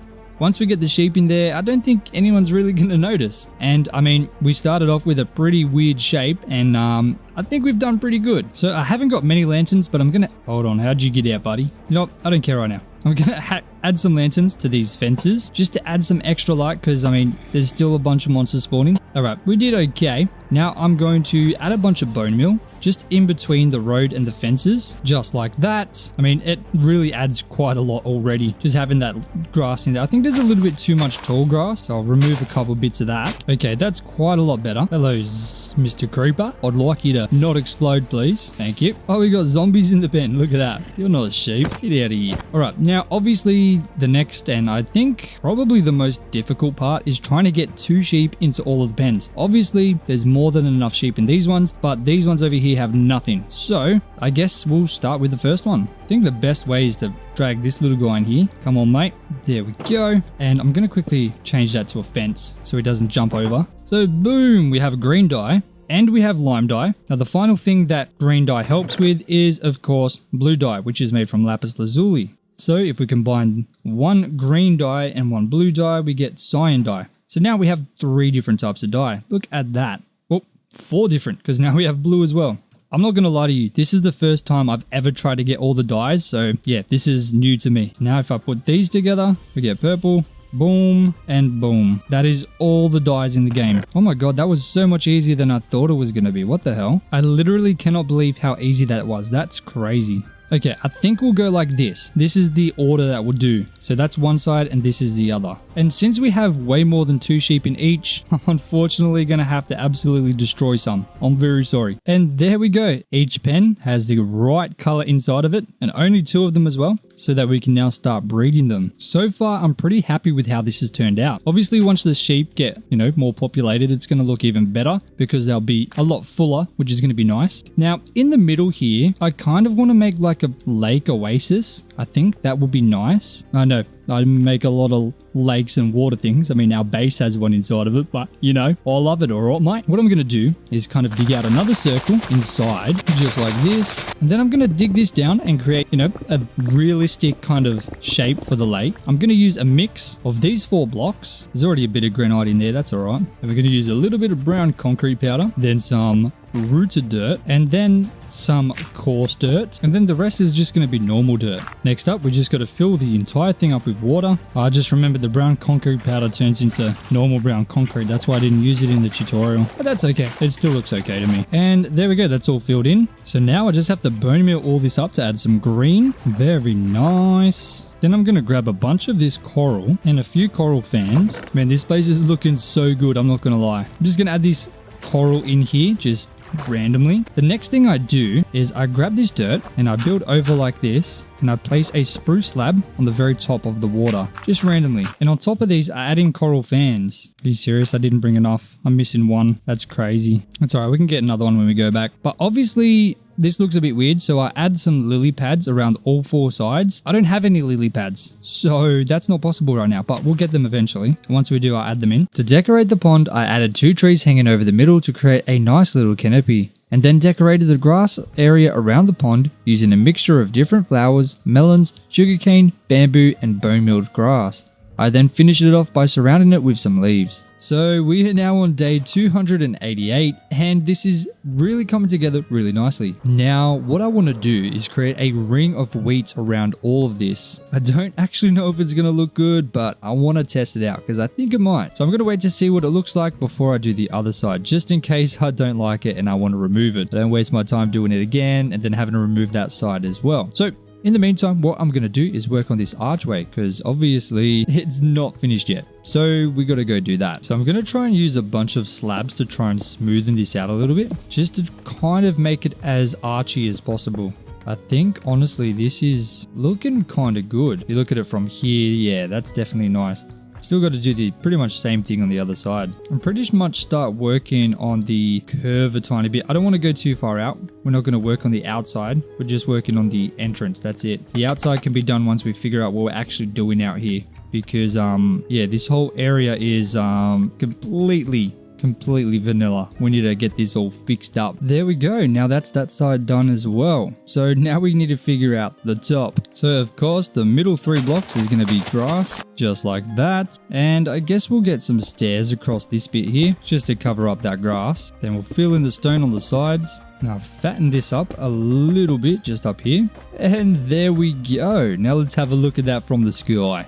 I think that's going to look pretty sick. Oh yeah, that's nice. That's very nice. I want to extend this one here a little bit. That's looking a little bit flat. Do the same thing over there. Now let's have a look from the inside. Oh yeah. Ladies and gentlemen, look at that. That's awesome. And obviously there's still so much details to add in to the sides here and fill in this bit here. And then of course adding things on top and doing our little thing that we do. But I think this is looking pretty sick for literally having no detail on it. Let's just fly through the front entrance. I think that'll be really cool.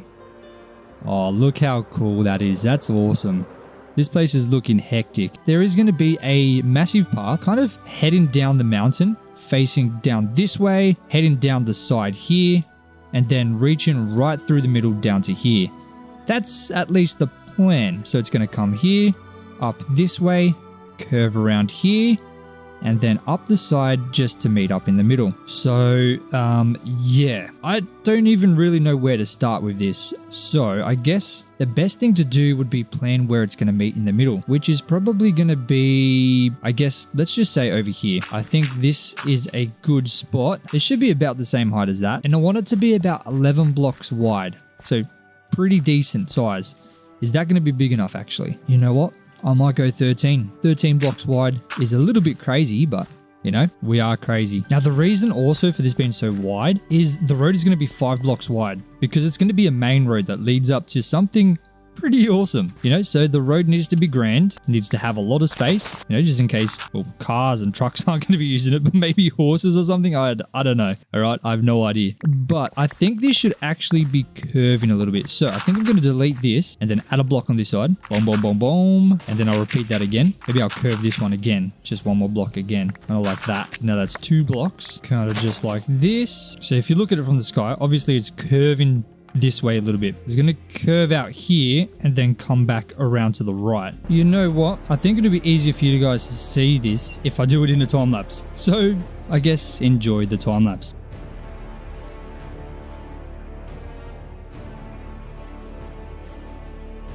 So something bad happened. I was recording and the video file for the rest of this kind of just didn't work. We're on day 299 and I pretty much only just sorted all my items and finished up the map room. So I'll show you what we've done. So obviously this leads all the way down to here, but it stops here. So I was going to go all the way down, but this would have been blocking the front entrance here. So instead it's going to curve here and then it's going to do a little bit of a loop and go under a tunnel, like a little cave thing, to the other side and then head down probably 15 or so blocks lower. So then it should match up perfectly to the landscape and out the front. So you can kind of see how this area is going to look. Now that we've got all this done, this is going to go up here and then that's going to lead up there. It's going to be cool once obviously this big piece of land is fixed. Obviously this area is not looking good. It is sticking out like a sore thumb. So today we're going to take on the biggest project so far and absolutely terraform this entire area. Now for this, I think the best thing to do is to start working from the top. So if I go into FreeCam and have a quick look, obviously this part here is not that much. We just got to dig, you know, this thing, then dig it up to here. I'm not 100% sure how we're going to deal with this road bit, but obviously once we dig it down, we're going to be able to see. Let me just go ahead and dig this down and we'll see how it looks like without this ugly natural terrain in the way. And this is now the area once all the random ass crap is gone. So it's looking so much better. Now from the top view, you can now very clearly see where this little thingy majiggy is going. I do need to figure out what to do on the sides here. I'm thinking of grabbing a bunch of this stuff right here and then a bunch of this stuff here and then kind of just, you know, placing it on the sides, you know, just like that, just to kind of hide the dirt a little bit, right? So there's a little bit of an offset. So there's like a kind of thingy-majiggy. I don't know how to explain it, okay? But you can see what I'm talking about. And then add in a little bit of this beautiful stuff, kind of like this. Oh yeah, just like this. I think this, oh hold on, boom. I think this is a nice like side bit to stop people falling off. And then there's going to be some shrubbery on the right and left and a big ass road in the middle. Why is this? Come on, that's definitely an Enderman. What the hell? So I think that is going to work pretty nicely. It looks very, very bland right now. I know, but we can fix that very easily. No, we can't. I don't have andesite. But if I did have andesite, we could fix that very easily. And we will. We will. Hello there. No way, buddy. Get out of here. Lucky I turned my camera to the left and it would have just blown up right in my face. And I'm not wearing my chest plate. That could have been dangerous. The next thing I need to do is, of course, the level below. So I'm going to have this kind of curve out and then back straight in here. So then it kind of meets up here perfectly. So we're going to have a path kind of linking up to this road, if that makes sense. So the best thing to do would be to just dig this kind of down a tiny bit so I can plan, and it's going to curve back in. So now what we have to do is, I guess, dig all this area down to this level here. Now with that, I do want it to kind of start trending downwards because I want this to link up with it in like a circular kind of thingy-majiggy. Let's start dig-a-ligging.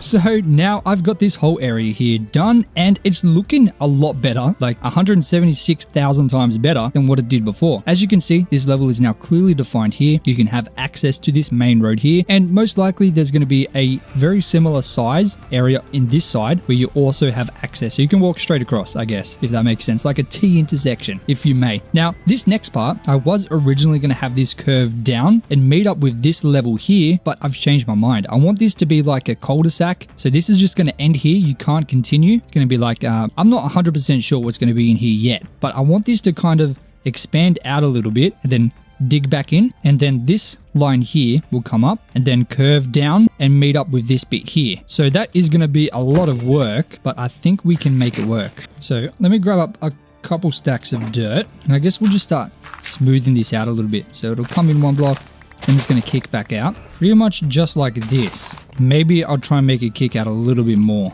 Okay, I think this is a pretty decent size. We're going to be able to build pretty much anything in here. If we look at that now from the sky, maybe I'll dig this in a little bit. That looks a bit weird. I'll dig it like that. Get out of here, man. There we go. Now let's have a look at that. He's going to spit at me, isn't he? Oh, he missed. What a loser. Okay, that's looking a lot better. All right, so let me just get rid of this guy and just kind of dig the edge just so we can make sure we remember where this is. I mean, it's pretty obvious at this point. Now with this next part, this is going to be a little bit more tricky. So we're going to build out this way, but then it's going to kick in just because there's not a huge amount of space here. And then it's going to kick back out because there's a lot more space here, if that makes sense. Just trying to make it a little bit more natural looking, I guess. So this is where it's going to meet up and start curving down to the right here. So now I need to figure out this side here. I think it's best to do the inside. Hold on, I changed my mind. I changed my mind. I seem to do that a lot. I'm not going to lie. I'm going to start curving this down. So we've got the plan kind of laid out. That's obviously going to be the shape of this level, but it does need to start trending downwards. So I think maybe about here, this will be a good spot to do that. Then we'll go down again. Then once again, just slowly, I guess, heading downwards. Okay, so I've planned this out. I've got this slowly heading downwards, and then it curves around here, and then it goes down a couple blocks. Now, obviously, it's going to stop here, but there's going to be like a little kind of staircase there. I think it's going to look really nice. So I guess now all it's left to do is dig all of this area out, which is going to take a while. So enjoy the time lapse.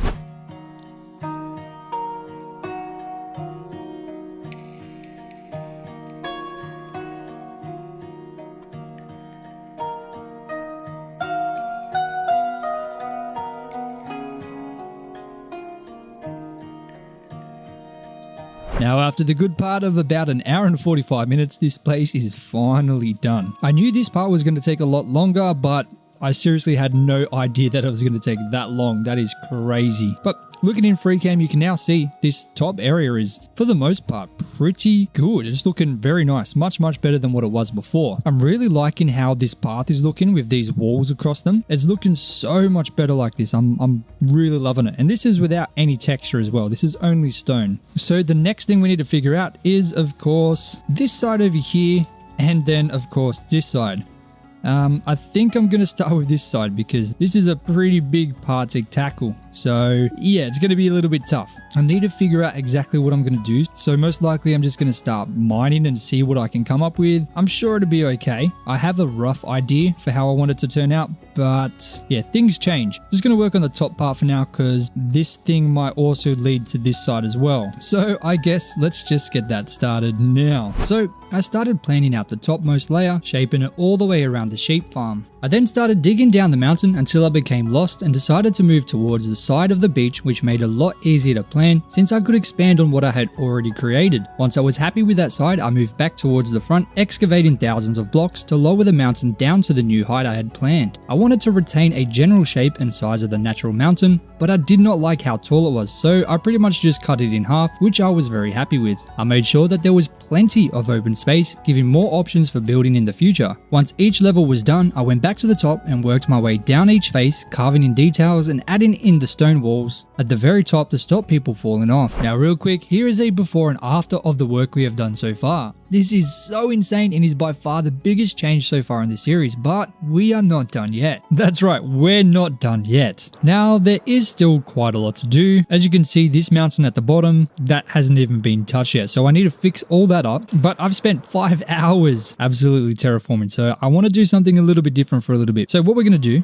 is fix up this entire level. So as you can see, this level started with this kind of wall, but it stops here, and it needs to go all the way around. We're going to build it around this entire level here, which is going to go all the way up to over there. That's going to require a ton of stone bricks. Luckily, we're never going to really be running short on stone ever again. So I pretty much just go 2 below, add in a stone brick stair upside down, and then 2 stone bricks on top. Now I just have to do this all the way around. Now with just the stone bricks in, it looks like this. It definitely changes it quite a lot, and I think it looks very nice, but we still need to add in all the spruce. I guess I'll just start adding them all in, and yeah, I'll see you guys either when something interesting happens or when we're finished. So I've added in all these stairs and slabs. Now I just got to add in all the trapdoors, which is going to be a tricky part. I have to place them on the outside of each stone, but it's 1 block below. So the best thing to do, I think, is to just place them all and jump across. And then once they're all placed in, I can pretty much just run across and close them like that, I guess. Or I guess run on top like that. Yeah. That's probably the way to go. But to place them in, yeah, I think this is definitely a lot better. Alright, that's all the trapdoors placed on the side. So now all that's left to do is place the trapdoors on top of each of these stone bricks. And then this part will be done, finally. That really changes that whole level quite a lot. Makes it much more uniform. And at least when you're harvesting carrots now, you're not just going to fall off the edge. It did look a little bit weird just having it just kind of finish with no kind of barrier. So it's so much nicer. Let's go ahead and start at the very top, of course, because this is going to be the main road that stretches all the way down to there and then wraps back around under, which we're going to fix today as well. This part is also in this project. I want this road to stretch all the way down here and finally link up there. So then this whole section will be done. But I guess we're just going to start on the road now. So it's going to be roughly 5 blocks. So that's perfect in the middle. That's a Enderman. There's always Enderman just taking out blocks. You know what I forgot? I forgot a crafting bench. What a loser. What a rookie mistake. Oh man. Oh well. There's a log here. I'm gonna turn into a bench real quick so we can make up them slabs. So I'll make up some andesite, some polished, and some stone bricks. There we go. So I'll start with a little bit of stone brick, some polished andesite, normal andesite, and how could we forget our stone? Never forget your stone, alright? Just like that. There we go. Okay, so this is how the road's going to look. It's going to be very wide for this main road. It's going to stretch all the way down. Okay, so this is kind of how it's looking now. Obviously, it's really going to change this entire thing once we have a massive path going straight through it, especially because it's a main road. It's huge. It's very, very wide. Normally the roads are about 2 or 3 blocks wide. I started off by removing the dirt and then adding in the stones afterwards, but I quickly found that this approach was taking way too long. So instead I tried placing slabs first all the way down to the bottom and then removed the dirt between the corner slabs, creating an almost perfect path. I then filled it in using stone blocks, leaving a few blocks empty, and then went through and threw down the other 3 types of stones in the holes to add a nice gradient. Now that this main path is filled in all the way, it's time to start working on the smaller roads. So we're going to start with a path that connects to the main road and then leads out the front of the cow farm. Now, thankfully, because obviously there's no slope on this land here, it's going to be super easy to kind of plan how I want this to go because I don't have to do any of those slabs. I can literally just dig and see exactly how I'm going to have this go, and you know, doesn't have to be perfect because it's one of the smaller roads. And you know, I've done a lot of these roads already, so I feel like I've kind of mastered how to do them. So of course I'm just going to chuck down the stone first because it's the easiest thing to do, because I can then just place the other stones in between. I found this is so much faster than trying to do it all at once. Placing the other stones first is a little bit more tricky, but when you can just spam the stone in like this, it makes it so much easier. You know, you don't have to think about it. The texturing is kind of just done for you, because then I can just come through like this super easily and just, you know, randomly place in the stone bricks wherever I see fit, just like that. Then I do the exact same with the polished andesite, and then once again the exact same thing just with the andesite slabs as well. And I've found that this is so much quicker by like a factor of 5 or something. Doing it the other way, we'd probably still be working on the stone bricks, to be honest with you. But that's just one of the things I've learned. So obviously that path was, you know, done in what, a minute or 2. Now the next path that we've got to work on is this one down here. Oh, hello, Mr. Creeper. Oh man, and dead. Okay, so this path was one of the first paths we created over this way. Obviously, instead of working towards the right, we just focused on the left and built up all of this area. But now it's time to work on this area finally. So this path is just going to extend maybe to about here, because there's probably going to be something here. It is a dead end kind of area, so it's going to be a dead end road. So we're just going to, you know, dig out a random path. I think starting at the back and then moving to the front will be nice, just like that. In the future, depending on what we build here, we can always move it around, but I think this is going to be nice. I think this is a good shape to have for this. Now I'm just going to do the exact same thing that I did before, chucking in all the stone, just randomly, leaving a bunch of spots empty. Okay, that's looking pretty good. I don't think there's really any changes we need to make to that. So I add in the stone bricks, then the polished andesite, and of course, most importantly, the regular andesite, which is, I think, my favorite out of the other blocks except for the stone. I think stone and andesite always goes well together. You know, there's very few situations where they're not going to work well. They're very, very close, and yeah, I love to use them together all the time.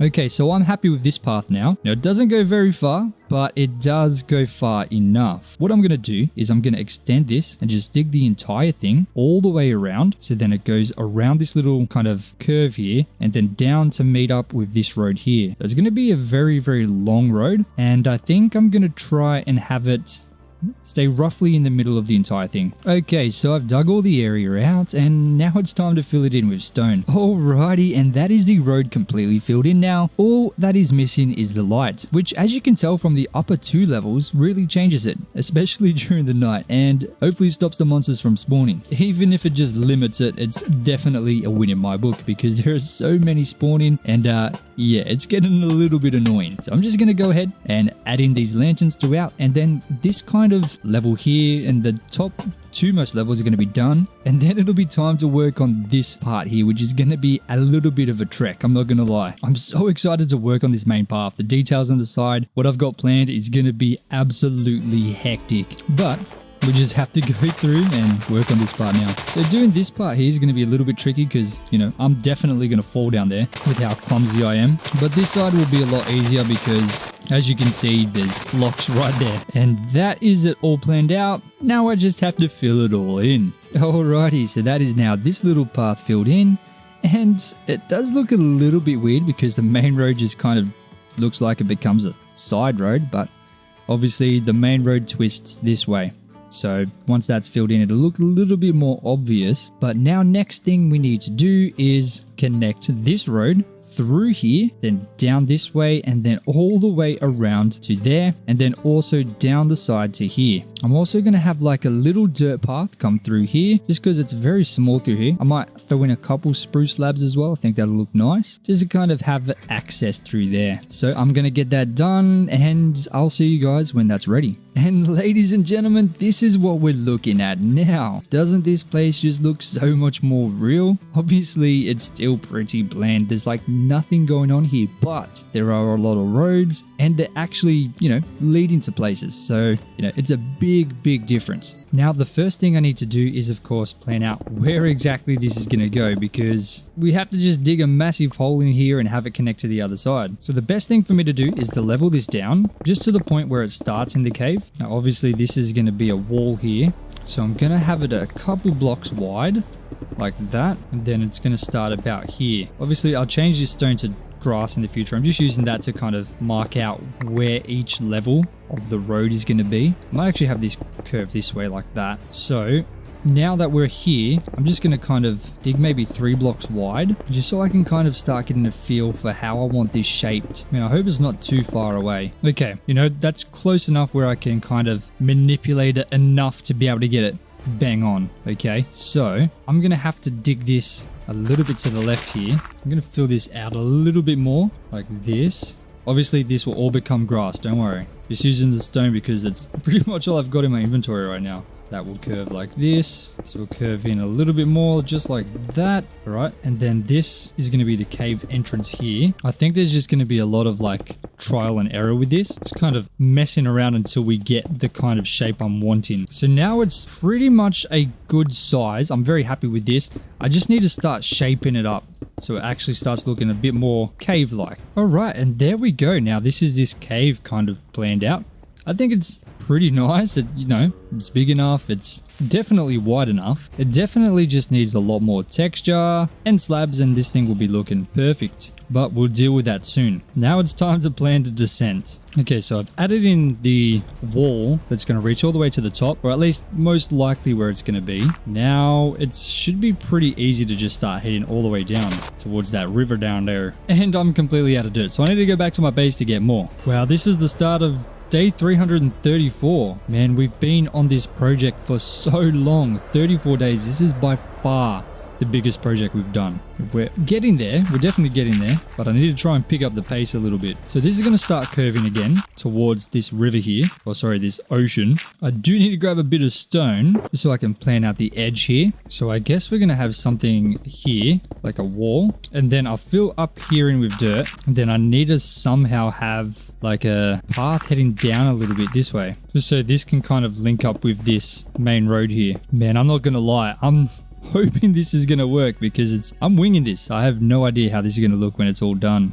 So I need to get this stone down a little bit because this is a little bit too high. It's not actually supposed to be here. This just wasn't mined earlier. So I think, though, I do have an idea on how to get this kind of looking good. So if I mine all this down, then I have this dirt path link up to there and then their link up to the main road. I think that might be the best kind of course or plan of action, if I'm being completely honest with ya. So the main road obviously links around and then comes down and finishes about here. So I guess let me just quickly fill in this here because that's the biggest part. I think once this is filled in, it's going to look so much better. And there we have it. That wall is now filled in and it's looking so much better. I do need to fix this though because it is not looking good. Thankfully, that'll be pretty easy to do. Even though I don't really know what this area is going to look like once we're done, I might as well just build up like a little wall here, I guess. I guess going up to about this height is probably going to be the best. I'll add in a little bit of dirt just so we can see that this is kind of what I've planned for this little spot here. So look, it's not fantastic, but it's definitely a lot better. So much better. So now this is looking absolutely fantastic. I mean, just look at this. The main road leads all the way down. It's going to curl around and then come back out through here and lead down to the bottom. I think this is looking fantastic. So I'm pretty happy with this spot now. It's looking fantastic. So now I think it's time to start working on that main road. It's the final thing that we need to do. I want to get this thing absolutely pumping with detail because I have some epic plans for this area and it's going to look so good. I'm going to grab all the things and I'll see you back there when we're ready to start building. I have everything that we need and I'm ready to start putting in these details. So I've got all these shulker boxes full of things. I'm going to start with some stone and some andesite. I'm going to turn the andesite into polished andesite, and I've forgotten a workbench again. So I'm just going to break this log here and turn this one into a crafting table, you know, as we usually do. And I'm going to turn one of these stacks of polished andesite into stairs. So on each of these blocks that's in line of the slab, I'm going to replace it with a polished andesite block, and then on top is a stair like that. I'm going to do the same thing over here as well. And then there's going to be a couple blocks in between with stone bricks on the floor, just like this. And this will of course expand once we do that area here. So I'm just going to leave it like that for now. Now I'm going to do the same thing each time we go down, kind of just like this. So it's going to look a little something like this. Now I'm going to go ahead and replace the grass in between each of these polished andesite pillars that we've got going, just like that. Then I'm going to grab up some of these iron bars and I'm just going to place them on top of each of these stone bricks. And then it's going to look a little something like this, which, you know, looks not too fantastic, but just wait, we're not done yet. Now, I'm not 100% sure how I want these to go because there is two options. I can have it like this, go up by 2, boom, boom, boom. So this is the design I'm going to use. Now, I could have one on the exact opposite side, so I can have them kind of like that. And then every 2, I think 2 would work. So I could have them like this, or I can have it go back and forth with a 2-block gap. So there'd be, say, one here, and then a 2-block gap. There'd be another one, then another 2-block gap, and then another one. Boom. And then every 2 would be another one on this side, just like this. Or maybe it should be more like 1-block gap, to be honest with you. Yeah, I think I prefer that. Let's go with that. That works for me. So a 1-block gap. We're going to replace each of the stairs with a little lamppost like this. So let me delete this one over here. Then this side will have it. All right. Boom. Just like that. Okay. Yeah, I think that looks good. I think that's a good amount of light posts. And I think it fits in the area very nicely. Now, before we continue down that way, I want to add in the details to the side as well. So, of course, I'm going to add in some leaves and then add in a bunch of bone meal. No. Hold on a second. We can't forget the flowers, guys. Come on. Okay, before I bone meal, I'm going to add in the flowers. Ah, come on, man. Then now the flowers are in. So we're going to just go ahead and bone meal the rest. Oh my God. Did you guys see that? That was nuts. That reaction time was on point. Holy camole. That was insane. I thought it was going to explode for sure. And there we go. That's the little bit of greenery and color added into the sides. So now you can see this is how it's going to look. And I think it looks absolutely epic. So I guess let's just continue building.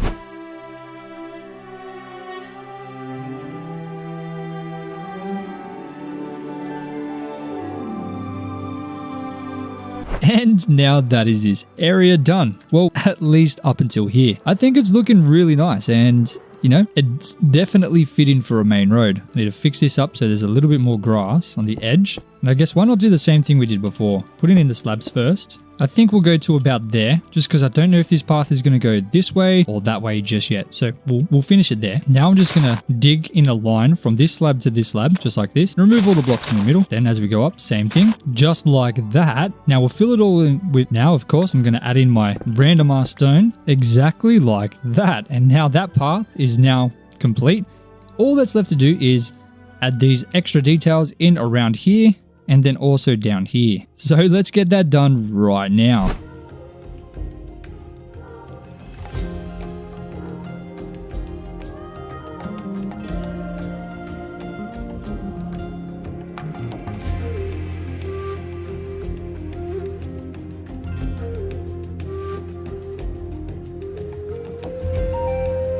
And now that is this main road completely done. So this is what it looks like now. Such a huge change. Like, this is insane. We are of course sitting on day 342, so it's taken 42 whole days to be able to get this done. And with that, that makes this by far the largest project that we've ever worked on at a single time. So I'm actually amazed we got it done this quick, to be honest, because this is so much work. But now, I mean, this place is looking absolutely mega. We've got the main road that will take us all the way down to the bottom, and I think it's turned out really nice. In fact, let's have a quick walk from the top all the way to the bottom, just so we can, you know, admire the hard work.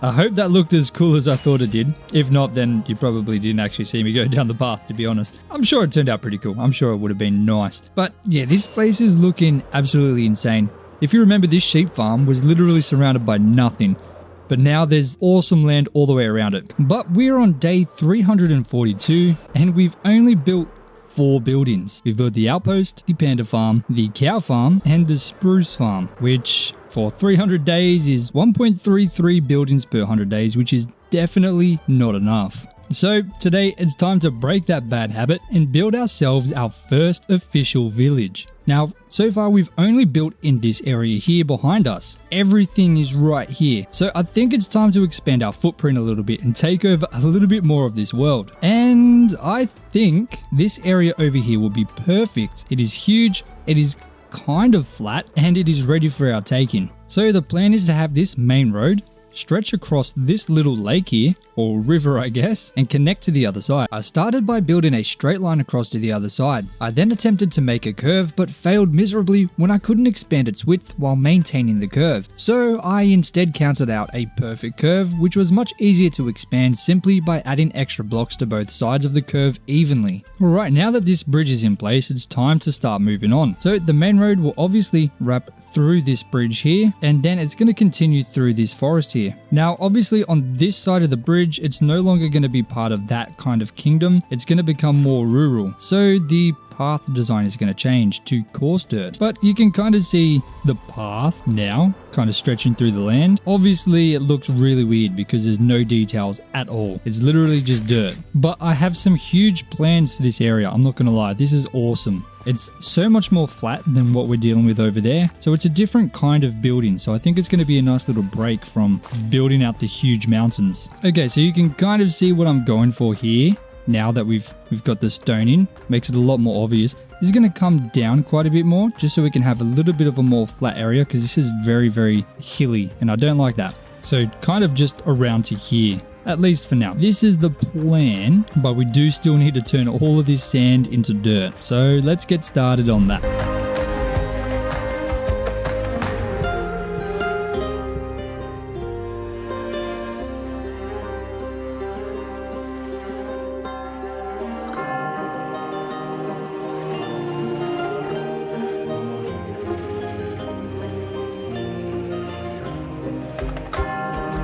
So initially I wasn't actually sure how I wanted this site to look, but after I started digging and kind of sketching out the area, ideas started flowing and I kind of went a little bit overboard. So obviously I thought I was only going to do up to here, but I ended up going all the way down to this side over here. And in this area here is pretty much where the little village is going to be. I'm going to push this back a little bit more and have another retaining wall kind of going in the back of the village itself. And then obviously I'm going to fix up this area a little bit because it's a little bit still weird, but I did my best to keep it at the natural height, only kind of just making it a little bit easier to build on and, you know, look a lot better. Now with this back wall here, I added in this massive retaining wall, which is going to be wrapping around this side as well, but we're not going to work on this today. This is going to be for another project in the future when we start building over that way. But for now, we're only building in this area here. So obviously the main road is going to flow through here, and there's going to be farms and stuff all around this area here as you lead towards the village, because the theme for this village is of course going to be a farming village, because you guys know how much I love farming. So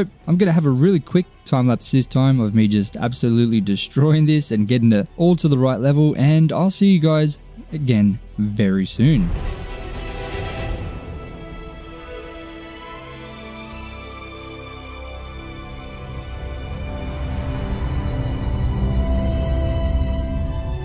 And now all that terraforming is done, and this is the area we've got now. It is such a huge area. Hold on a minute.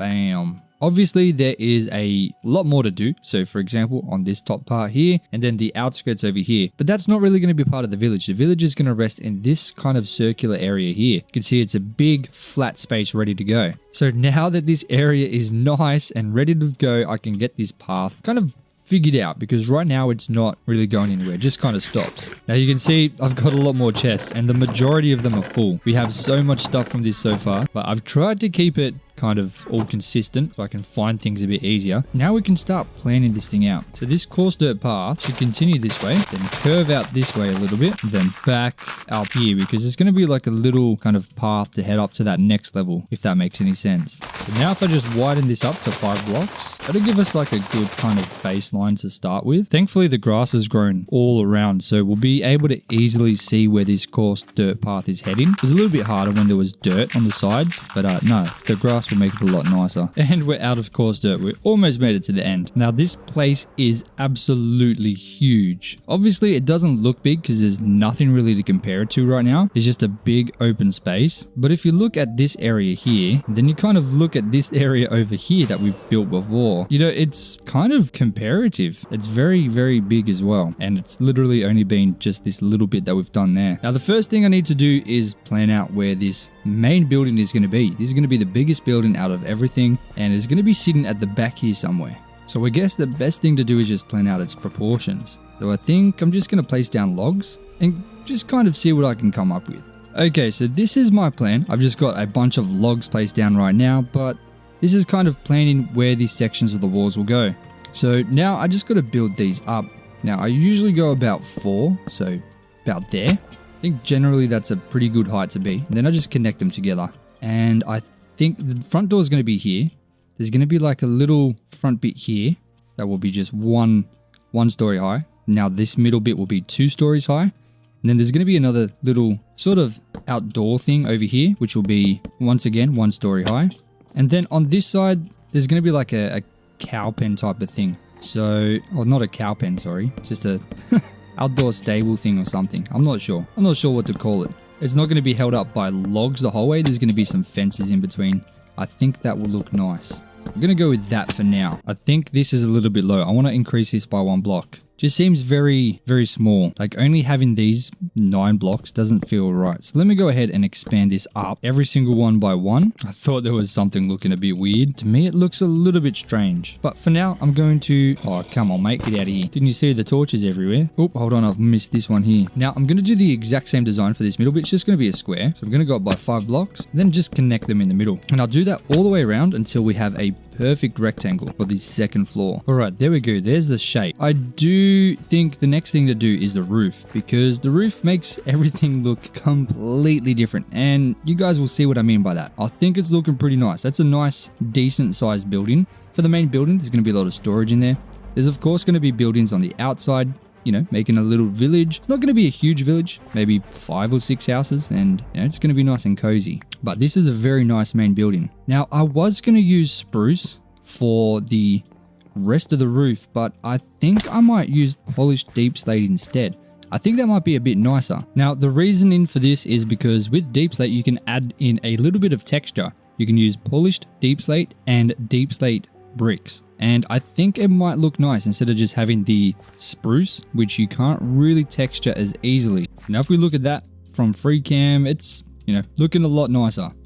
And there's literally no walls. So that's a good thing. If it looks good with no walls, then you're doing something right. Now I'm going to grab up a bunch of stone, and I'm going to grab up a bunch of oak logs, which we got a lot from when we were clearing this, because this is all forest. We broke a lot of trees. We're going to have to replace them. Don't worry. We'll fix it up. Now, across the bottom, I'm going to add in a line of stone bricks across the entire bottom floor, just like this. And then I'm going to add in stone to fill in the rest of it with some windows, of course. And there's going to be a door right here, so we'll open that up. No point having a window there because there's a staircase on the other side. Same here. Oh, actually, there could be a window because we could have like a study something in there. There'll be another door here because this will be like semi outside. And I guess for the rest, we'll just add in a bunch of windows. And for the top floor, I'm going to use a mixture of oak planks and stripped oak logs. But in order to do that, I'm going to have to fill in the roof just so we can walk around just like this. Now I'll go ahead and do the same thing. I'll just fill it all in. But this time I'm adding a little bit of texture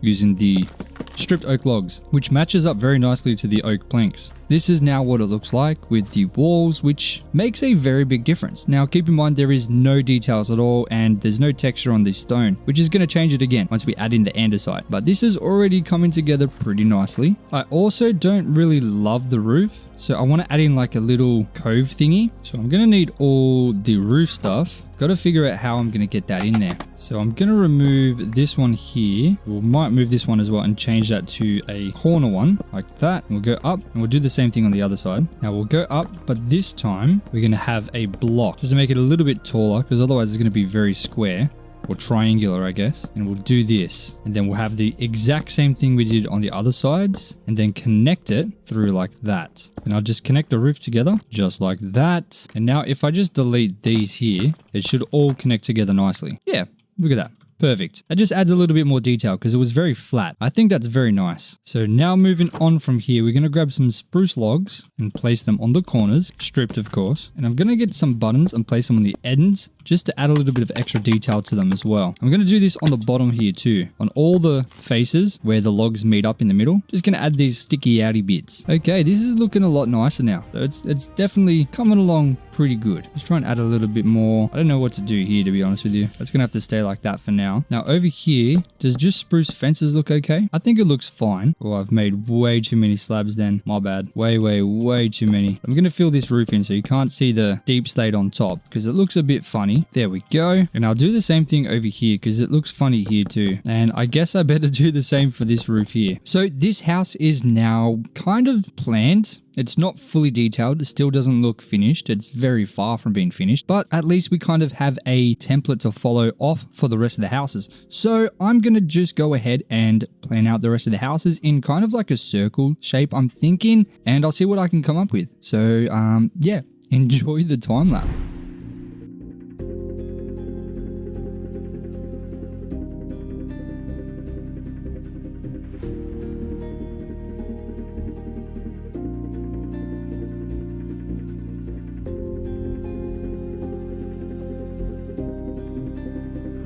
And welcome back. Now, obviously I was very busy and I got all of these houses done. Well, at least set up. They haven't got any details. It's just the walls and the roofs all added in. And I'm pretty happy with how this has turned out. It's a nice kind of area. But for now, I want to go ahead and get these walls around just connected up. This is going to be what stops, I guess, people from just walking in. There's going to be like a little gate. You can't just walk in between the houses. So that would be a little bit bad if they could. So I'm just going to go and add these walls in. All right. And that is the walls around done. Now, at least you can't get into this little village here without going through one of the 3 gates. Now it's time to do my favorite part. Detailing the area. So I'm going to start by adding in some dirt paths to connect to all of the front of the houses, just like that. So you can see it from the sky. It looks a little bit better just with that one detail. Now the next thing I need to do is take my Silk Touch shovel and come over to this podzol here and just collect it all. I guess it worked out kind of well that we, had to get all that extra spruce log. So we got just over 2.5 stacks, which should be enough. Now what I'm going to do is just place this around the outside of the coarse dirt and a little bit around the dirt paths as well. Just like that, there's a little bit of podzol now around all the roads. Now I'm thinking some of these dark oak fences, or maybe some dark oak stairs as well, will look pretty nice at the entrances. So what I'm going to do, I'm going to increase the size of these logs just here, and I'm going to add some fences just like this, just to obviously signify that this is the entrance a little bit better. I'm going to do the same thing on all the other ones as well, just like that. Now I'm going to plan where the trees are going to be. So I'm going to try a different type of tree this time. I'm going to just have a spruce fence just going up in a straight line, just like that. And then it's literally just some leaves placed all around it. Something like this. It's super simple, but it's definitely nice. Now with the trees in, this is what it looks like now. Such a big difference these trees make. Now the next thing I need to do is go ahead and add in some shrubbery around the edges as well. So I'm just going to place in some random leaves just around the grass areas where I want some, little gardens to be. Kind of like this. I'm going to place a little in front of some of the houses, just like this. Get a little bit of extra green in here. All right, and now this next change is going to be one of the biggest. Adding the bone meal in. This just adds in a bunch of short and tall grass and of course some flowers, which gives us a nice addition of some color. The yellow and red flowers that pop up when we put in the bone meal add such a nice different kind of contrasting color. And I know it's dark, but just look at this place as we fly over. Place is looking absolutely epic. So I'll just go through and add in these flowers in here, and it's going to add so much color to the area. These flowers are absolutely goated. There we go. We got some of those flowers added in now, and it's starting to come together really nicely. I'm going to just place these torches around here just so we can eventually build here. But I think for all the extra details around, this is pretty good. What we need to do now is finish the details on the houses. So I'm going to go ahead and get that done. Just detailing the rest of the houses, adding in windows, all the extra details that we did to this house. I'm going to do that to all of them. And yeah, I'll see you guys in a second when that is done. There was supposed to be a time lapse, but for some reason, when I was recording, the file got corrupted, so I couldn't actually do anything with it. I tried to save it, but I couldn't find any possible way. But we only did some minor details to all these buildings. I just pretty much copied exactly what I did to this one over onto the other ones, adding in the dark oak fences, some buttons and some hanging lanterns, as well as adding in all the windows and some doors to the front. I also made sure to detail kind of the outsides of the buildings, so at least all sides of the village is now detailed. In terms of the buildings, now the next thing we need to do is fill out some farmland, because if this is a farming village, there obviously needs to be some farms right around it. So I'm gonna add some farms around and try and figure out where this dirt path is going to go, and we're going to do that together. So I've started adding some dirt paths that are going to wrap around through some farmland. This one's connected to this entrance here. It's going to wrap around through here and then all the way to the main road here. Now there's going to be another kind of smaller path, just like this one, that's going to link through here. And there's going to wrap around to meet up on the opposite side where that other entrance is, this main road over here. Kind of just like that. So now obviously there's a path that wraps through there all the way around to the other side of the main road. Now I'm going to grab up some leaves, because these leaves is going to be the dividing bit between each different farm. Now I do want to divide this up a little bit more. I think a divider here, so pretty much where that tree is, I think will be nice. So just through here, bada bing, bada boom. Okay, that's nice. That's nice. So this will be divided between two different farms. And then I guess over here is another spot where there's quite a lot of space. Or maybe not. Maybe, no, yes. Okay, so I'm going to place some leaves through here, just like that. So now we've got kind of 3 sections here. I'm going to do a very similar thing on this side here, just placing in some leaves across here. So I'll leave a little bit of a gap between here and the main road. So I've finished filling in this wheat farm, and we used an entire iron hoe plus half of this one. So I need to go back to the base, grab some diamonds to make a diamond hoe, and then I can go ahead and get the rest of these farms filled in. I'm going to go ahead and get that done for you guys. So that's all the crops planted. Now I've just got to go ahead and add some lanterns in here, because obviously there were torches, but now they're gone.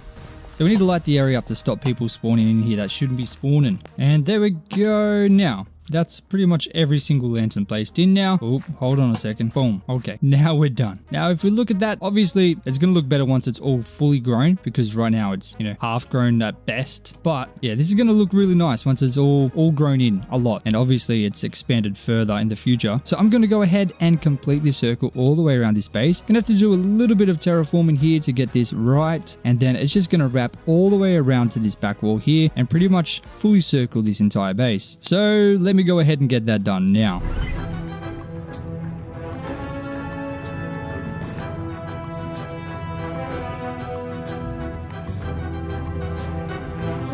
Ladies and gentlemen, now the farm goes all the way to the other side. So if I look at it from the sky, you can see there is a complete circle of farms around this entire farming village, which is exactly what we need. We are on day 387 though, so it has taken a long time to get this done. Oh my days, they're after me. They're after me, I'm getting out of here. And I mean, we've accomplished quite a lot, I guess, in 387 days, but I don't know if it's enough.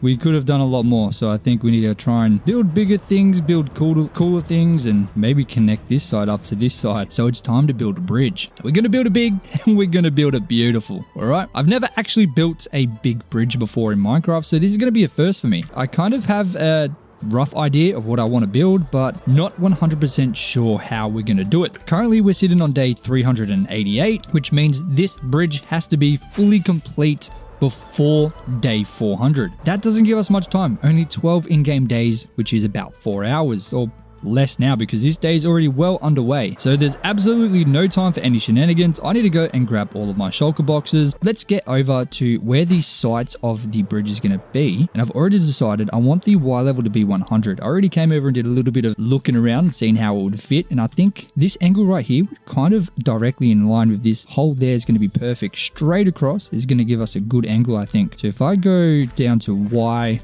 100 and make sure I have my silk touch shovel. I want to collect this gravel as well. So about here, this level here should be pretty perfect. So I'm just going to need to dig this down a little bit just so we can have a little bit of area to work off. So the very first thing we need to do is go ahead and build across. So I guess right on this point here is probably going to be the best. Maybe the middle. I'll go pretty much where I'm standing right there. So from here, we'll make it 5 blocks wide in the future, but we're just going to build across 1 block for now, all the way to the other side. Okay, I'm going to build this across now and fatten this chunky boy up, get it 5 blocks wide. And then I've got the wonderful job of trying to find the middle, because obviously the bridge needs to have some stabilizers. Okay, I didn't realize my mic was muted. Basically, I've fallen down right underneath the middle point and I've created a little platform and we're building up some scaffolding to get better access to the underneath so I can build up some of these circular pillars. Now, what I'm going to do, I always followed the same kind of pattern when building circles. I just changed the numbers a little bit. So I'm going to go right in the middle. The first one's going to be 5 blocks like this. So this should still be the middle. If I have a look, yeah, look at that, right in the middle. Beautiful. Okay, 5 blocks. Then we're going to go 3. So down 1, then 1,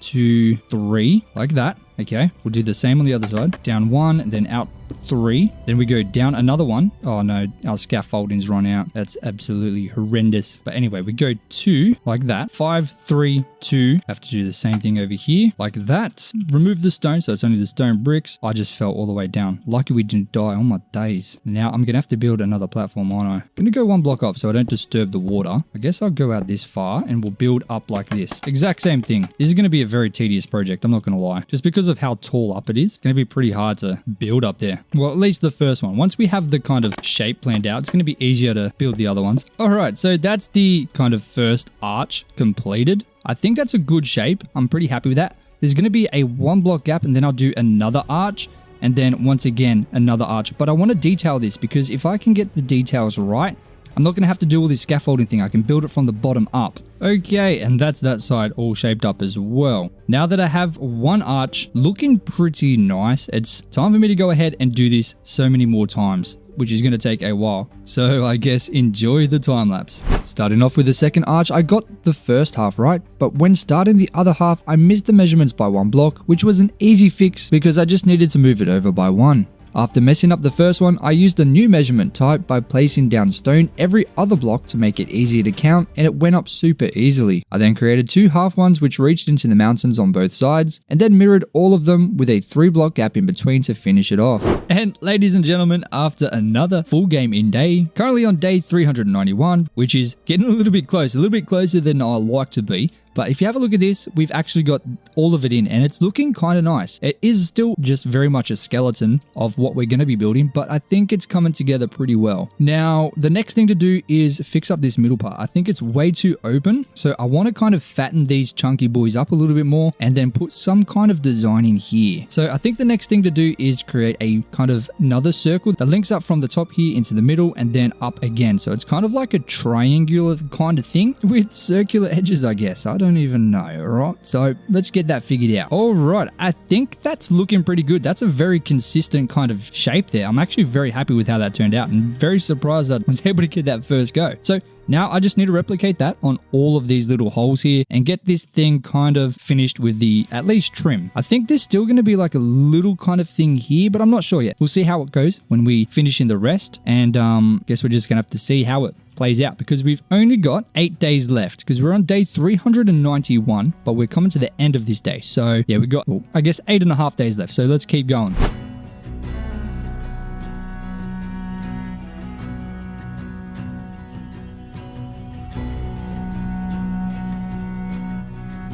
All right, so let's do a real quick flyby. Let's fly through this bridge.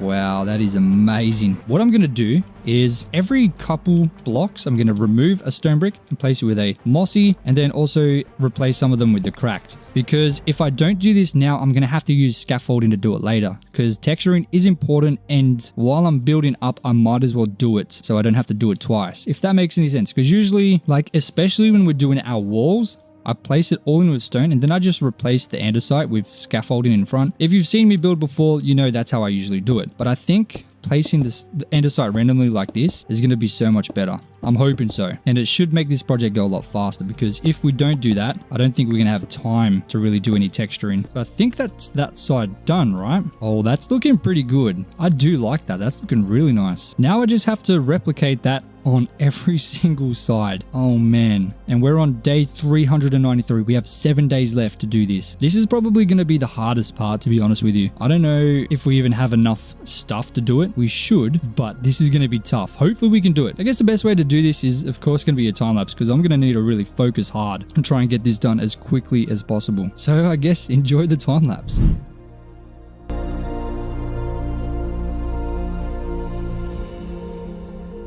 All right, and that is the whole thing filled up now, and it's looking a lot better, but I still think that little bit here is looking a little bit strange. So I think I'm going to create like a little triangle. I told you I'd need this crafting table again. I needed it for the other part as well. I had to use it quite a few times to make some extra stuff. I'm going to make up some stone brick stairs and slabs, and I'm going to place them around here just to give it a bit more shape, because it's a bit boring without it. Just like this. I'll make sure to change some of these as well, just for that texture. Now let's have a look at that. Okay, trust me, this is going to look better. This is still looking a bit strange, not going to lie. Going to copy that exact same pattern onto this side as well. Now I'm going to connect them together using just regular stone. Should I connect this? I'm not sure.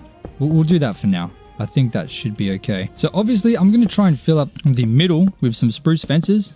I'm sure a lot of you already could tell I was going to do that, but I'm hoping it's going to look good because I don't really have an idea of what else I can do. So that's all filled up now. Let's have a look at how that looks. I'm a little bit nervous. Okay, I think that's pretty nice. Oh my days. You know, it adds just a little bit of that color, but I still think there's some missing. There needs to be a little bit more. I think maybe adding some through here as well. Just to fill in this gap here would be perfect. Not all the way through, just a little bit. So let me go ahead and make up some more because I used pretty much everything I've got. How many can we make? Oh, we got plenty. Look at that. So let me just jump down. I think the best way to do this is to just hope for the best, I guess, and just jump like this until we can reach up there, then build down like that, then build out and fill it like that. That's probably the best way to go about it. Now let's have a quick look at that.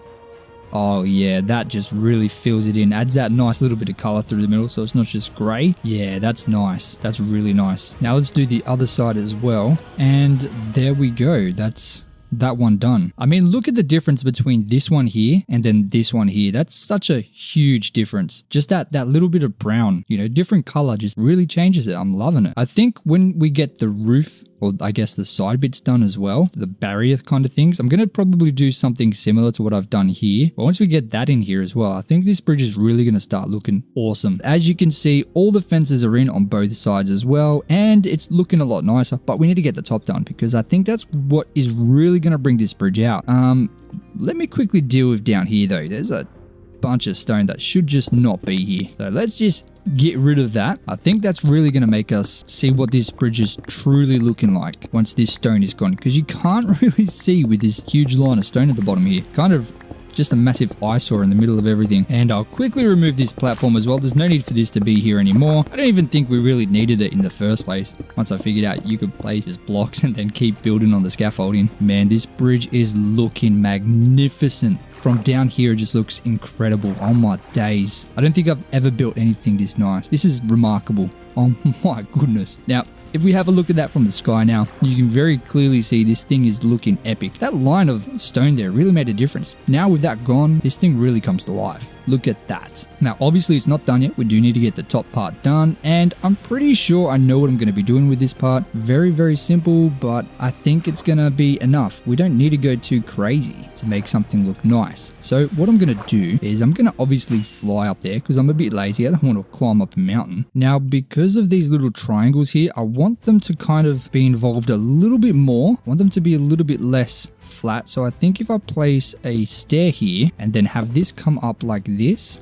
then kind of be a dividing thing for the design I'm about to make, I think that will be nice, right? And then where should the other one be? Over here. Oh my goodness. I don't think there'll be another one on this side. Okay, so we'll go this way first, just to make sure it's going to work. If I find the next triangle is here, right here. If I go ahead and do the same thing, I place a stair, then 3 stone bricks and then a stone brick stair. I do want to have a little bit of a shake up. I don't want just a straight line of stone. So I think doing 3 stone bricks, then a stone brick stair like this, and 3 stone bricks, then a stair. That should line up perfectly. Hopefully. I'm really hoping. Yeah, that's the middle. And that's 3. And I think that's as good as it's going to get, really. Yeah, look at that. So the reason I have this stair is because I don't want just a straight line of stone bricks. This stair every 3 blocks is really going to just shake it up a little bit. You've got to keep it shaking and baking, you know what I mean? And 1, 2, 3. Beautiful. Okay. Now let's have a look at that. Okay, the one right next to this tall pillar,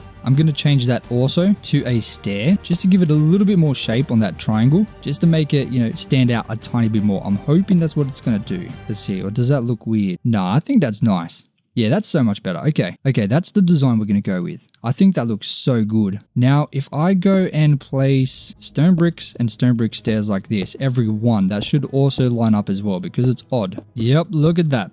Bang on the money. Alrighty. And finally, I don't have my oh, it's over here. Okay, let me just quickly come over here. Hold on a minute. He's got an enchanted bow. Let's get him out of there. Now, if I make up a bunch of spruce slabs, I should probably make up all of them. Probably going to need them all. And then place them kind of like I have done over on the walls over there. I think that'll also add a little bit of color and it'll just tie into those pillars we've got down the bottom. Yes, look at that. I'm not a massive fan of how flat this is though. So I think adding a stair in the middle part right here is going to be a little bit better, but how am I going to do that? How are we going to get there? Oh my goodness. I've set myself up with a bit of a pickle here, guys. Where's the middle? Is it this one here? Yes, it is. So if I just quickly remove this one, then place a stair, then place it back in, that should be enough. Yeah, that breaks up that straight line there and adds a little bit of a emphasis on this middle part here. I think that's nice. I think another thing we can do to break it up a bit is add in some texture using the mossy and the cracked bricks like we've done before. So if I grab them and I just change a couple, I'm trying to make sure I don't change. Okay, the stairs are all in line with the blocks, so that's good. That'll work. So I can just change these ones in here every now and again, and that should really shake it up a bit. And maybe some of these ones as well. Now let's have a look at that. Okay, I think that's bang on the money, guys. That is bloody beautiful. Look at that. Oh man, it looks a bit weird because it's only that one section. I think once we do the whole thing, it's going to look a lot better. So I guess enjoy the time lapse, and hopefully that'll be the bridge kind of at least very close to being done, and hopefully before day 400. I'm sure it's not going to take 4 days to do this. So yeah, I'll see you guys in a second.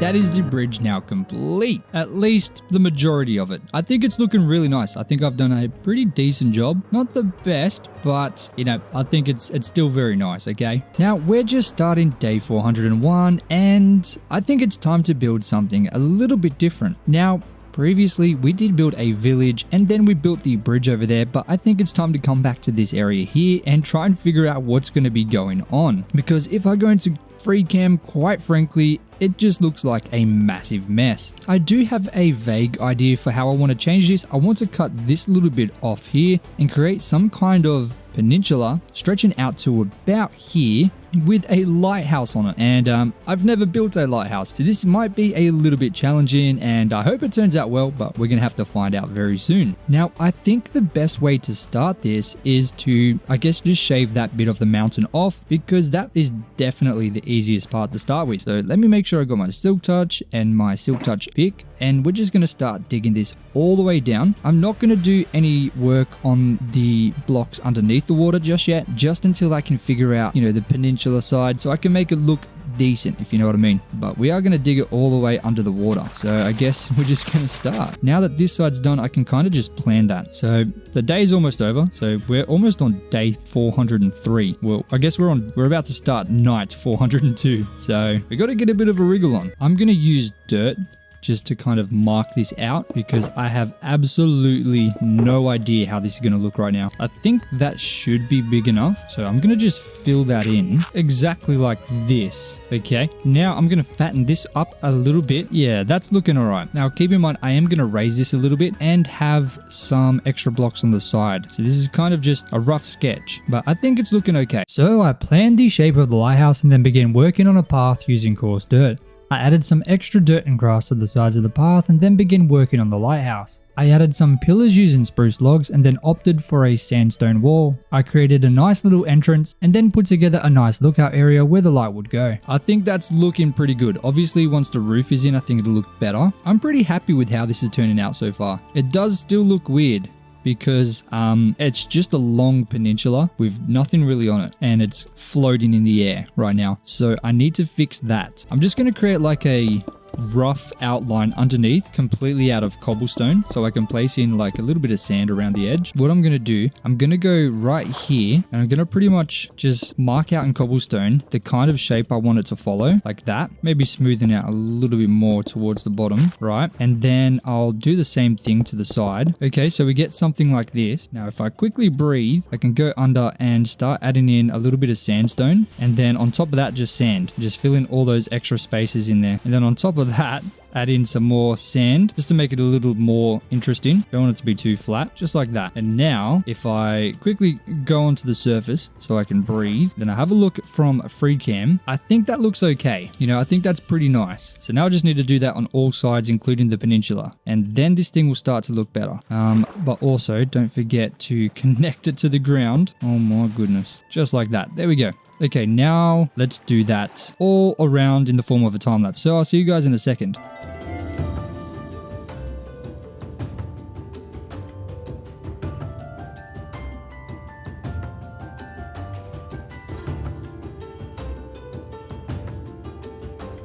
After a lot of work, we finally got this thing actually looking a lot better. I think adding in the sand reaching down to the bottom really makes this seem like it's so much more real and, I guess, natural. There's still a lot to do, so I still have to fix up this side here and have it match up and meet up in the middle, and of course finish this tower itself, as well as the details along this path. So let's get started on that. I want to start by trying to shape up this side over here a lot better, because right now it's pretty bad.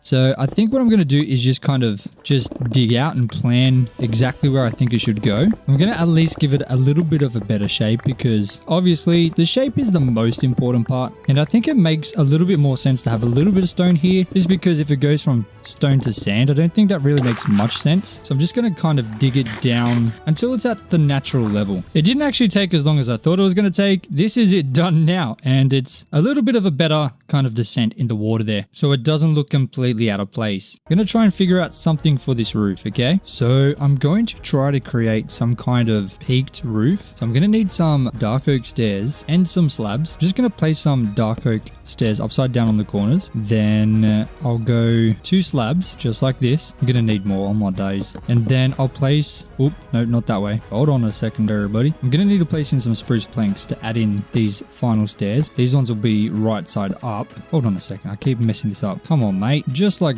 oh my days. Okay, just like that. Now I'll use some spruce slabs on the corners here. Oh man, if I keep messing this up, I'm gonna cry. I'm gonna actually cry. Then I'll place some spruce planks. And then I think another spruce plank up. And then stairs like this, facing into each other, just like we did previously. I have made a roof like this before, but it's been a while. So I'm really hoping that I'm remembering how to make it correctly. So if I place them like that and then finally some spruce stairs once again, that should be the peak and that should look good. Oh yeah, I've done that pretty perfect, I think. Now the final thing I need to do is quickly make up a couple, well, I guess we just need one stone brick wall with a spruce fence on top. And there we go. That's the little peak there. And I think for the most part, that's pretty much the lighthouse looking almost perfect. I do want to add some more details just around it, mostly in the form of foliage. But for now, I'm pretty happy with that. So let me delete that. We'll head down and we'll start preparing to do the details for this peninsula thing. Now, let me see if I can add some rocks kind of just on the edge here. I need to make sure they go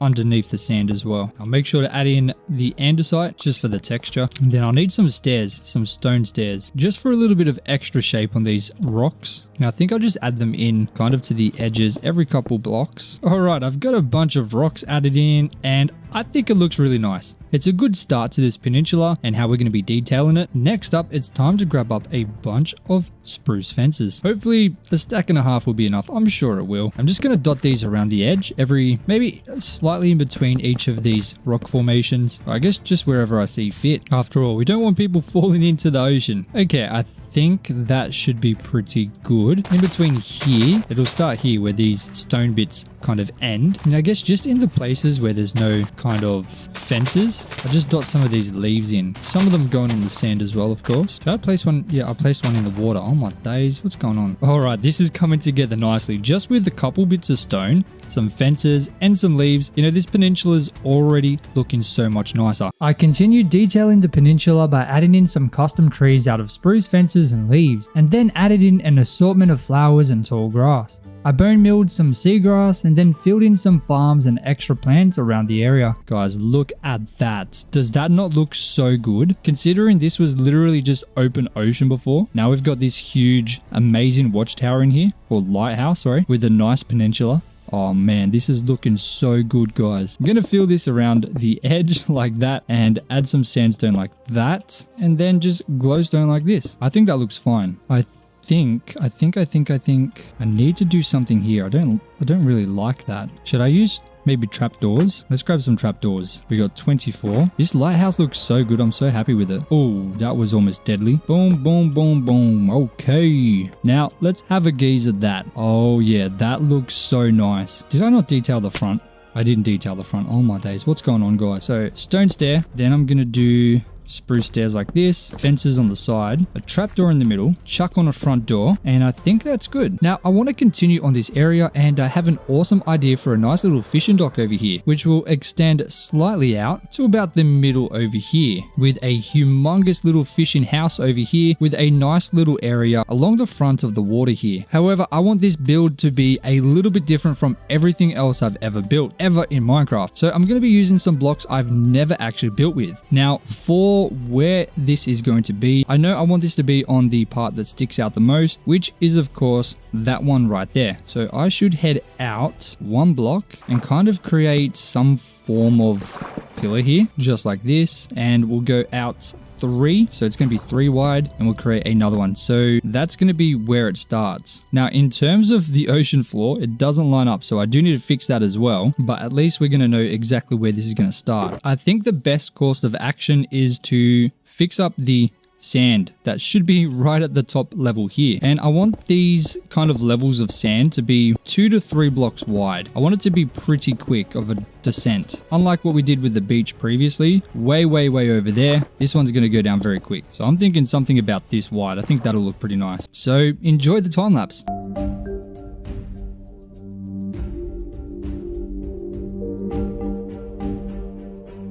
So now the beach is done, we can finally start planning and preparing how we want this whole area to look. So I began building out the pier using oak log pillars. I then decided to raise the ground by 1 block and began detailing the pier by adding in some spruce architecture, lecterns, and oak trapdoors. I then finished it off using anvils, spruce fences, and lanterns. Oh yeah. That is looking very nice, very unique. So now we have to figure out where this house is going to go. And I do want it pretty close to the shoreline. Let's grab our oak logs. So I think about here. This is a nice amount of space. So I have a 5 block gap in between. We're going to have to actually raise this up as well. So let me just place that like that. So there's a 5 block gap in between and it's directly in line with this pier here. So the very front of the building should line up with that pier. Now I am going to quickly flatten this area a little bit because it is going to be 1 block higher, at least where the house is. And I'm going to expand this by 5 blocks on both sides. So 1 right here. So there's a 5 block gap here and a 5 block gap here. There'll also be 1 right here and then going this way as well to create this kind of rectangle. Now from here, I want to go up 4 more blocks. Up to about there, and then connect them together right in the middle, and then do that for all of these little blocks here, so that we have something a little like this. Now for the second level, I want a little balcony here, so I'll section this part off here, and then for these 2 sections, I want this second floor to be enclosed. So we'll go up 5 blocks and connect them right in the middle, just like we did on the first floor. And I'll just do that for the rest of these here. Now, the next thing I need to do is grab some stone bricks and kind of just place them throughout this entire thing here, just along the walls on the first floor, and then stone for the remaining. Now, I'm not going to add any windows in just yet. So we have something just like this. It's looking very strange right now. Believe me, I know, but I promise it's going to look better soon. So the front door will be here, okay? And there's going to be a kind of thing coming out like this. Okay, let's remove these now that they're done and fill it in a little bit with some coarse dirt where I know there's going to be a bit of road, and of course expand this up a little bit. Kind of like this, just so we've got a little bit more room to work with in here. So now we can walk into our building, and I guess the next best thing to do would be to fill this all in. And I'm doing all this just so I can put in this little staircase here that goes all the way to the top, just so we can get up there, just like that. Now we have access to up here. Now for this roof, I do want to do something a little bit different. I want to grab in some spruce logs and connect them through like this, with a 1 block gap in between, and then spruce slabs in between. Of course, these will be stripped. I'm going to use some spruce slabs just to connect them together like that. Now I think that's a nice texture on top and gives us a little bit of a different type of style on the roof, which is nice. I'll just expand this roof a little bit further, just as far as we can go, and create like a little pillar here maybe, just like this, and then 1 more log there. Okay, this is coming together nicely. I'll fill this roof in here just with some normal spruce slabs. So now we've got access to this floor and of course the bottom floor, but it still looks very weird. I need to fill in this top floor. So what we're going to do up here, this is where the cherry logs is going to come in. Now let me craft up 16 into some regular cherry planks, then place in a bunch of random cherry logs into the wall. And then, of course, strip all those cherry logs down so they're a little bit closer to the planks. They have to be the same color. We're going for that pink color, not the purple. Come on, mate. And then for the remaining space, we're just going to use the normal cherry planks, just for that little bit of texture. And for this front part, there's going to be like a little balcony kind of thing. So I'll just kind of fill this in a little bit and leave just a 3 block gap open, just like that. So now, okay, it still looks very strange. Very weird. So what I'm going to do, I'm going to add sticky outie bits just like this to all the sides where there's 2 levels. I think I'm going to have like a little storage kind of thing over here. And I know on this front here, I want like a little shop sticking out a little bit. Maybe it's where people buy tackle or fish, I guess. So I guess the best thing to do for that is to, once again, just fill this area in just so we have something to build on, and then just create these shapes. So it's going to be 3 by 3 by 3. Just like that, so it fits nicely in here. And of course, it's still going to have these stone bricks as the base, but not at the front. There's going to be like a little bench here. So I'll just build these all the way up to the same height, just like that. So now that gives this building a little bit more shape. Maybe we'll put a door on this side. So once again, we'll build this out a little bit and have like a little entrance in here. So this will be where you sell. There's going to be a table. You obviously can't get in this side, but you'll be able to exit through here. And I guess on this side, we'll just plan out where we want this thingy-majiggy to be. This little shed thing on the side. So I think the same thing, 3 blocks wide would be good. And I'll fill this bit in here with some dirt, and then I'll use some more coarse dirt where there's obviously going to be a path expanding throughout the front. And I'll expand the same thing that we did over there with the stone, just to kind of wall it off a little bit, at least up to there. Okay, there we go. So it's slowly taking shape. Like I said when we built the farming village, the roof is the most important part in my opinion. And if you remember, I said I wanted to use some granite, but we're going to use deep slate and granite. So we'll grab our deep slate from here that we used previously. I guess I'll grab pretty much everything we've got, which is more than I thought we had. Very, very nice. And I'll just start creating the trims for the parts that I know we're going to have like slabs. So I know the tackle shop is going to have a slab roof because I don't want it to be too tall in front of this kind of wall up there. So I'm going to go through the front though. Instead of peeking up to the side, it's going to peek up this way. I'm hoping that's going to look okay because it's a little bit different to what I usually do. So it'll just meet up like that against this kind of pink wall here. Then I'll replace a couple of those with some of the deep slate bricks. Just like that. Now I guess I'll also do the same thing here, just with the deep slate matching up to there. So there'll be a tiny roof above the exit, if that makes sense. I hope that will look okay. It seems to look okay right now. And finally, there's also going to be slabs on this wall here, just where we've created this little shed thing sticking out to the side. So once again, I'll just do the exact same design with the slabs, just building up until it meets up with the top of this wall here. And I'll replace some of them with the bricks. Exactly like that. So now for this front part, we're going to add in a peaked roof like we usually do, but with the stairs because it's like the entrance part. So I feel like it needs to be a little bit more prominent, and using stairs I think is the best way to do that, even though it's very small. It's a very small roof for this, but I think this should work nicely. Exactly like that. And then of course, the slabs meeting up to this kind of thing here. Now I'll expand these up by 1, just like this. I think that should be good. Maybe I'll have a log there. And finally for this main roof here, I'm going to do something similar to what I did over here with this kind of style. I do like that. So to do that, I'm going to grab these polished deep slate stairs and place them in on the corner here, just like this, like a little L shape, and then have it come up by 1 with a polished deep slate tile like that, and then a stair again, just to give it that exact same shape that we had last time. I really like that shape. And then it'll peak up just like that. Now this side will have a little bit of an overhang, and we'll have this just go up in a perfect peak to the middle. Previously we used the deep slate for the main.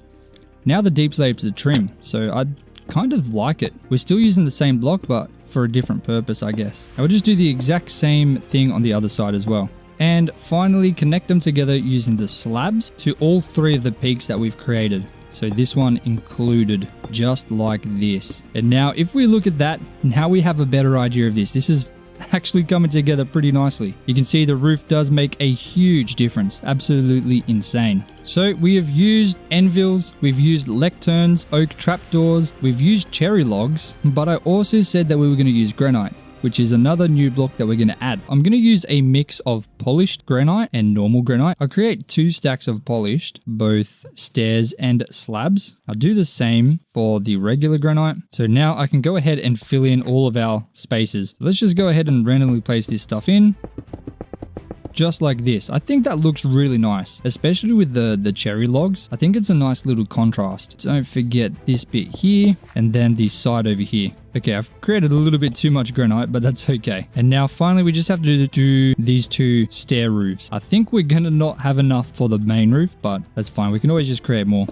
So I'll do the small roof first, and now I'll just do this big roof up here. I just want to do the front part first, just so I can see how it looks, because I'm really excited to see how this looks with the granite, the deep slate. Let's have a look at that. Oh yeah, that is looking very nice. It kind of looks just like bricks. Now we have 34 left. I don't think that's going to be anywhere near enough. It was pretty close. We're only missing this little bit there. So let's quickly craft that up. Boom. And that should be plenty to finish up this roof here. Now, the next thing that I need to do is figure out where these windows are going to go, because that's going to be the next thing that makes this thing a lot more cozy. So first of all, I need to grab up some stone and of course some cherry logs and just craft these into some stairs and just add these in kind of at the front. I know for sure there's going to be 2 windows here. I mean, that's obvious. Come on, where else are we going to put the windows, mate? Now, I do actually need to get myself some stone bricks. Okay, 5 will have to do. I'm going to place these on the bottom just to have that little bit of extra depth. And I do need to fill this one in too.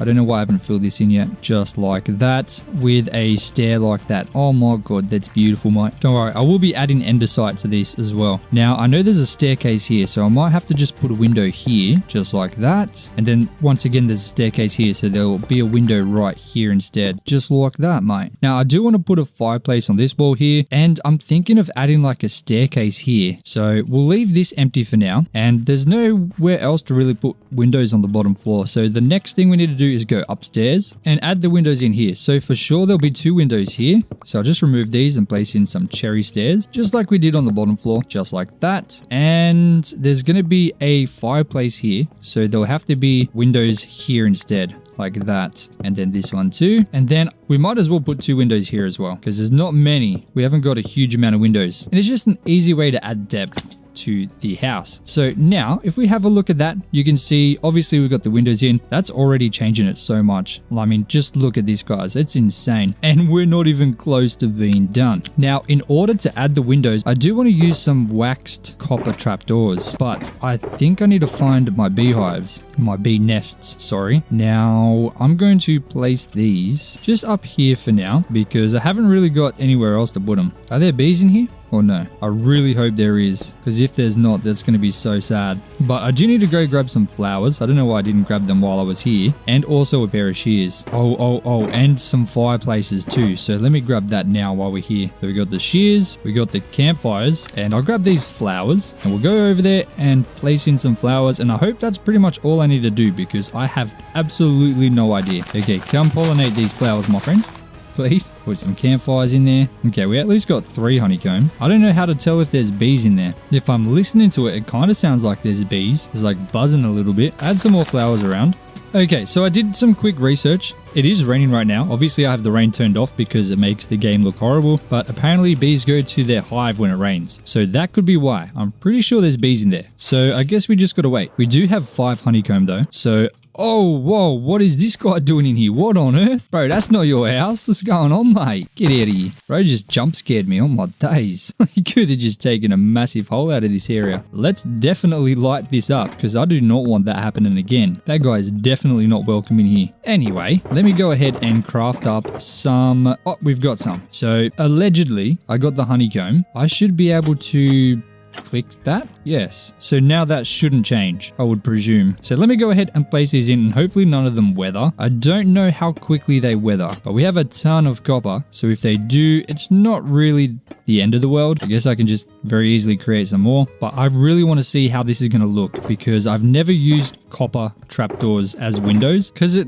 kind of just looks like a window with those fancy frames around it. And if you look at that from the outside using the stairs, it like just adds that little bit of extra depth because it's on the rear of the block rather than in the middle like glass panes are. And yeah, I think that looks so nice. Come on guys, you have to admit that looks pretty hectic. So let me remove this scaffolding. Now the next thing I want to do is start detailing this place. And I think I want to move from one side and move across the whole thing, tackling each section one by one. So starting on this, the right hand side, the further at most would be this bit here. Do I have any andesite? That's the first question I have to ask. Yes, I do. All my days. That's beautiful, mate. So let me go ahead and replace a couple of these with some andesite just to get that little bit of texture in here. Gonna grab some cracked stone bricks as well because I need to change the bottom here. Plain stone brick looks a bit plain Jane. Next up, I'm going to use some normal stone bricks to kind of section off like a area through here, just like this, maybe 1 block outside of the logs, and then same thing here, 1 block outside, just like this, that little kind of grassed off area there. And what I'm going to do in here is grab some podzol, going to grab some spruce logs and some coarse dirt. And what I'm going to do is I'm going to first of all place in some quadzle as the kind of main block in here, just to make it look like it's muddy. Next, I'm going to place in some spruce logs. Not too many spruce logs, just a couple. Then I'm going to strip them down to make them a light brown. Then I'm going to remove the rest of the grass and make it coarse dirt, just like that. I think that's pretty cool. Now, to add a couple piles of things in there, I'm going to use some barrels. So I need some slabs for that. So 16 barrels should be enough. I'm going to create like a little pile of barrels, maybe here, just like that. Then I'll come over to my little wheat farm over here, and I'm going to grab some wheat to create some hay bales. Oh, we got the phantoms on us all more days. Let me grab the bed. Boom, boom. See? That quick, guys. I think having a bed is a good idea.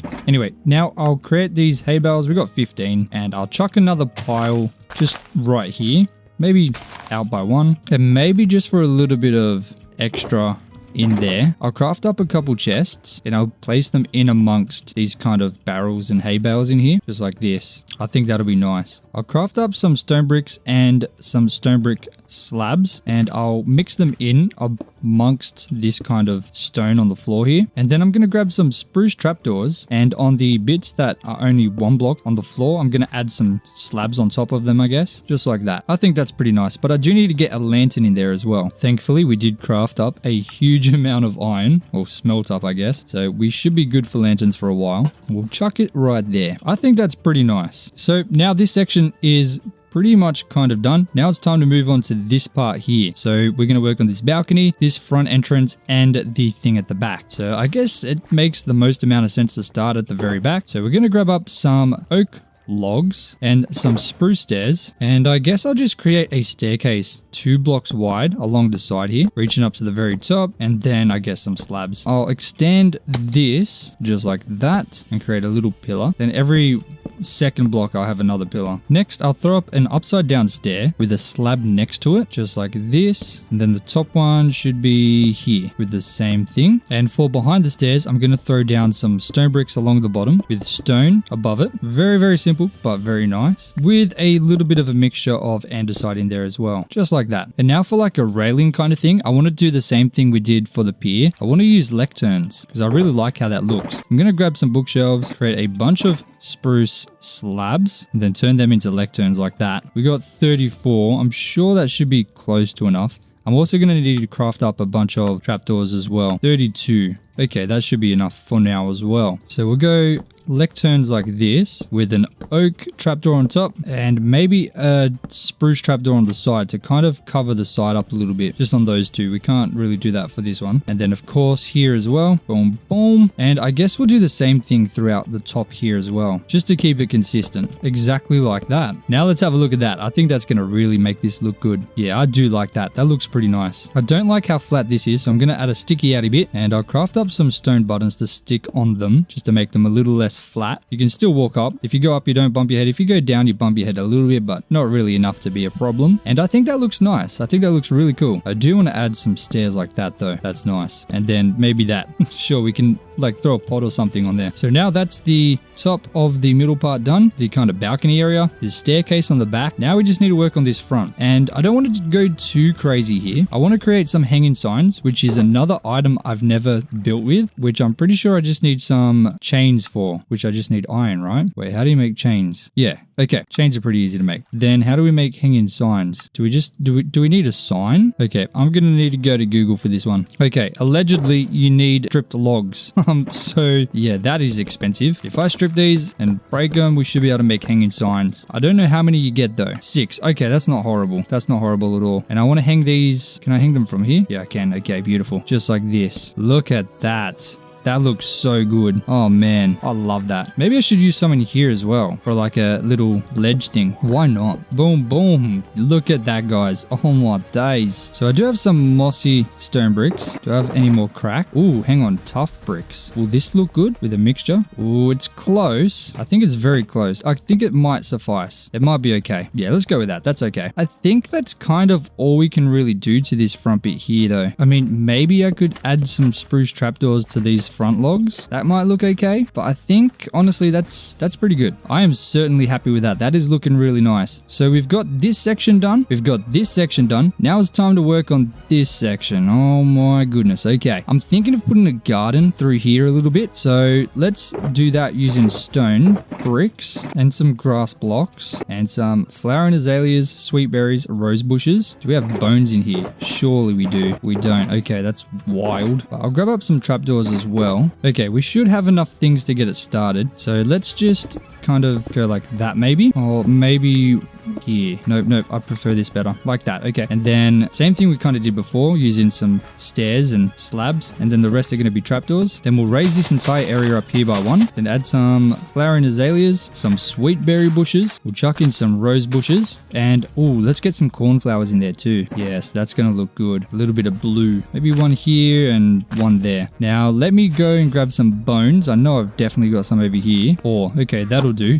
And I'll just smack one there and there. I want it all to be filled. Maybe remove that tall grass, to be honest. That should be sweet. I think I like that. That's nice. Now I do actually kind of like that tough. We got cracked stone brick. We have mossy. Yeah, okay. I'm just going to use one mossy and one cracked stone brick for the texturing of this. Just like that. Beautiful, mate. Oh my days. This is coming together like so nice. I kind of like detailing like this, like going from one side through the other side and just detailing the entire build like in a straight line. I think it's really nice doing that. So I'm gonna fill the rest of this grass in here with some coarse dirt. I might as well go up to here. We're gonna do that anyway, just like that. Okay, now time to tackle this part here. So I do love using dark oak fences. I do want to add that into this build as well. The question is, do we have any dark oak? Yes, we do. Oh yeah. So I'm gonna use the spruce to craft up fences, and then dark oak fences like that. Sorry, the spruce to craft up the sticks. I don't know why I said fences. I'm also going to get some spruce slabs, some spruce stairs, and some spruce trapdoors, and of course buttons. I think this will be the best way to detail this. So if I'm going to have to remove this here and add that in like that, and I'll do the same thing over here. Oh my days. Going to have to remove that temporarily. Add another cornflower there because it's empty. Why not? Then I'm going to go like this. I'm going to go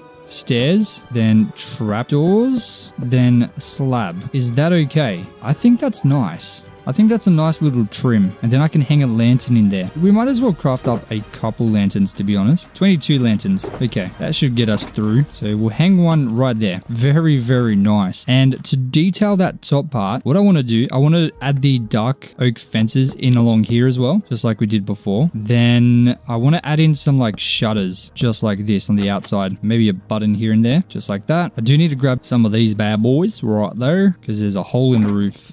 Let me fill that in quickly. Right there. Boom, boom. Okay. I think that's pretty good. Honestly, for the front, I think that's as good as we're going to get. Like, I think that looks so good. Oh my days. Okay, so now I think we work on the back. I'm going to use polished granite for now, and I want to craft up a smoker, which I'm pretty sure is just, a blast furnace. Oh no, we'll use a smoker. Now, how do you craft a smoker again? Oh my days. Okay, I just need logs. So we'll craft up a smoker. We'll go around to the other side real quick, and right in the middle, I want to have a smoker here with kind of like a fireplace heading all the way up the top, and then kind of sticking out of the roof a little bit. Maybe here. Does that add up? No. It has to be here. My bad. Oh, I've forgotten the fireplace. Let me grab that. So I'll throw the fireplace right on top. Can I walk on this? No. And then I'll place in some trapdoors all the way around. Just like that. Beautiful. Okay, I am going to texture this, replacing a lot of it with brick, and of course add in some stairs. We'll go 3 out, then place in walls and fences like that, just with a very simple roof that we've done previously on this build already. And it will head up, and we'll move that just to the wall there. We'll add in our mix exactly like this, and we'll section it off like we have before using this kind of design here. Exactly the same. Boom. And then add in a little bit of these and trapdoors. Then we'll use the same floor that we use in here. So let me grab all those things, and we'll add them all in, just mixed up, just like that. Beautiful. Now we just need the bricks, and that's going to look really nice. I'm also going to throw in our little fences here. Should I add them here too? It's a little bit tight, but I feel like it's necessary. And we'll put it here, and then can we get it here? Yeah, we will. That'll be fine. I'll just expand that by 1, just so it adds up a little bit, just so it meets up. And I think that is looking really nice. Should I also add them in the bottom? I think I should, just like that. Okay, that'll be fine. I like that. I guess I could add a window in there just to make it less empty. So it should be right here. Beautiful. Okay. Now finally, I'm going to add in the trapdoor shutters onto that window as well on the right hand side. Boom. And let's check on our bricks. Let's make sure that we get this section done before we move on. Okay, we got a ton of bricks. Look at that. So I'll craft up some stairs, couple walls, and now I should be able to just go ahead and replace some of these. Just get a bit of texture in here going, because I don't want the granite to be the main block. I want the bricks to be the main block, just because we've already used so much granite and it's not very red. It's very flat. I'll add a brick here and I'll change this one to a brick as well. Now let me grab some scaffolding so I can quickly get to the roof. I'm also going to grab these here because I'm going to need them. I'm actually also going to need some more of these trapdoors. So I'll grab them. Couple more stairs. Oh, I'm going to need another 2 copper trapdoors as well. Now we should be able to finish this part here. So if I first of all go here and add these cherry logs and planks just to create a little window there, and then I continue up to the roof and replace a lot of these with the bricks. And I want to have a brick on top. So can I jump? Yes, I can. There we go. Look at that, guys. Those bricks really changed that. I like that a lot. Okay, that's nice. That's the first chimney we've made, I think. So now this back wall's done, this front wall's done, the roof for this section's done. I just need to figure out this entrance in here. So I'll grab the stuff we usually use, maybe some buttons as well. Oh, we've already got them in our inventory. Oh my days. Corner these off with the cherry stairs. Add in the same design we used before, just like that. Maybe add a trapdoor here, oak trapdoor there, some buttons. Boom. Okay, maybe some copper trapdoors like this too, since we have them. That's nice. Yes. Oh my days. Oak trapdoor there. Sure. Okay. And to finish it off, lantern. Look at that. Oh my days. We've got the back done, all this section done. Now we just need to focus on this part here. But before we do that, let's check on our bees. Oh, we do have bees. Yes. Oh, I do have my shears. I thought I didn't have them. Have we got anything ready? Is this one ready? Yes, it is. This one's not quite ready yet, but I think one more bee and it should be ready. Come on, guys. Yes or no? Okay. I guess they don't want to make any more honey. That's fine. I got 3, so I can... Oh no, they have already started changing. That is no good at all. Not good at all. So what I'm going to do, obviously have to craft up some new ones, but I'm going to remove all the ones that aren't waxed. So I guess I'll wax these 2, maybe that one, and I'll just remove the rest, just so they don't change. It is a little annoying, but whatever. There's not much we can really do about it. I'm not exactly a bee expert just yet, so we're very limited on how quickly we can do that. So now we'll work on this part here. And I guess just like we have before, we'll work from the back. So the back of this one's going to be pretty simple. Going to grab up some flowering azaleas, and I will need to craft up a bunch of trapdoors once again. I feel like we're just making trapdoors this whole time, and I think that should be sufficient. Oh, hold on. I also need the dark oak fences, and let's just leave out this way because I'm lazy, and we'll go boom, boom. Connect these together. Exact same design that we've used pretty much the whole time. We got to keep it consistent. Hanging lantern in the middle, button. Oh, you know what I've forgotten? Oh, I can't fit through there. I need to add in the andesite as well. I'm just going to do that to all the walls while we've got it, because we might as well. And I'll do this one as well, and then that's done. Well, hold on. This is supposed to be a stir.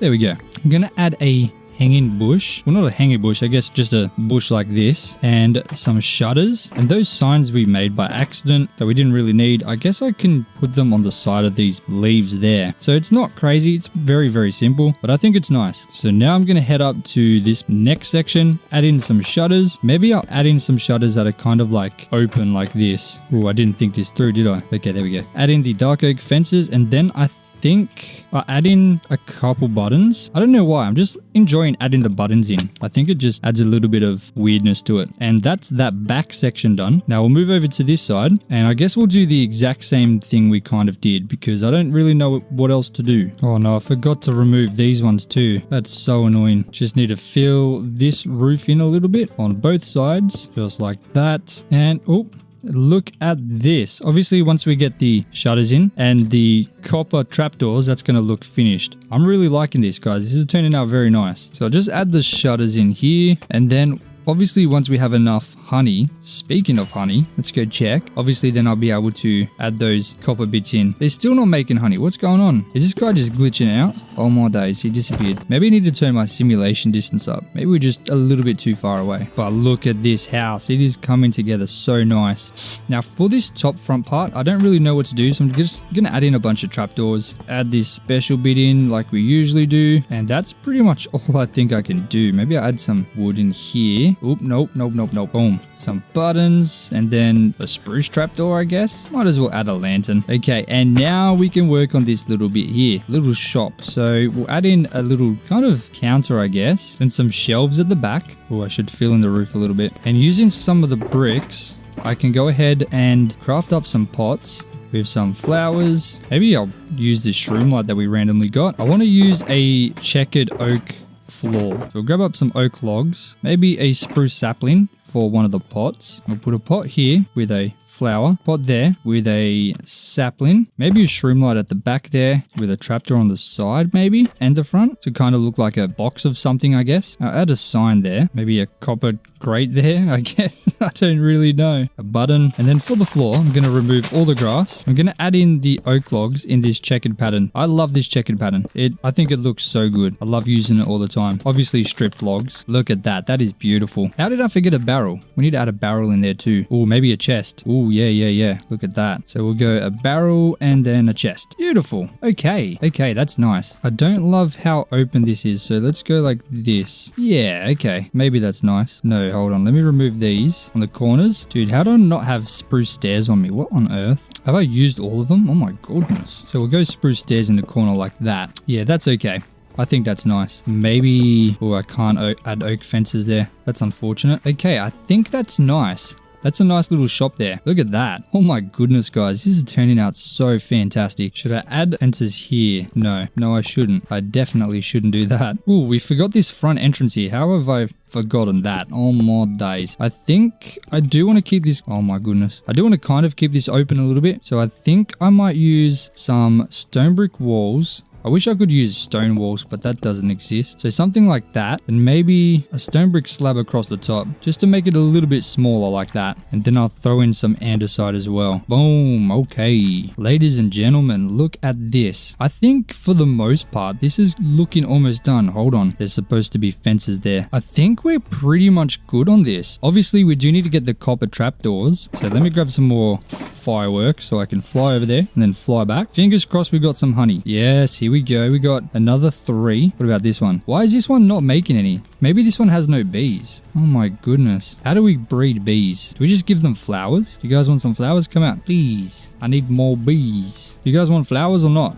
Come on. Man, I have no idea how these bees work. Honestly, I don't think they are working. Oh, hold on. I just heard a pop as I was about to fly away. You take me flowers. Do you want flowers? Are you going to make more babies? Oh, look at that. They make babies if you give them flowers. There's a baby bee. That is so cute. What on earth? Do you want a flower? Yeah, have some flowers. That is adorable. Oh my days. Okay, now you guys can make more honey. Hurry up. Oh yeah. We got 6 honeycomb. Now we're getting somewhere. Okay, now we can start adding in these trapdoors because they aren't going to disintegrate on us. Well, weather, I guess. Boom, boom. And this one will be the final one for the floor, and then it's done. The bottom floor is done, at least, I should say. So now we'll start working on these ones. That is such a weird sound. Boom. Okay. Look at that. This is coming along so nicely, guys. I'm so happy with how this looks. What? Like, this is crazy. I think maybe it's a little bit weird here. This is kind of the only section I'm not 100% fond about. Now we can start working on the surrounding. And if you guys have been here for long enough, you know that's my favorite part. So I'm going to grab up some coarse dirt, some regular dirt, some podzol, and I'm going to place the podzol kind of around the edges a little bit, just very sparingly, because I don't want it to be the main thing in here. And then I'm going to replace some of this... Oh my days. I'm going to replace some of this coarse dirt with just regular dirt. Just add a little bit of a very slight difference in the texture. Now, I'm hoping podzol doesn't grow. I'm going to have to cover this grass. It's very, very subtle, but you can definitely see the difference between the regular dirt and the coarse dirt. It is very, very subtle, but it's there. So the only way to make it less subtle is to find ourselves some rooted dirt. And the only way to get that is through azalea trees, which I should have in here somewhere. Okay, I don't have in there. What about in here? Oh, we do have bone meal, which I do need. Okay, but we don't. I'm going to have to go find some. I guess there's nothing illegal with me just borrowing this one here. I'll promise I'll bring it back if I remember. Now we'll come over to our bee farm and... oh, I do have rooted dirt here already. Let's grab this. Beautiful. You can see this isn't the first time I've done this. And I might as well collect some of these flower and azalea leaves, and obviously the rooted dirt spawns beneath the azalea tree, so let's just go ahead and farm these up. Okay, we only got 2 from that, so I'm gonna farm a bunch of these until I have enough rooted dirt, and I'll see you guys in a minute. All right, I obviously harvested up this honeycomb, and we've got a bunch of rooted dirt here now, so we can go ahead and collect all of this up. Now let's go ahead and make sure we replace that flower and azalea bush that I stole allegedly, and we can go ahead and put in some more of this. We can go ahead and add in, once again, some more copper trapdoors. There we go. We're getting closer to having it all filled in. But we've got 30 rooted dirt, so I can go ahead and replace some of this coarse dirt with rooted dirt, which has a much different look than the other 2 types of dirt that we've already got in here. I just wish there was an easier way to get rooted dirt, because it looks so nice when mixed in with coarse dirt and podzol and regular dirt. There we go. Look at that. That adds such a nice kind of texture. I really like the look of this road here. So I'm going to add in a pile of barrels just here, like that. Maybe one at the back as well. Then I'm going to start working on getting these walls done, because right now they're a little bit funky.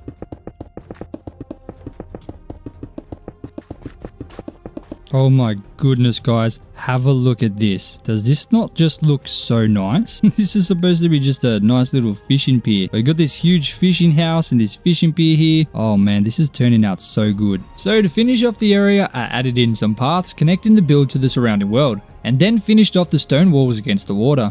I then made my way to the back stone wall, split into 2 levels of land, and added in all of the missing details to finish it off.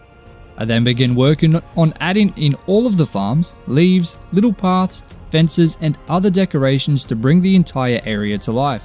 I really love how much this amplified this area and really made it feel super cozy. And ladies and gentlemen, now all the area around is filled in and looking very, very nice. So of course, if we start on the dock here, we move towards the house. The house is looking absolutely beautiful. It is completely detailed from the right hand side all the way to the left hand side. Over to the right, I've added in a couple wheat farms, which will of course connect to these farms over here once we expand further over this way. There's a nice little path to connect you to this staircase over here, as well as a path leading towards the back of the house, which has the little fireplace. Moving back towards the front, the path extends towards where the lighthouse is, with some sweet berry farms on the right hand side and a smaller one on the left hand side. I've added in a couple trees throughout, and of course another little small dock in this area here just to fill in the space a little bit. And of course I've gone crazy with the leaves, bone meal, and flowers as well. I also added in some cherry saplings with a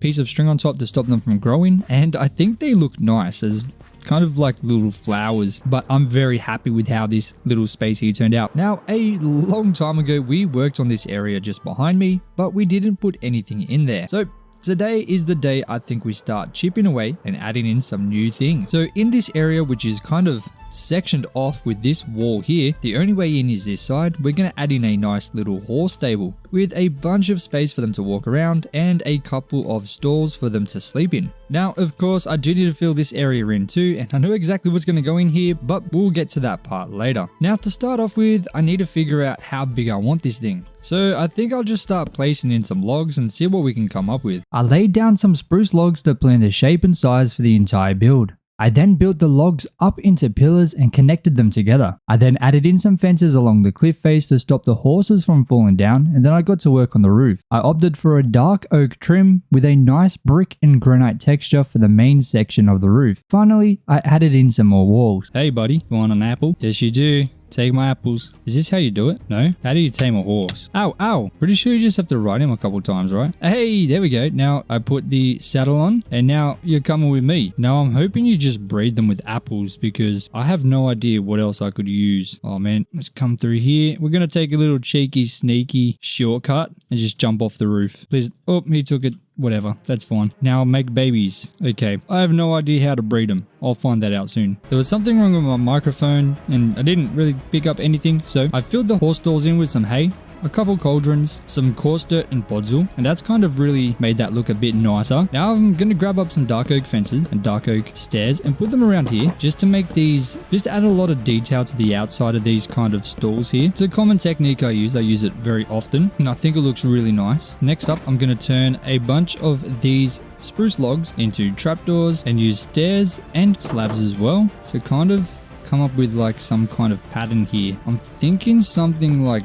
this. It's very simple, but I think it's going to come together nicely, just like that. And then we'll go like this. So I add them like this, and then I'm going to add them all around the edge here, kind of like that. Okay, I'm going to need to move this, put that fence there. I'm going to need some more though, obviously. Boom, boom. Okay. I think that looks nice. It's definitely a little bit different. Okay, yeah, that's looking pretty nice. That's a nice little detail on the outside. Gonna need to grab some more spruce logs, so let me quickly absolutely annihilate this farm once again, and I'll see you once that's done. And just like that, we got a bunch of logs, so I can turn these cheeky buggers into some more trapdoors, and I need some more dark oak fences. So actually I'm gonna need even more spruce trapdoors, so I'll make up a couple more just like that. And now I can go ahead and do the same thing to this one over here. So I'll chuck in the dark oak first. Maybe I'll remove this, and I'm gonna need to change these to stairs just where the fences meet up. Then I'll add the trapdoors to the sides, and I think I'm going to keep this one open plan. I don't want this to be closed off. I want this one to be like a communal thing. So I'm going to do this, and I'm going to have a roof, except it's going to be half a block above these kind of pillars that I've put through the middle. I think that will be nice. Mate, you're gonna have to move. All right, I think that's pretty good. I think I'll add some fences here, just like that. Yeah, that's nice. And of course, we'll go a trapdoor in the middle. All right, I'm happy with that. Obviously, we need to detail the floor. So I'll grab up our podzol and our coarse dirt, and we'll get all of that inserted in as well. You guys need to move, all right? Get out there. There we go. Okay, this is now detailed in a little bit. And the details didn't stop there. I continued adding in details around the remaining parts of the build, adding in some spruce trapdoors, slabs, stairs, as well as an assortment of other blocks and details which I could add in. And I think that's worked out pretty well. Let's have a good old school fly and have a look and see how this looks. Yeah, this fills in this area so well. We've already got one horse kind of in the middle. Where's the other one? Here he is. He's hidden behind the wood there. Okay, so now it's time to detail this grass section and get rid of that path because it should not be in there. So first of all, let's remove this, placing regular grass blocks, and I'll add in some dirt path connecting to the front, and we'll have like little paths stretching towards like inside each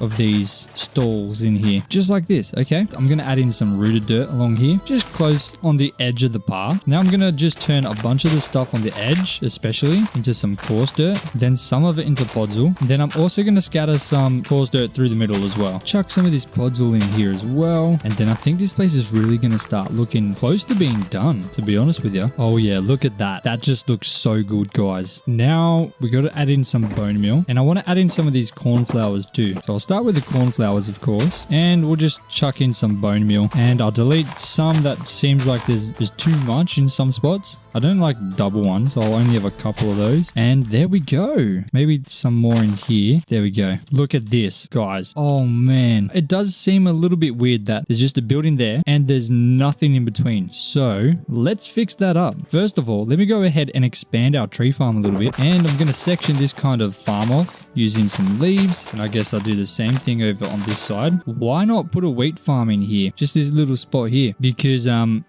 what else am I gonna put in there? I use wheat absolutely everywhere. This is looking bloody beautiful. All right, I'm so happy with this. This is a huge horse stable. We got space for 6 horses and I guess 2 llamas. Now it's time to move up to this section up here. I wasn't sure what to put in here, but we've got this huge cattle farm here, which for some reason all the cows are segregating over here. I have no idea why. Like, they've got all this space here. There's like 3 cows and these 2 are stacked. So I don't know what the big deal is over here. Maybe there's some special grass or something over there, but yeah, I don't know what's going on. But we got a cow farm, so I'm assuming there has to be a place to sell food. So I'm going to have like a little market kind of thing here, and then it's going to have have like a shed potentially just out here with a big kind of warehouse or canopy kind of area with a bunch of like hay and maybe some barrels and stuff kind of spread out in this area here, just as kind of like an extension to the cow farm. I think that'll be nice, and it'll kind of just finish off this level here. So then this entire level here will be done, and then so will this level here. Now that the buildings are finished, all that was left to do was decorate the area, adding in some paths, a nice garden, a bunch of trees, and other decorations.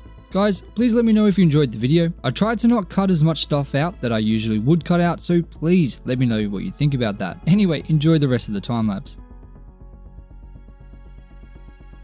And ladies and gentlemen, with that, now we are done with this area. Let's have a look at it from the sky. Now, obviously, we started with this horse stable through here, and it is looking so good. And I guess the thing that's really connected this whole area together is this part here. Obviously, we have a nice place to sell and store our cow meat, or sorry, our beef. And then we got a nice little storage section back here with a cute little azalea tree farm in the middle. Now, that fully connects this entire level up here together, all the way up to the main road, and then all the way up to the straight line that we've got over there. The Savannah is 100% one of the worst biomes to build in, at least when you're trying to build beautiful gardens and make things look nice and alive. I even have a resource pack which makes this even more green than it is normally, which you can see now does make a little bit of a difference, but there is still a huge problem. This thing is dreadful, even with that resource pack turned on. You can even see a very clear line between where it goes from Savannah to a forest, and you can see the difference in the green very dramatically. It is very obvious that the green on this side is so much better than the green on this side, so I'm gonna try and fix that. There's not much we can do in terms of changing the color of the grass, but there are some blocks that are not affected by the Savannah biome, which I have one of in my inventory. So if I go ahead and place one of these moss blocks down in the Savannah biome, you can see it's still green. I'll turn off the resource pack so you can see it more clearly. This is green and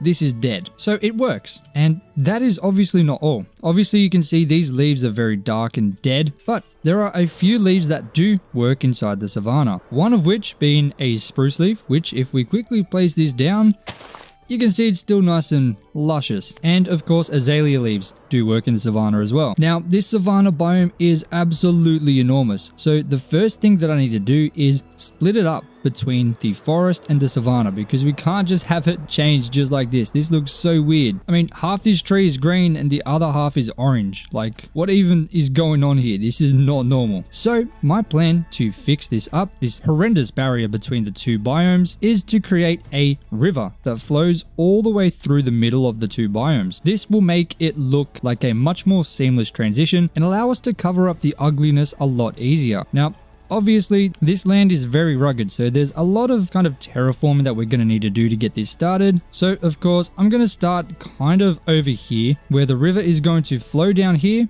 and then out to the side here. So, I guess we'll just start right at the very beginning. Okay, I think that's pretty good. Let's have a look at that from the sky. You can see the river's going to follow here, and yeah, it's pretty rough right now, but we're going to fix that up, of course. At least we have an idea of where this river's going to be going. So I guess enjoy the time lapse.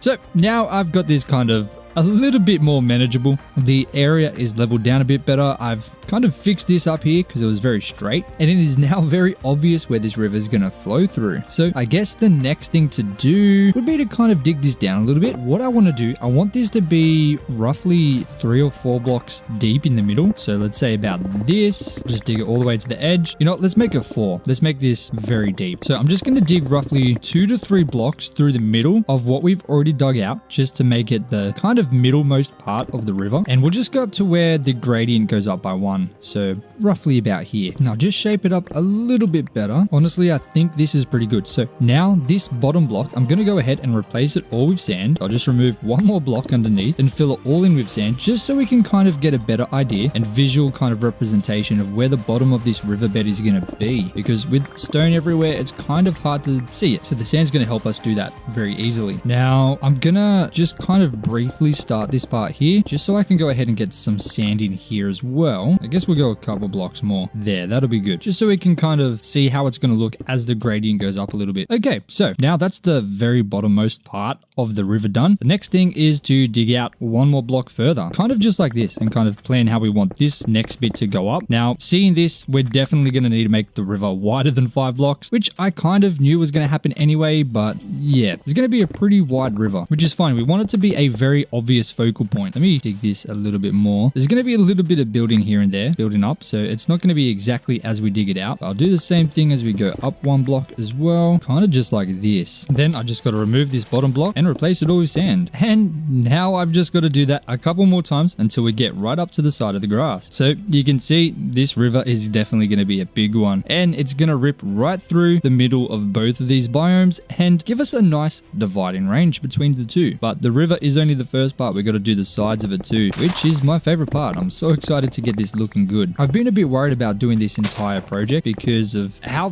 different it is from anything I've done before. So I have no idea if it's even going to work out well, but I am going to do my best to make it look as good as I possibly can. And seeing it kind of slowly come together today, at least with the river, is going to be very good to see. So this is where it's going to kind of meet up here. So obviously it goes from sand to grass. It's not going to stay grass, of course, but for now it will, just so we can see the edge more clearly. So now we've got something that looks like this. And if we look at it from the sky, we can see it is kind of looking like a river. Obviously, it's just sand right now, and there's still a lot to do, but it is very obvious. On the left-hand side, we've got the Savannah grass. On the right-hand side, we've got the beautiful green forest grass. So how do we make it look the same? That's where this moss block is going to come in. So if I place it in here and I bone meal it, it's going to grow all this beautiful stuff. But you can see it changes the grass into moss blocks. So if I just bone meal this all the way through, let me make a bit more bone meal, of course, we're going to end up with something that looks like this. Now, let me quickly remove all the stuff on top because we're going to do our own detailing. I mean, getting these azalea bushes isn't going to be too much of a bad thing either, though. I do like to use them when detailing, but there is a lot of moss carpet here, which I don't really want to be there. I think it's slightly weird, but there we go. Now you can see it is much better. Obviously, here's the normal grass and here's the moss block, so it's not a perfect green, but it does look a lot closer, and it's obviously not got that orange tang to it. Now obviously I have to do the exact same thing on this side as well, so I'll place in a moss block and just spawn a bunch of it in just along the edge here. So now if we look at this from the sky, you can see we've got the same color on both sides, even though this side is a completely different biome to this side. Now I know it still looks weird because, you know, even this transition here is very obvious, but it's not going to be as obvious once we get some more details in here. Now the first and most important thing, I guess, is of course going to be getting the water in. So let me go ahead and create a barrier just so it doesn't flow everywhere, just out of dirt, because like I said, I want to make sure that we get this thing looking good before we start expanding it further. I want to make sure we know exactly what we're going to be doing. I think I'm going to need to make it the same height on both sides. My bad. Let's fix that up. There we go. Okay, so now we've got this barrier in here. I just need to go and get some water, which is as easy as that, and go back and just start filling this in. Now the way we do this, if you haven't seen before, we just got to fill in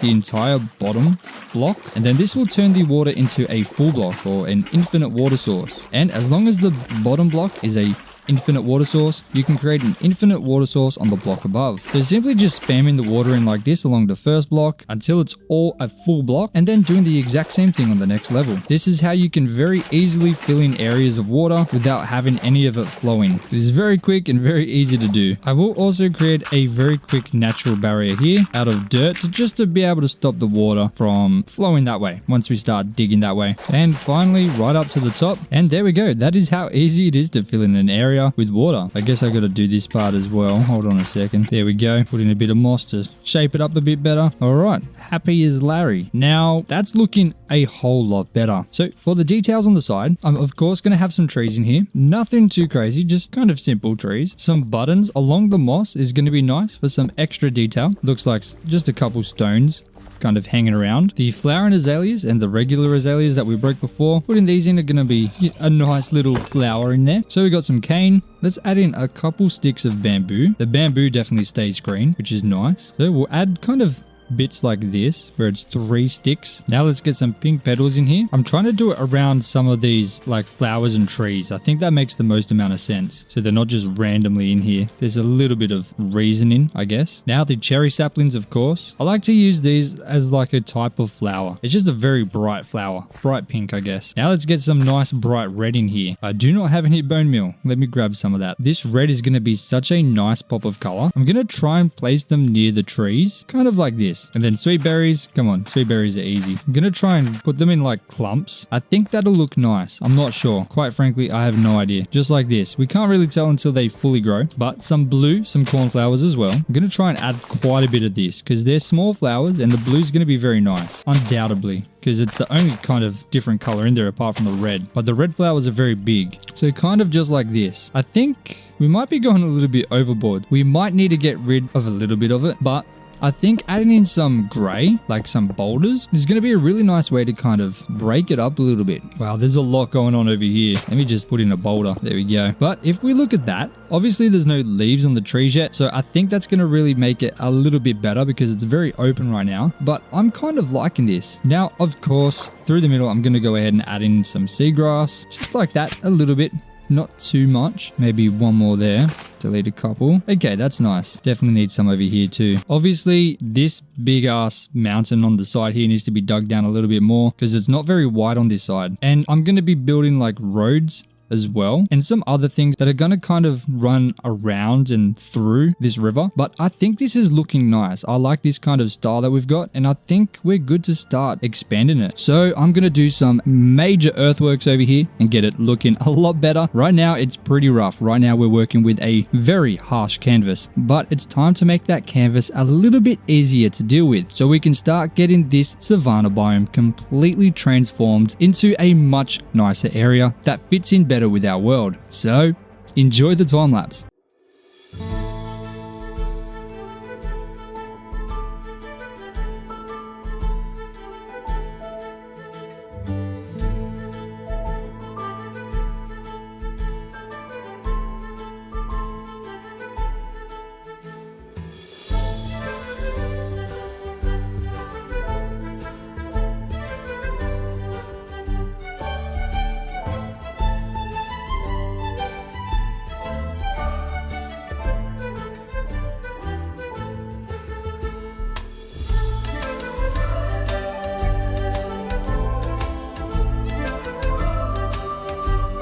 And just like that, the river is in, and I went a little bit further than the edge of the map. The edge of the map is roughly about here, but I went a little bit further. And obviously in the future, this will expand all the way down until it meets up with the ocean all the way down there. We need to go ahead and detail the side of this river because we can't just have moss. That looks a little bit weird. We got to get all these nice little details in. So I'm going to start by adding in the trees. I'm just going to add a few trees just along the edge. These trees aren't going to be too big. They're going to be very modest, you know, something little like this. And of course the leaves are going to be spruce and azalea. Now trees are a very easy way to add life to an area, and the savanna does have trees already, but they're pretty ugly. So once we continue expanding throughout the savanna and reclaiming the land and turning it into something more alive, luscious and beautiful, I'm going to be adding a huge amount of custom trees that are going to be green, just like the trees over there, not orange or brown like these trees. Of course, every single tree will be custom, and I'm going to try and practice creating some unique trees to add in because right now I don't have many trees under my belt. It's not something I'm the best at creating, but for this project I want to try and learn. Now the goal with this whole project is to make sure that it is impossible to tell that this biome is even a savanna. I want it to be unrecognizable. I mean, right now you can clearly tell that is definitely a savanna, but if you look in this tiny spot here, I mean, don't look at the grass behind it, but you can not really tell. These trees do not look like they're on the inside of a savanna biome at all, which is absolutely fantastic. Oh my god, we made it across to this one. That is the play of the day. Oh, I fell down. Okay, that sucks, man. All right. Let me just go ahead and finish up all these trees and I'll see you when I'm done. So I finished adding in all of these leaves and the trees are now full, luscious, delicious and voluptuous. Now, if you have a look at this, it still looks very bland, but don't worry, I know exactly how to fix this up. So obviously there needs to be some roads. We need to add in all the details into here because it's just moss and we need to get some things around. So I'm going to do that once again in the form of a time lapse for you guys because I know how much you guys love it. But I'm going to give an explanation in the time lapse, so I will see you guys over there. So I started by adding details along the rest of the river just like I did at the start. I then planned out where the main road would lead using stone, andesite, stone bricks and polished andesite to texture the road. I created a nice little bridge across the river to connect the main road to the other side and created a section where the main road splits into two. Once the main roads were all in, I added a bunch of smaller roads using coarse dirt instead, since these roads would be connecting smaller builds and parts of the area to the main road. Ladies and gentlemen, this is what it looked like before we did all of that work, and this is what it looks like now. Such a huge difference. Now, I know all we really did was separate the two biomes, but that was such a crucial step and honestly the most important step in this whole thing. We needed to make sure that the separation between the two biomes was indistinguishable. You could not tell. And honestly, with this river now, we have the template to use to continue all the way down, in the future of course, but most importantly, this area is now set up to be expanded upon. And with this huge expansion now complete, expanding in this area is going to be so easy. So my goal is to absolutely transform this place so it is unrecognizable. In the previous part, we separated the biomes between the forest and the savanna by using this nice little river that we created. But today we're going to take that a massive step further. Now, this huge area here from this mountain over here all the way down to this kind of little slope all the way over to here needs to be absolutely changed. It is just so ugly and it does not fit into the world, especially when we have a world that looks so beautiful, filled to the brim of beautiful farms and completely custom terrain. I mean, just look how gorgeous this place is and then just look over to the horizon. It is very off-putting, so we're going to fix that today. Now, the very first thing I need to do is get rid of these trees. So let's get chopper-lopping. I guess we'll start with this chunky boy here.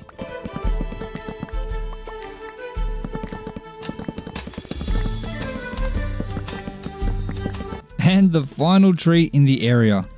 Oh my days, that took a lot longer than I thought it would. Okay, it's nighttime again, and I think the area is lit up pretty decently. If there's any spots that aren't bright enough, I guess we'll see that by the mob spawning, but I think we're pretty good. So now I kind of need to try and figure out how we're going to landscape this area. Now, as you can see, over for this bit here, I've got it kind of heading upwards a little bit, and I've got another part over here heading up. So I want this to kind of meet up to a little bit of a higher area where we might build like some kind of watchtower or something, and then along the outside of it I want it to kind of head down to the bottom a little bit. Okay, this is looking pretty good. I'm pretty happy with it considering we've got nothing in there except stone, but obviously this has to wrap around the front a bit better.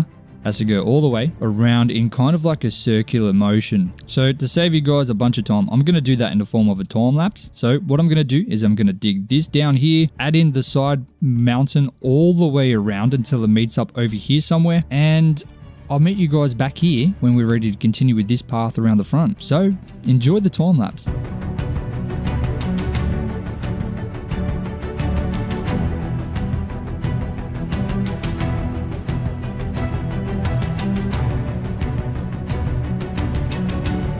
So I get a little bit carried away and went absolutely bonkers on this area. I didn't intend on doing this much, but you know, one thing led to another, and this is what we've got now. So I did a little bit of texture, adding some tuff into the sides, as well as some moss blocks, because obviously they're much greener than the grass. And I also added in some andesite. Now, obviously, you've got a little path that leads up to this top bit here, but you've also got a path that leads around the other side, which then heads out to this main area or continues down even further. Along the very front hand side, you've also got a path that's a lot lower than this one up here that will eventually lead all the way down to the bottom where it meets the river. I am doing my best to try and keep to the original shape of the land, and I think I'm doing a pretty good job at that. Now over here, I do want to fix this up and I want to add in a massive mountain. You can see there's already a mountain here, but I want to make it much more defined. So I want the land to have a nice little circle, slowly going up till it meets the side of a mountain, kind of like we've done over here, but much larger. And I want it to be a little bit higher, probably up to this kind of peak here will be pretty perfect. So I started by terraforming the midsection to create a nice flat space for some fields of crops. I then made my way to the rear where I began planning out and building up some mountainsides where the natural land generation was higher. I wanted to keep the land similar to how it was before while making the land more suitable for farmland. I built a second level surrounding the rear of the project area with a large mountain towering over the back to match the land elevation in that spot. I also made sure to add some variation into the sides of the mountains to make it look a little bit more natural. And after a lot of work, this is what we've got to work with. A huge, pretty much blank canvas that we just have to paint in. So, of course, I'm going to start at the very front and work my way towards the back. So around the front here, I want to change all the grass along here to moss blocks and continue the coarse dirt path all the way down to about here. So let's start with the coarse dirt. So I'm pretty much just going to continue this path all the way around the front. Now I'm only going to use coarse dirt for now. In the future, I'll have to use some other blocks to texture it, maybe some podzol and potentially some rooted dirt. But for now, coarse dirt will be more than enough. And now we've got a path that heads down here. Eventually this will continue all the way down to the bottom here once we start working on this river part. I want maybe a dock in here. I think that'll be pretty nice. But now we have to change this grass to the moss block because obviously this is orange and this is green. We want to transform the savanna into a beautiful luscious area. So we've got to make this grass look good. So all we have to do is dig up all the grass and throw in the moss. It's a little bit weird because I literally just placed all this grass in, but yeah. And there we go. We have the farmland filled in. I just need to get some more seeds to be able to populate the crops, and then that will be pretty sweet. And I think it's looking pretty nice considering it's really just not much yet. There's still so much we need to do.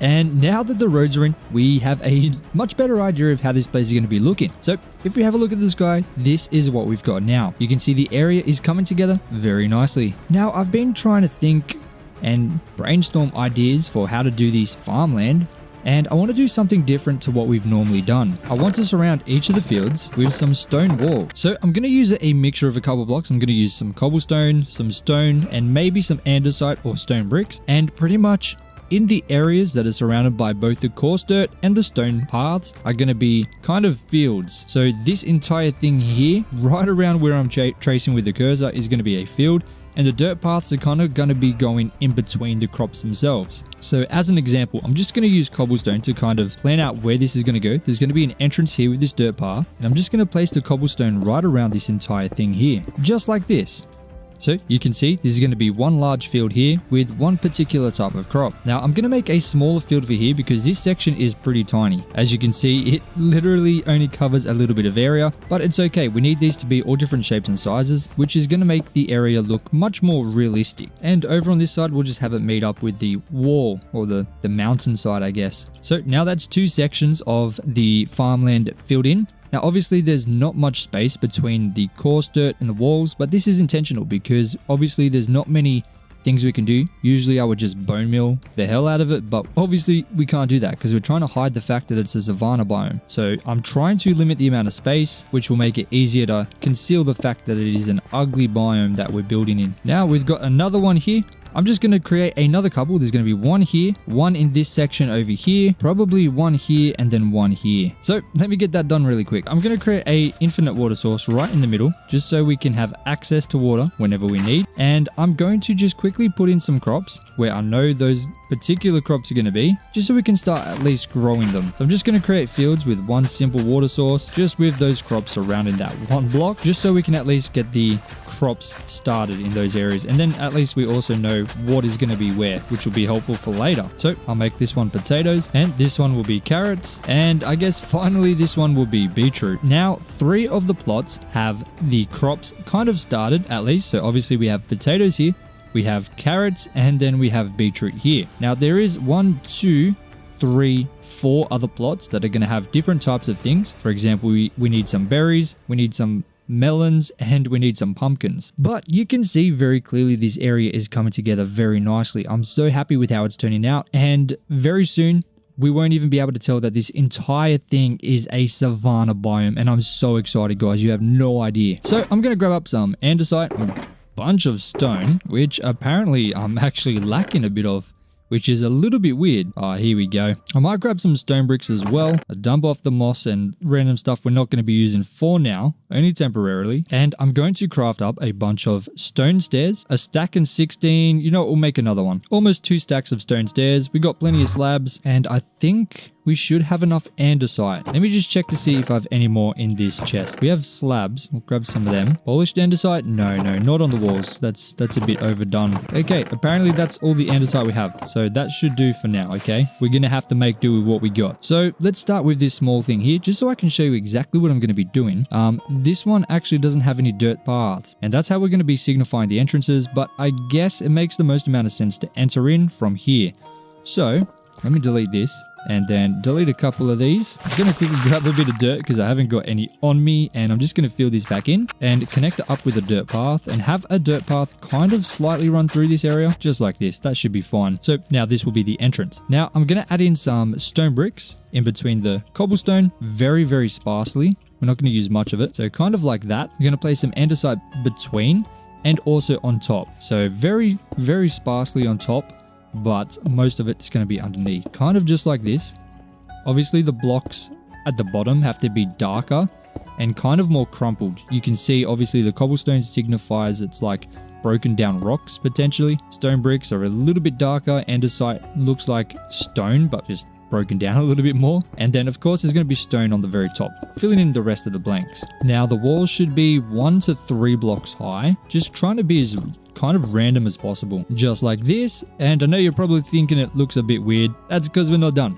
Now we've got to use these stone stairs and slabs to kind of give it a little bit more shape because it's very blocky right now. So adding these in is going to give us that nice little kind of rugged look and make it look very nice. I hope. I haven't built one of these walls for a while. I think I actually have a tutorial on my channel from like years ago where I built one of these, but yeah, it's been a minute. And by a minute, I mean thousands of days.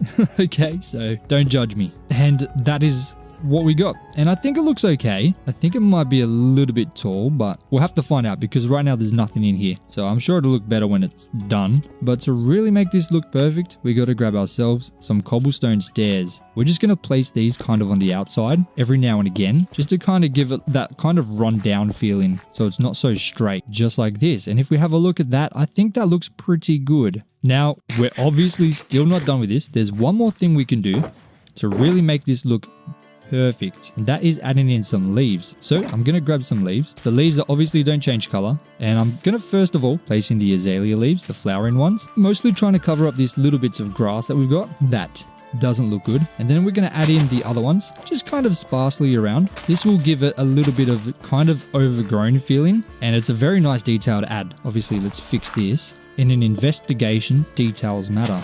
Shout out to anyone who knows what that reference is from. But I think these leaves are really going to give it that nice little bit of character. There we go. Let's have a look at that. Oh my days. Guys, this is absolutely beautiful. I'm so excited to see what this looks like once we get all of them done. Now, on the inside, let's fix this up because that looks weird. Boom. Okay, that's fine. Now, for the inside here, I'm thinking this should be a wheat farm as well, because we've already got wheat up here and down here, so I think it makes a bit of sense to have it here too. Now that I'm looking at it, I think we should chuck some cobblestone stairs on the inside too, because it just feels so flat. The walls don't look right to me, so I'm going to chuck some of them down just to give it a bit more shape on the inside. Maybe I'll use some regular stone as well. Maybe throw a block in here and there. I think that'll fix it up a bit, just because it's very flat. At least I think it was flat. Okay, that's a bit better. So I am going to make that wheat. So I'll quickly grab up some buckets, just place it in, just so we can fill this entire thing in. And now we just need seeds to fill this in, and I think it's going to look good. Now I think I'm also going to add some leaves to the inside, just to give it that little bit of extra kind of green, because we're really trying to spruce this up. Maybe some leaves in the middle too. I think that'll be nice, like that. So we'll grab some spruce slabs, and I'll find some seeds in here potentially. Oh, we got a bunch of seeds in here. That's beautiful, mate. And we'll just finish this one up real quick, covering up the water, and then getting the beautiful, delicious seeds in here. And then that will officially be the very first, albeit a little bit small, kind of farm field done in this area. Just like this. Oh my days. Look at that. Wow. And I do still need to add some flowers and color to the outside, which will be very easy, but have a look at this. You cannot tell right here that anything here is a savanna biome. Like right at the screen right now without moving, this is a savanna biome. Have a look. Have a look at the screen. It says savanna, but you could not possibly tell. If I didn't tell you that, obviously this side you can, but right here, you can't tell that's a savanna biome. And that's what we're going to do to this entire area. You can see we are finally reclaiming this area and making it look so much better, guys, on mod days. So the next thing I need to do is exactly what we've done here with the stone and the leaves around the edge to pretty much everywhere I've put cobblestone right here. So there's a lot of work cut out for me, and I'm going to do that in the form of a time lapse once again to save you guys a bunch of time, because otherwise I'd just keep yapping and this video would be 757 hours long, which is not going to be good. Who's going to watch that? Probably no one. So, enjoy the time lapse.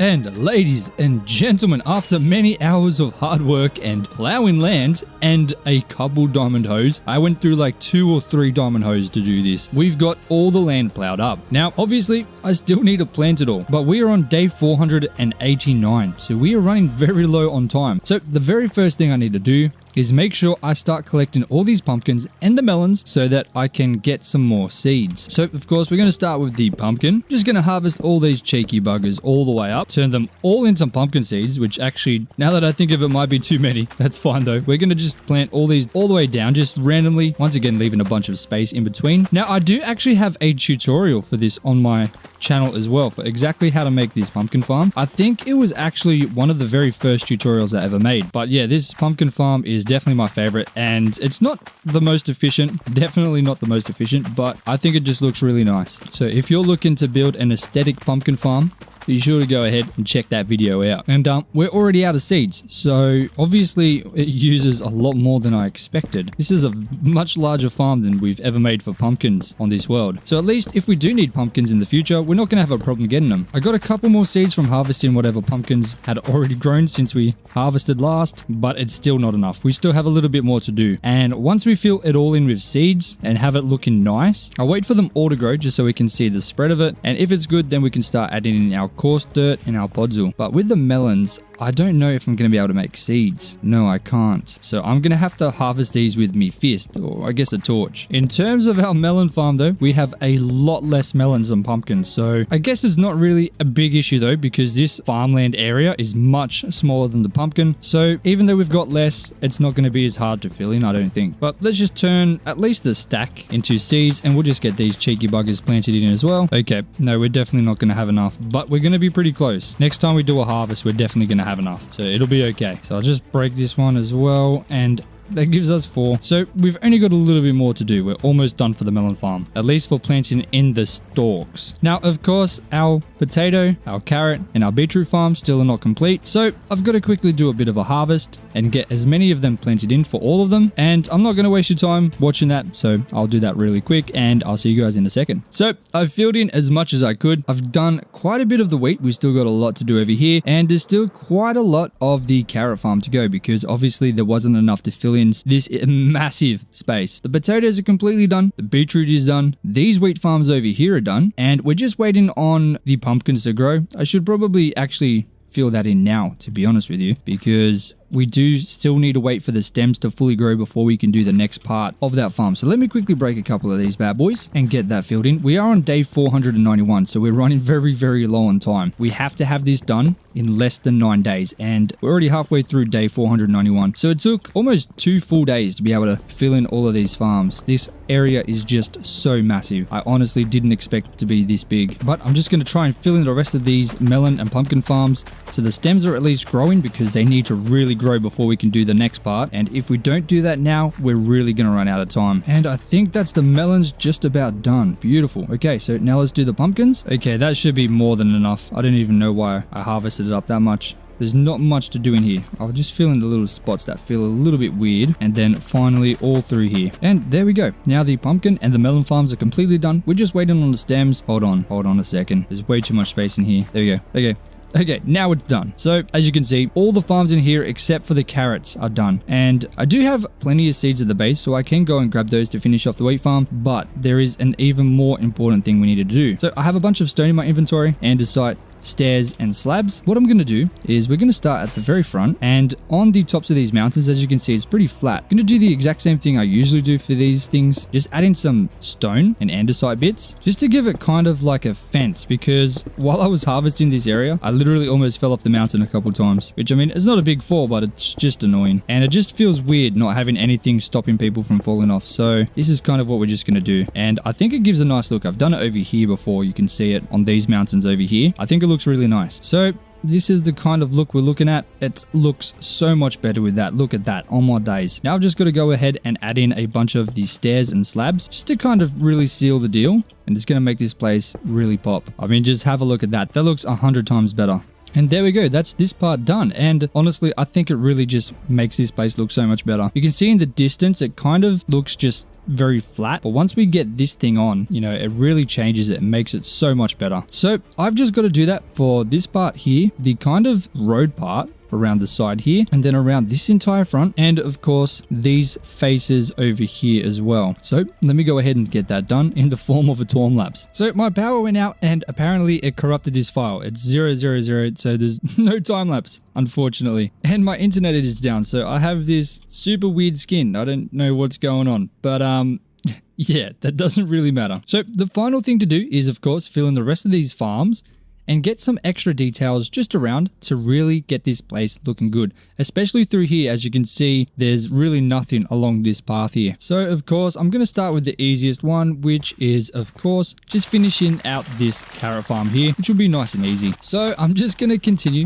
filling in this carrot farm, which is the final crop farm that we actually have to fill, which is very, very nice. And now we've got enough carrots, we should be sweet. Beautiful. Now that's this one done. So now I'm going to grab up a bunch of decoration blocks and just run around the entire thing and fill in whatever I can. I'm going to grab some flowering azaleas, maybe a couple extra just in case. Going to use some hay bales, of course some peonies and rose bushes, spruce fences, and we'll do that for now. Man, this place is looking so good. I even managed to quickly finish up this area too, so I added a bit of variation in the size and added in some moss blocks as well. Man, this place is coming along so nicely. I'm very happy with what we've got going on. So I'm literally just adding in some fences every now and again, and into spots where there's some space, just some hay bales. I might grab some barrels to add into this bit here. Let's not forget the flowering azaleas and the normal azalea bushes as well. Just a nice way to add in a bit of extra oomph. Man, these small details are really going to bring this thing together, I reckon. Like, look at this. This place is looking so good, guys. Some fences, some hay bales. That's all you really need to do. We'll get some barrels in here. Well, I've got no details up here. I'm going to really need to go to town on this section. I am going to need to grab myself some more spruce fences because we are completely out. So let's go back. We're currently on day 493, so we are running very close. But I think with a little bit of luck and determination, we should be able to pull through and get there just in time. But through here, I'm just going to pretty much do the exact same thing, just add in some fences along the way. So I guess add a little bit of prominence to the road a little bit and guide the player through. Then of course, we're going to use our normal spread of things. Man, I should have some rose bushes as well. Why did I not bring any? That is bad. Where are my rose bushes? Are they in here? No. Oh my days. Do I even have any? That's a good question. I guess I'll just take them from here. That should be enough. 30 will be plenty. Man, usually I just bone meal and it works so well, but I'm kind of lost on what to fill the moss in with. Maybe it doesn't need to be completely filled in all the way, but it's just not normal for me. Now, to break up this wheat farm a little bit, I want to add in a couple stacks of hay bales, kind of like in the middle. So maybe one right here, and I'll go with one right here too. I think that'll be nice. Maybe I'll add more, but I'll need to get more wheat first. Honestly, I think I like the pumpkin farm and melon farm just like this. There's no need to add in any extra podzol, I don't think. It's still growing too, so we can't really do it just yet. But I like how those two farms look. That's very nice. But I'm going to head back to the base and grab up the rest of my wheat seeds or whatever wheat seeds I can grab just to fill in that final area there. I'm going to dump everything else because I don't really need it anymore. And we have a whole double chest, or almost a whole double chest of seeds which is beautiful. So let me head back all the way and look at this. This looks so good, I think. I mean, if it doesn't, please let me know. I think it looks okay, at least for like phase 1 of this project. Obviously, there's a lot more that we're going to be doing, adding buildings in here, expanding it even further in the future. And honestly, I think in the future, I do want to have some of the Savannah biome remaining. Oh, hold on a second. Get out of here, buddy. Like, I'm not sure what part yet. Maybe that way or even maybe over that way. And kind of like have a Savannah themed thing. Maybe I'll turn some of it into like a desert theme, because there's no desert anywhere near, and we definitely need a desert, so we might as well do that in the Savannah biome. I think that'll be a nice way to transform another part of it, but I really do want to make the Savannah biome unique. I think just normally it's very boring, and it's just not a nice biome to kind of exist in, so transforming it for me is a new thing. And obviously, we're going to start off with the farms, because I'm a farmer. I love farming, alright? I literally used to spend hours on this game just farming on servers where we had like plugins where you'd make money from doing it, and I would like literally just create huge farms and just spend my entire existence farming, and I loved it. There's nothing more that I love in this game than farming. It's literally the best. Used to be able to level up a farming skill like in MCMMO. It's called herbalism, and I would always just jump on a server with MCMMO and just keep farming until I was literally number 1, and number 1 by far. I didn't want to just barely be number 1. I wanted to, you know, rise up right to the top. It was a lot of fun for me. I thoroughly enjoyed doing that, and I guess that's where this comes from. I still just love farming. I don't know if it's weird, but it's a good part of the game for me. But this project has turned out to be a lot bigger than I thought. Like this video should have been uploaded yesterday at 9 a.m. and right now it's 2:30 p.m. in the afternoon the next day. So it's taken a lot longer than I thought, but I'm hoping that you guys enjoy the video and that it's worth it. All right. I hope it's worth it, because this has taken like at least 16 hours, but I mean, this looks so nice. I think right now it's a little bit off-putting because some of the crops aren't fully grown, but once it's all grown, this place is really going to be popping off. Man, we are burning through these seeds very fast. All right, that's one side done, but we are very, very low on seeds. I don't think we're going to get this side done without another harvest. I mean, we do have some more seeds back at the base, so I could just go grab them. I'm sure I could find some more, but I still think we're going to have to do another harvest anyway, because we have so much here. It's insane. And there we go. We're out of seeds. I actually got a lot closer than I thought I was going to be. So if I just go back to the base and grab up what seeds we have there, I think we're going to be pretty sweet. Now, the next video we're going to do is going to involve us getting a whole lot of emeralds. Moving on from day 500, I think it's time to start getting our gear a little bit better. Right now, we still have the exact same pickaxe that we've had since even before day 100. Oh, look at all these seeds. Yeah, man. All more days. But yeah, we've had the same pickaxe for a long time. So it's time to get this bad boy upgraded. But I'm not just going to upgrade it normally. We're going to make the most overpowered pickaxe you've ever seen. And I'm so excited. I don't want to make any overpowered armor because I feel like that kind of ruins the point of the hardcore, just like totems ruin the point. So I don't want to make any gear that's insane because I still want to be able to die. I feel like totems ruin the point of hardcore because it makes it pretty much impossible to die. And in the same boat, I feel like making overpowered armor will also make the hardcore world seem pretty silly because, you know, it makes it impossible to die. But a pickaxe just makes it a little bit easier to get resources, makes it a little bit less inconvenient when you're trying to do big projects like I do all the time. So I'm going to make a very, very strong pickaxe and we're going to see how strong we can get it. I think that'll be a lot of fun and a little bit different from what we usually do. But these wheat farms are going to help us get the emeralds required to do that. And we are going to need a lot of emeralds. It is going to be absolutely monumental. We're going to need to get absolutely rich and we're going to do that as a farmer. And these farms are going to be able to do that for us. Without these farms, I feel like it would take a lot longer. But I'm pretty sure the farms that we've built here is already much larger than all of our other farms combined. So I feel like we've effectively doubled the amount of farming that we can do in one kind of go. Like even with this farming village over here, we have farms around here too. So this whole area is really just becoming a farming district, which we're going to be able to use to grind up a bunch of emeralds when we need them, which we're going to need them very soon. So I feel like to give this farm a lot of sense and meaning, it makes the most amount of sense to do that next. So we can truly see how much riches we can get from this beautiful farm that we've created. But now that is this wheat farm done, I'm really wigged out by this skin. I really don't like it. I'm used to seeing a green man. Now I'm seeing some purple-haired woman. I think it's a woman. I don't know.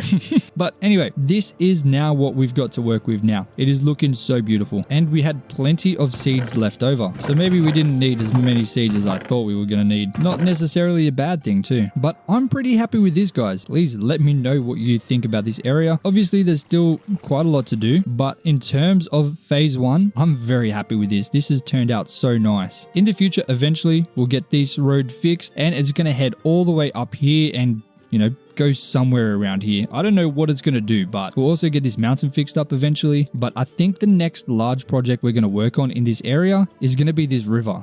We need to get this river fixed because it is absolutely ugly right now. So we need to fix up this road, connect it to this bridge, fix up this bridge, fix up the side of the mountain on this side, and then also this side as well, and fix up the river. And that's going to be a huge project, but I'm excited to get that started. I think that's really going to bring both sides, the left-hand side that we've always had and the brand new right-hand side that we've got together, and it's going to look so good. But ladies and gentlemen, oh my days, I can't believe we're finally finished with phase 1 of the Savannah biome project. And honestly, there's no way you can tell that this was a Savannah. If you just walk through this normally, just like this, it just looks like a normal biome. Just beautiful farm fields, and that is exactly what we're going for. I mean, it just looks like normal grass. It is incredible. And look at these guys, just in time to ruin the moment. We are on day 494, so we did finish in time. It's almost day 495, so we got 5 or so days until day 500. So I think we did a pretty good job getting this thing done on time. But like I said,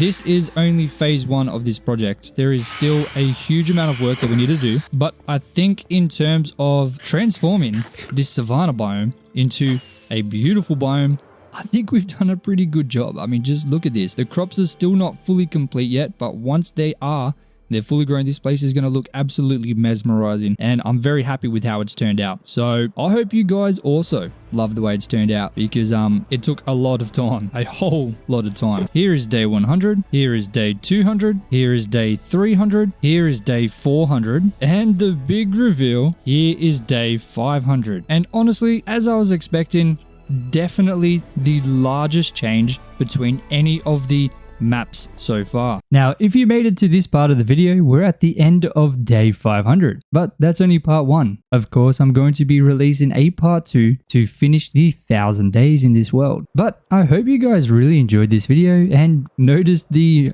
I guess, hopeful improvement in my editing and videos as we go through the first 500 days. And trust me, it only gets better. So if you haven't yet, make sure to hit that subscribe button so that you're notified when I release part 2 and you can continue to enjoy these hardcore videos. But for real, if you're still here right now, you're an absolute legend. I know there's a couple of you still watching, and I just wanted to say that honestly, you are the reason that I'm able to do this, and I really appreciate you. Your support means more than anything to me, and I can't put into words how much it means. So thank you so much for still being here. Of course, watching the videos all the way to the end is the best way to support the channel. So thank you. But as always, ladies and gentlemen, thank you so much for watching. Until next time, peace out.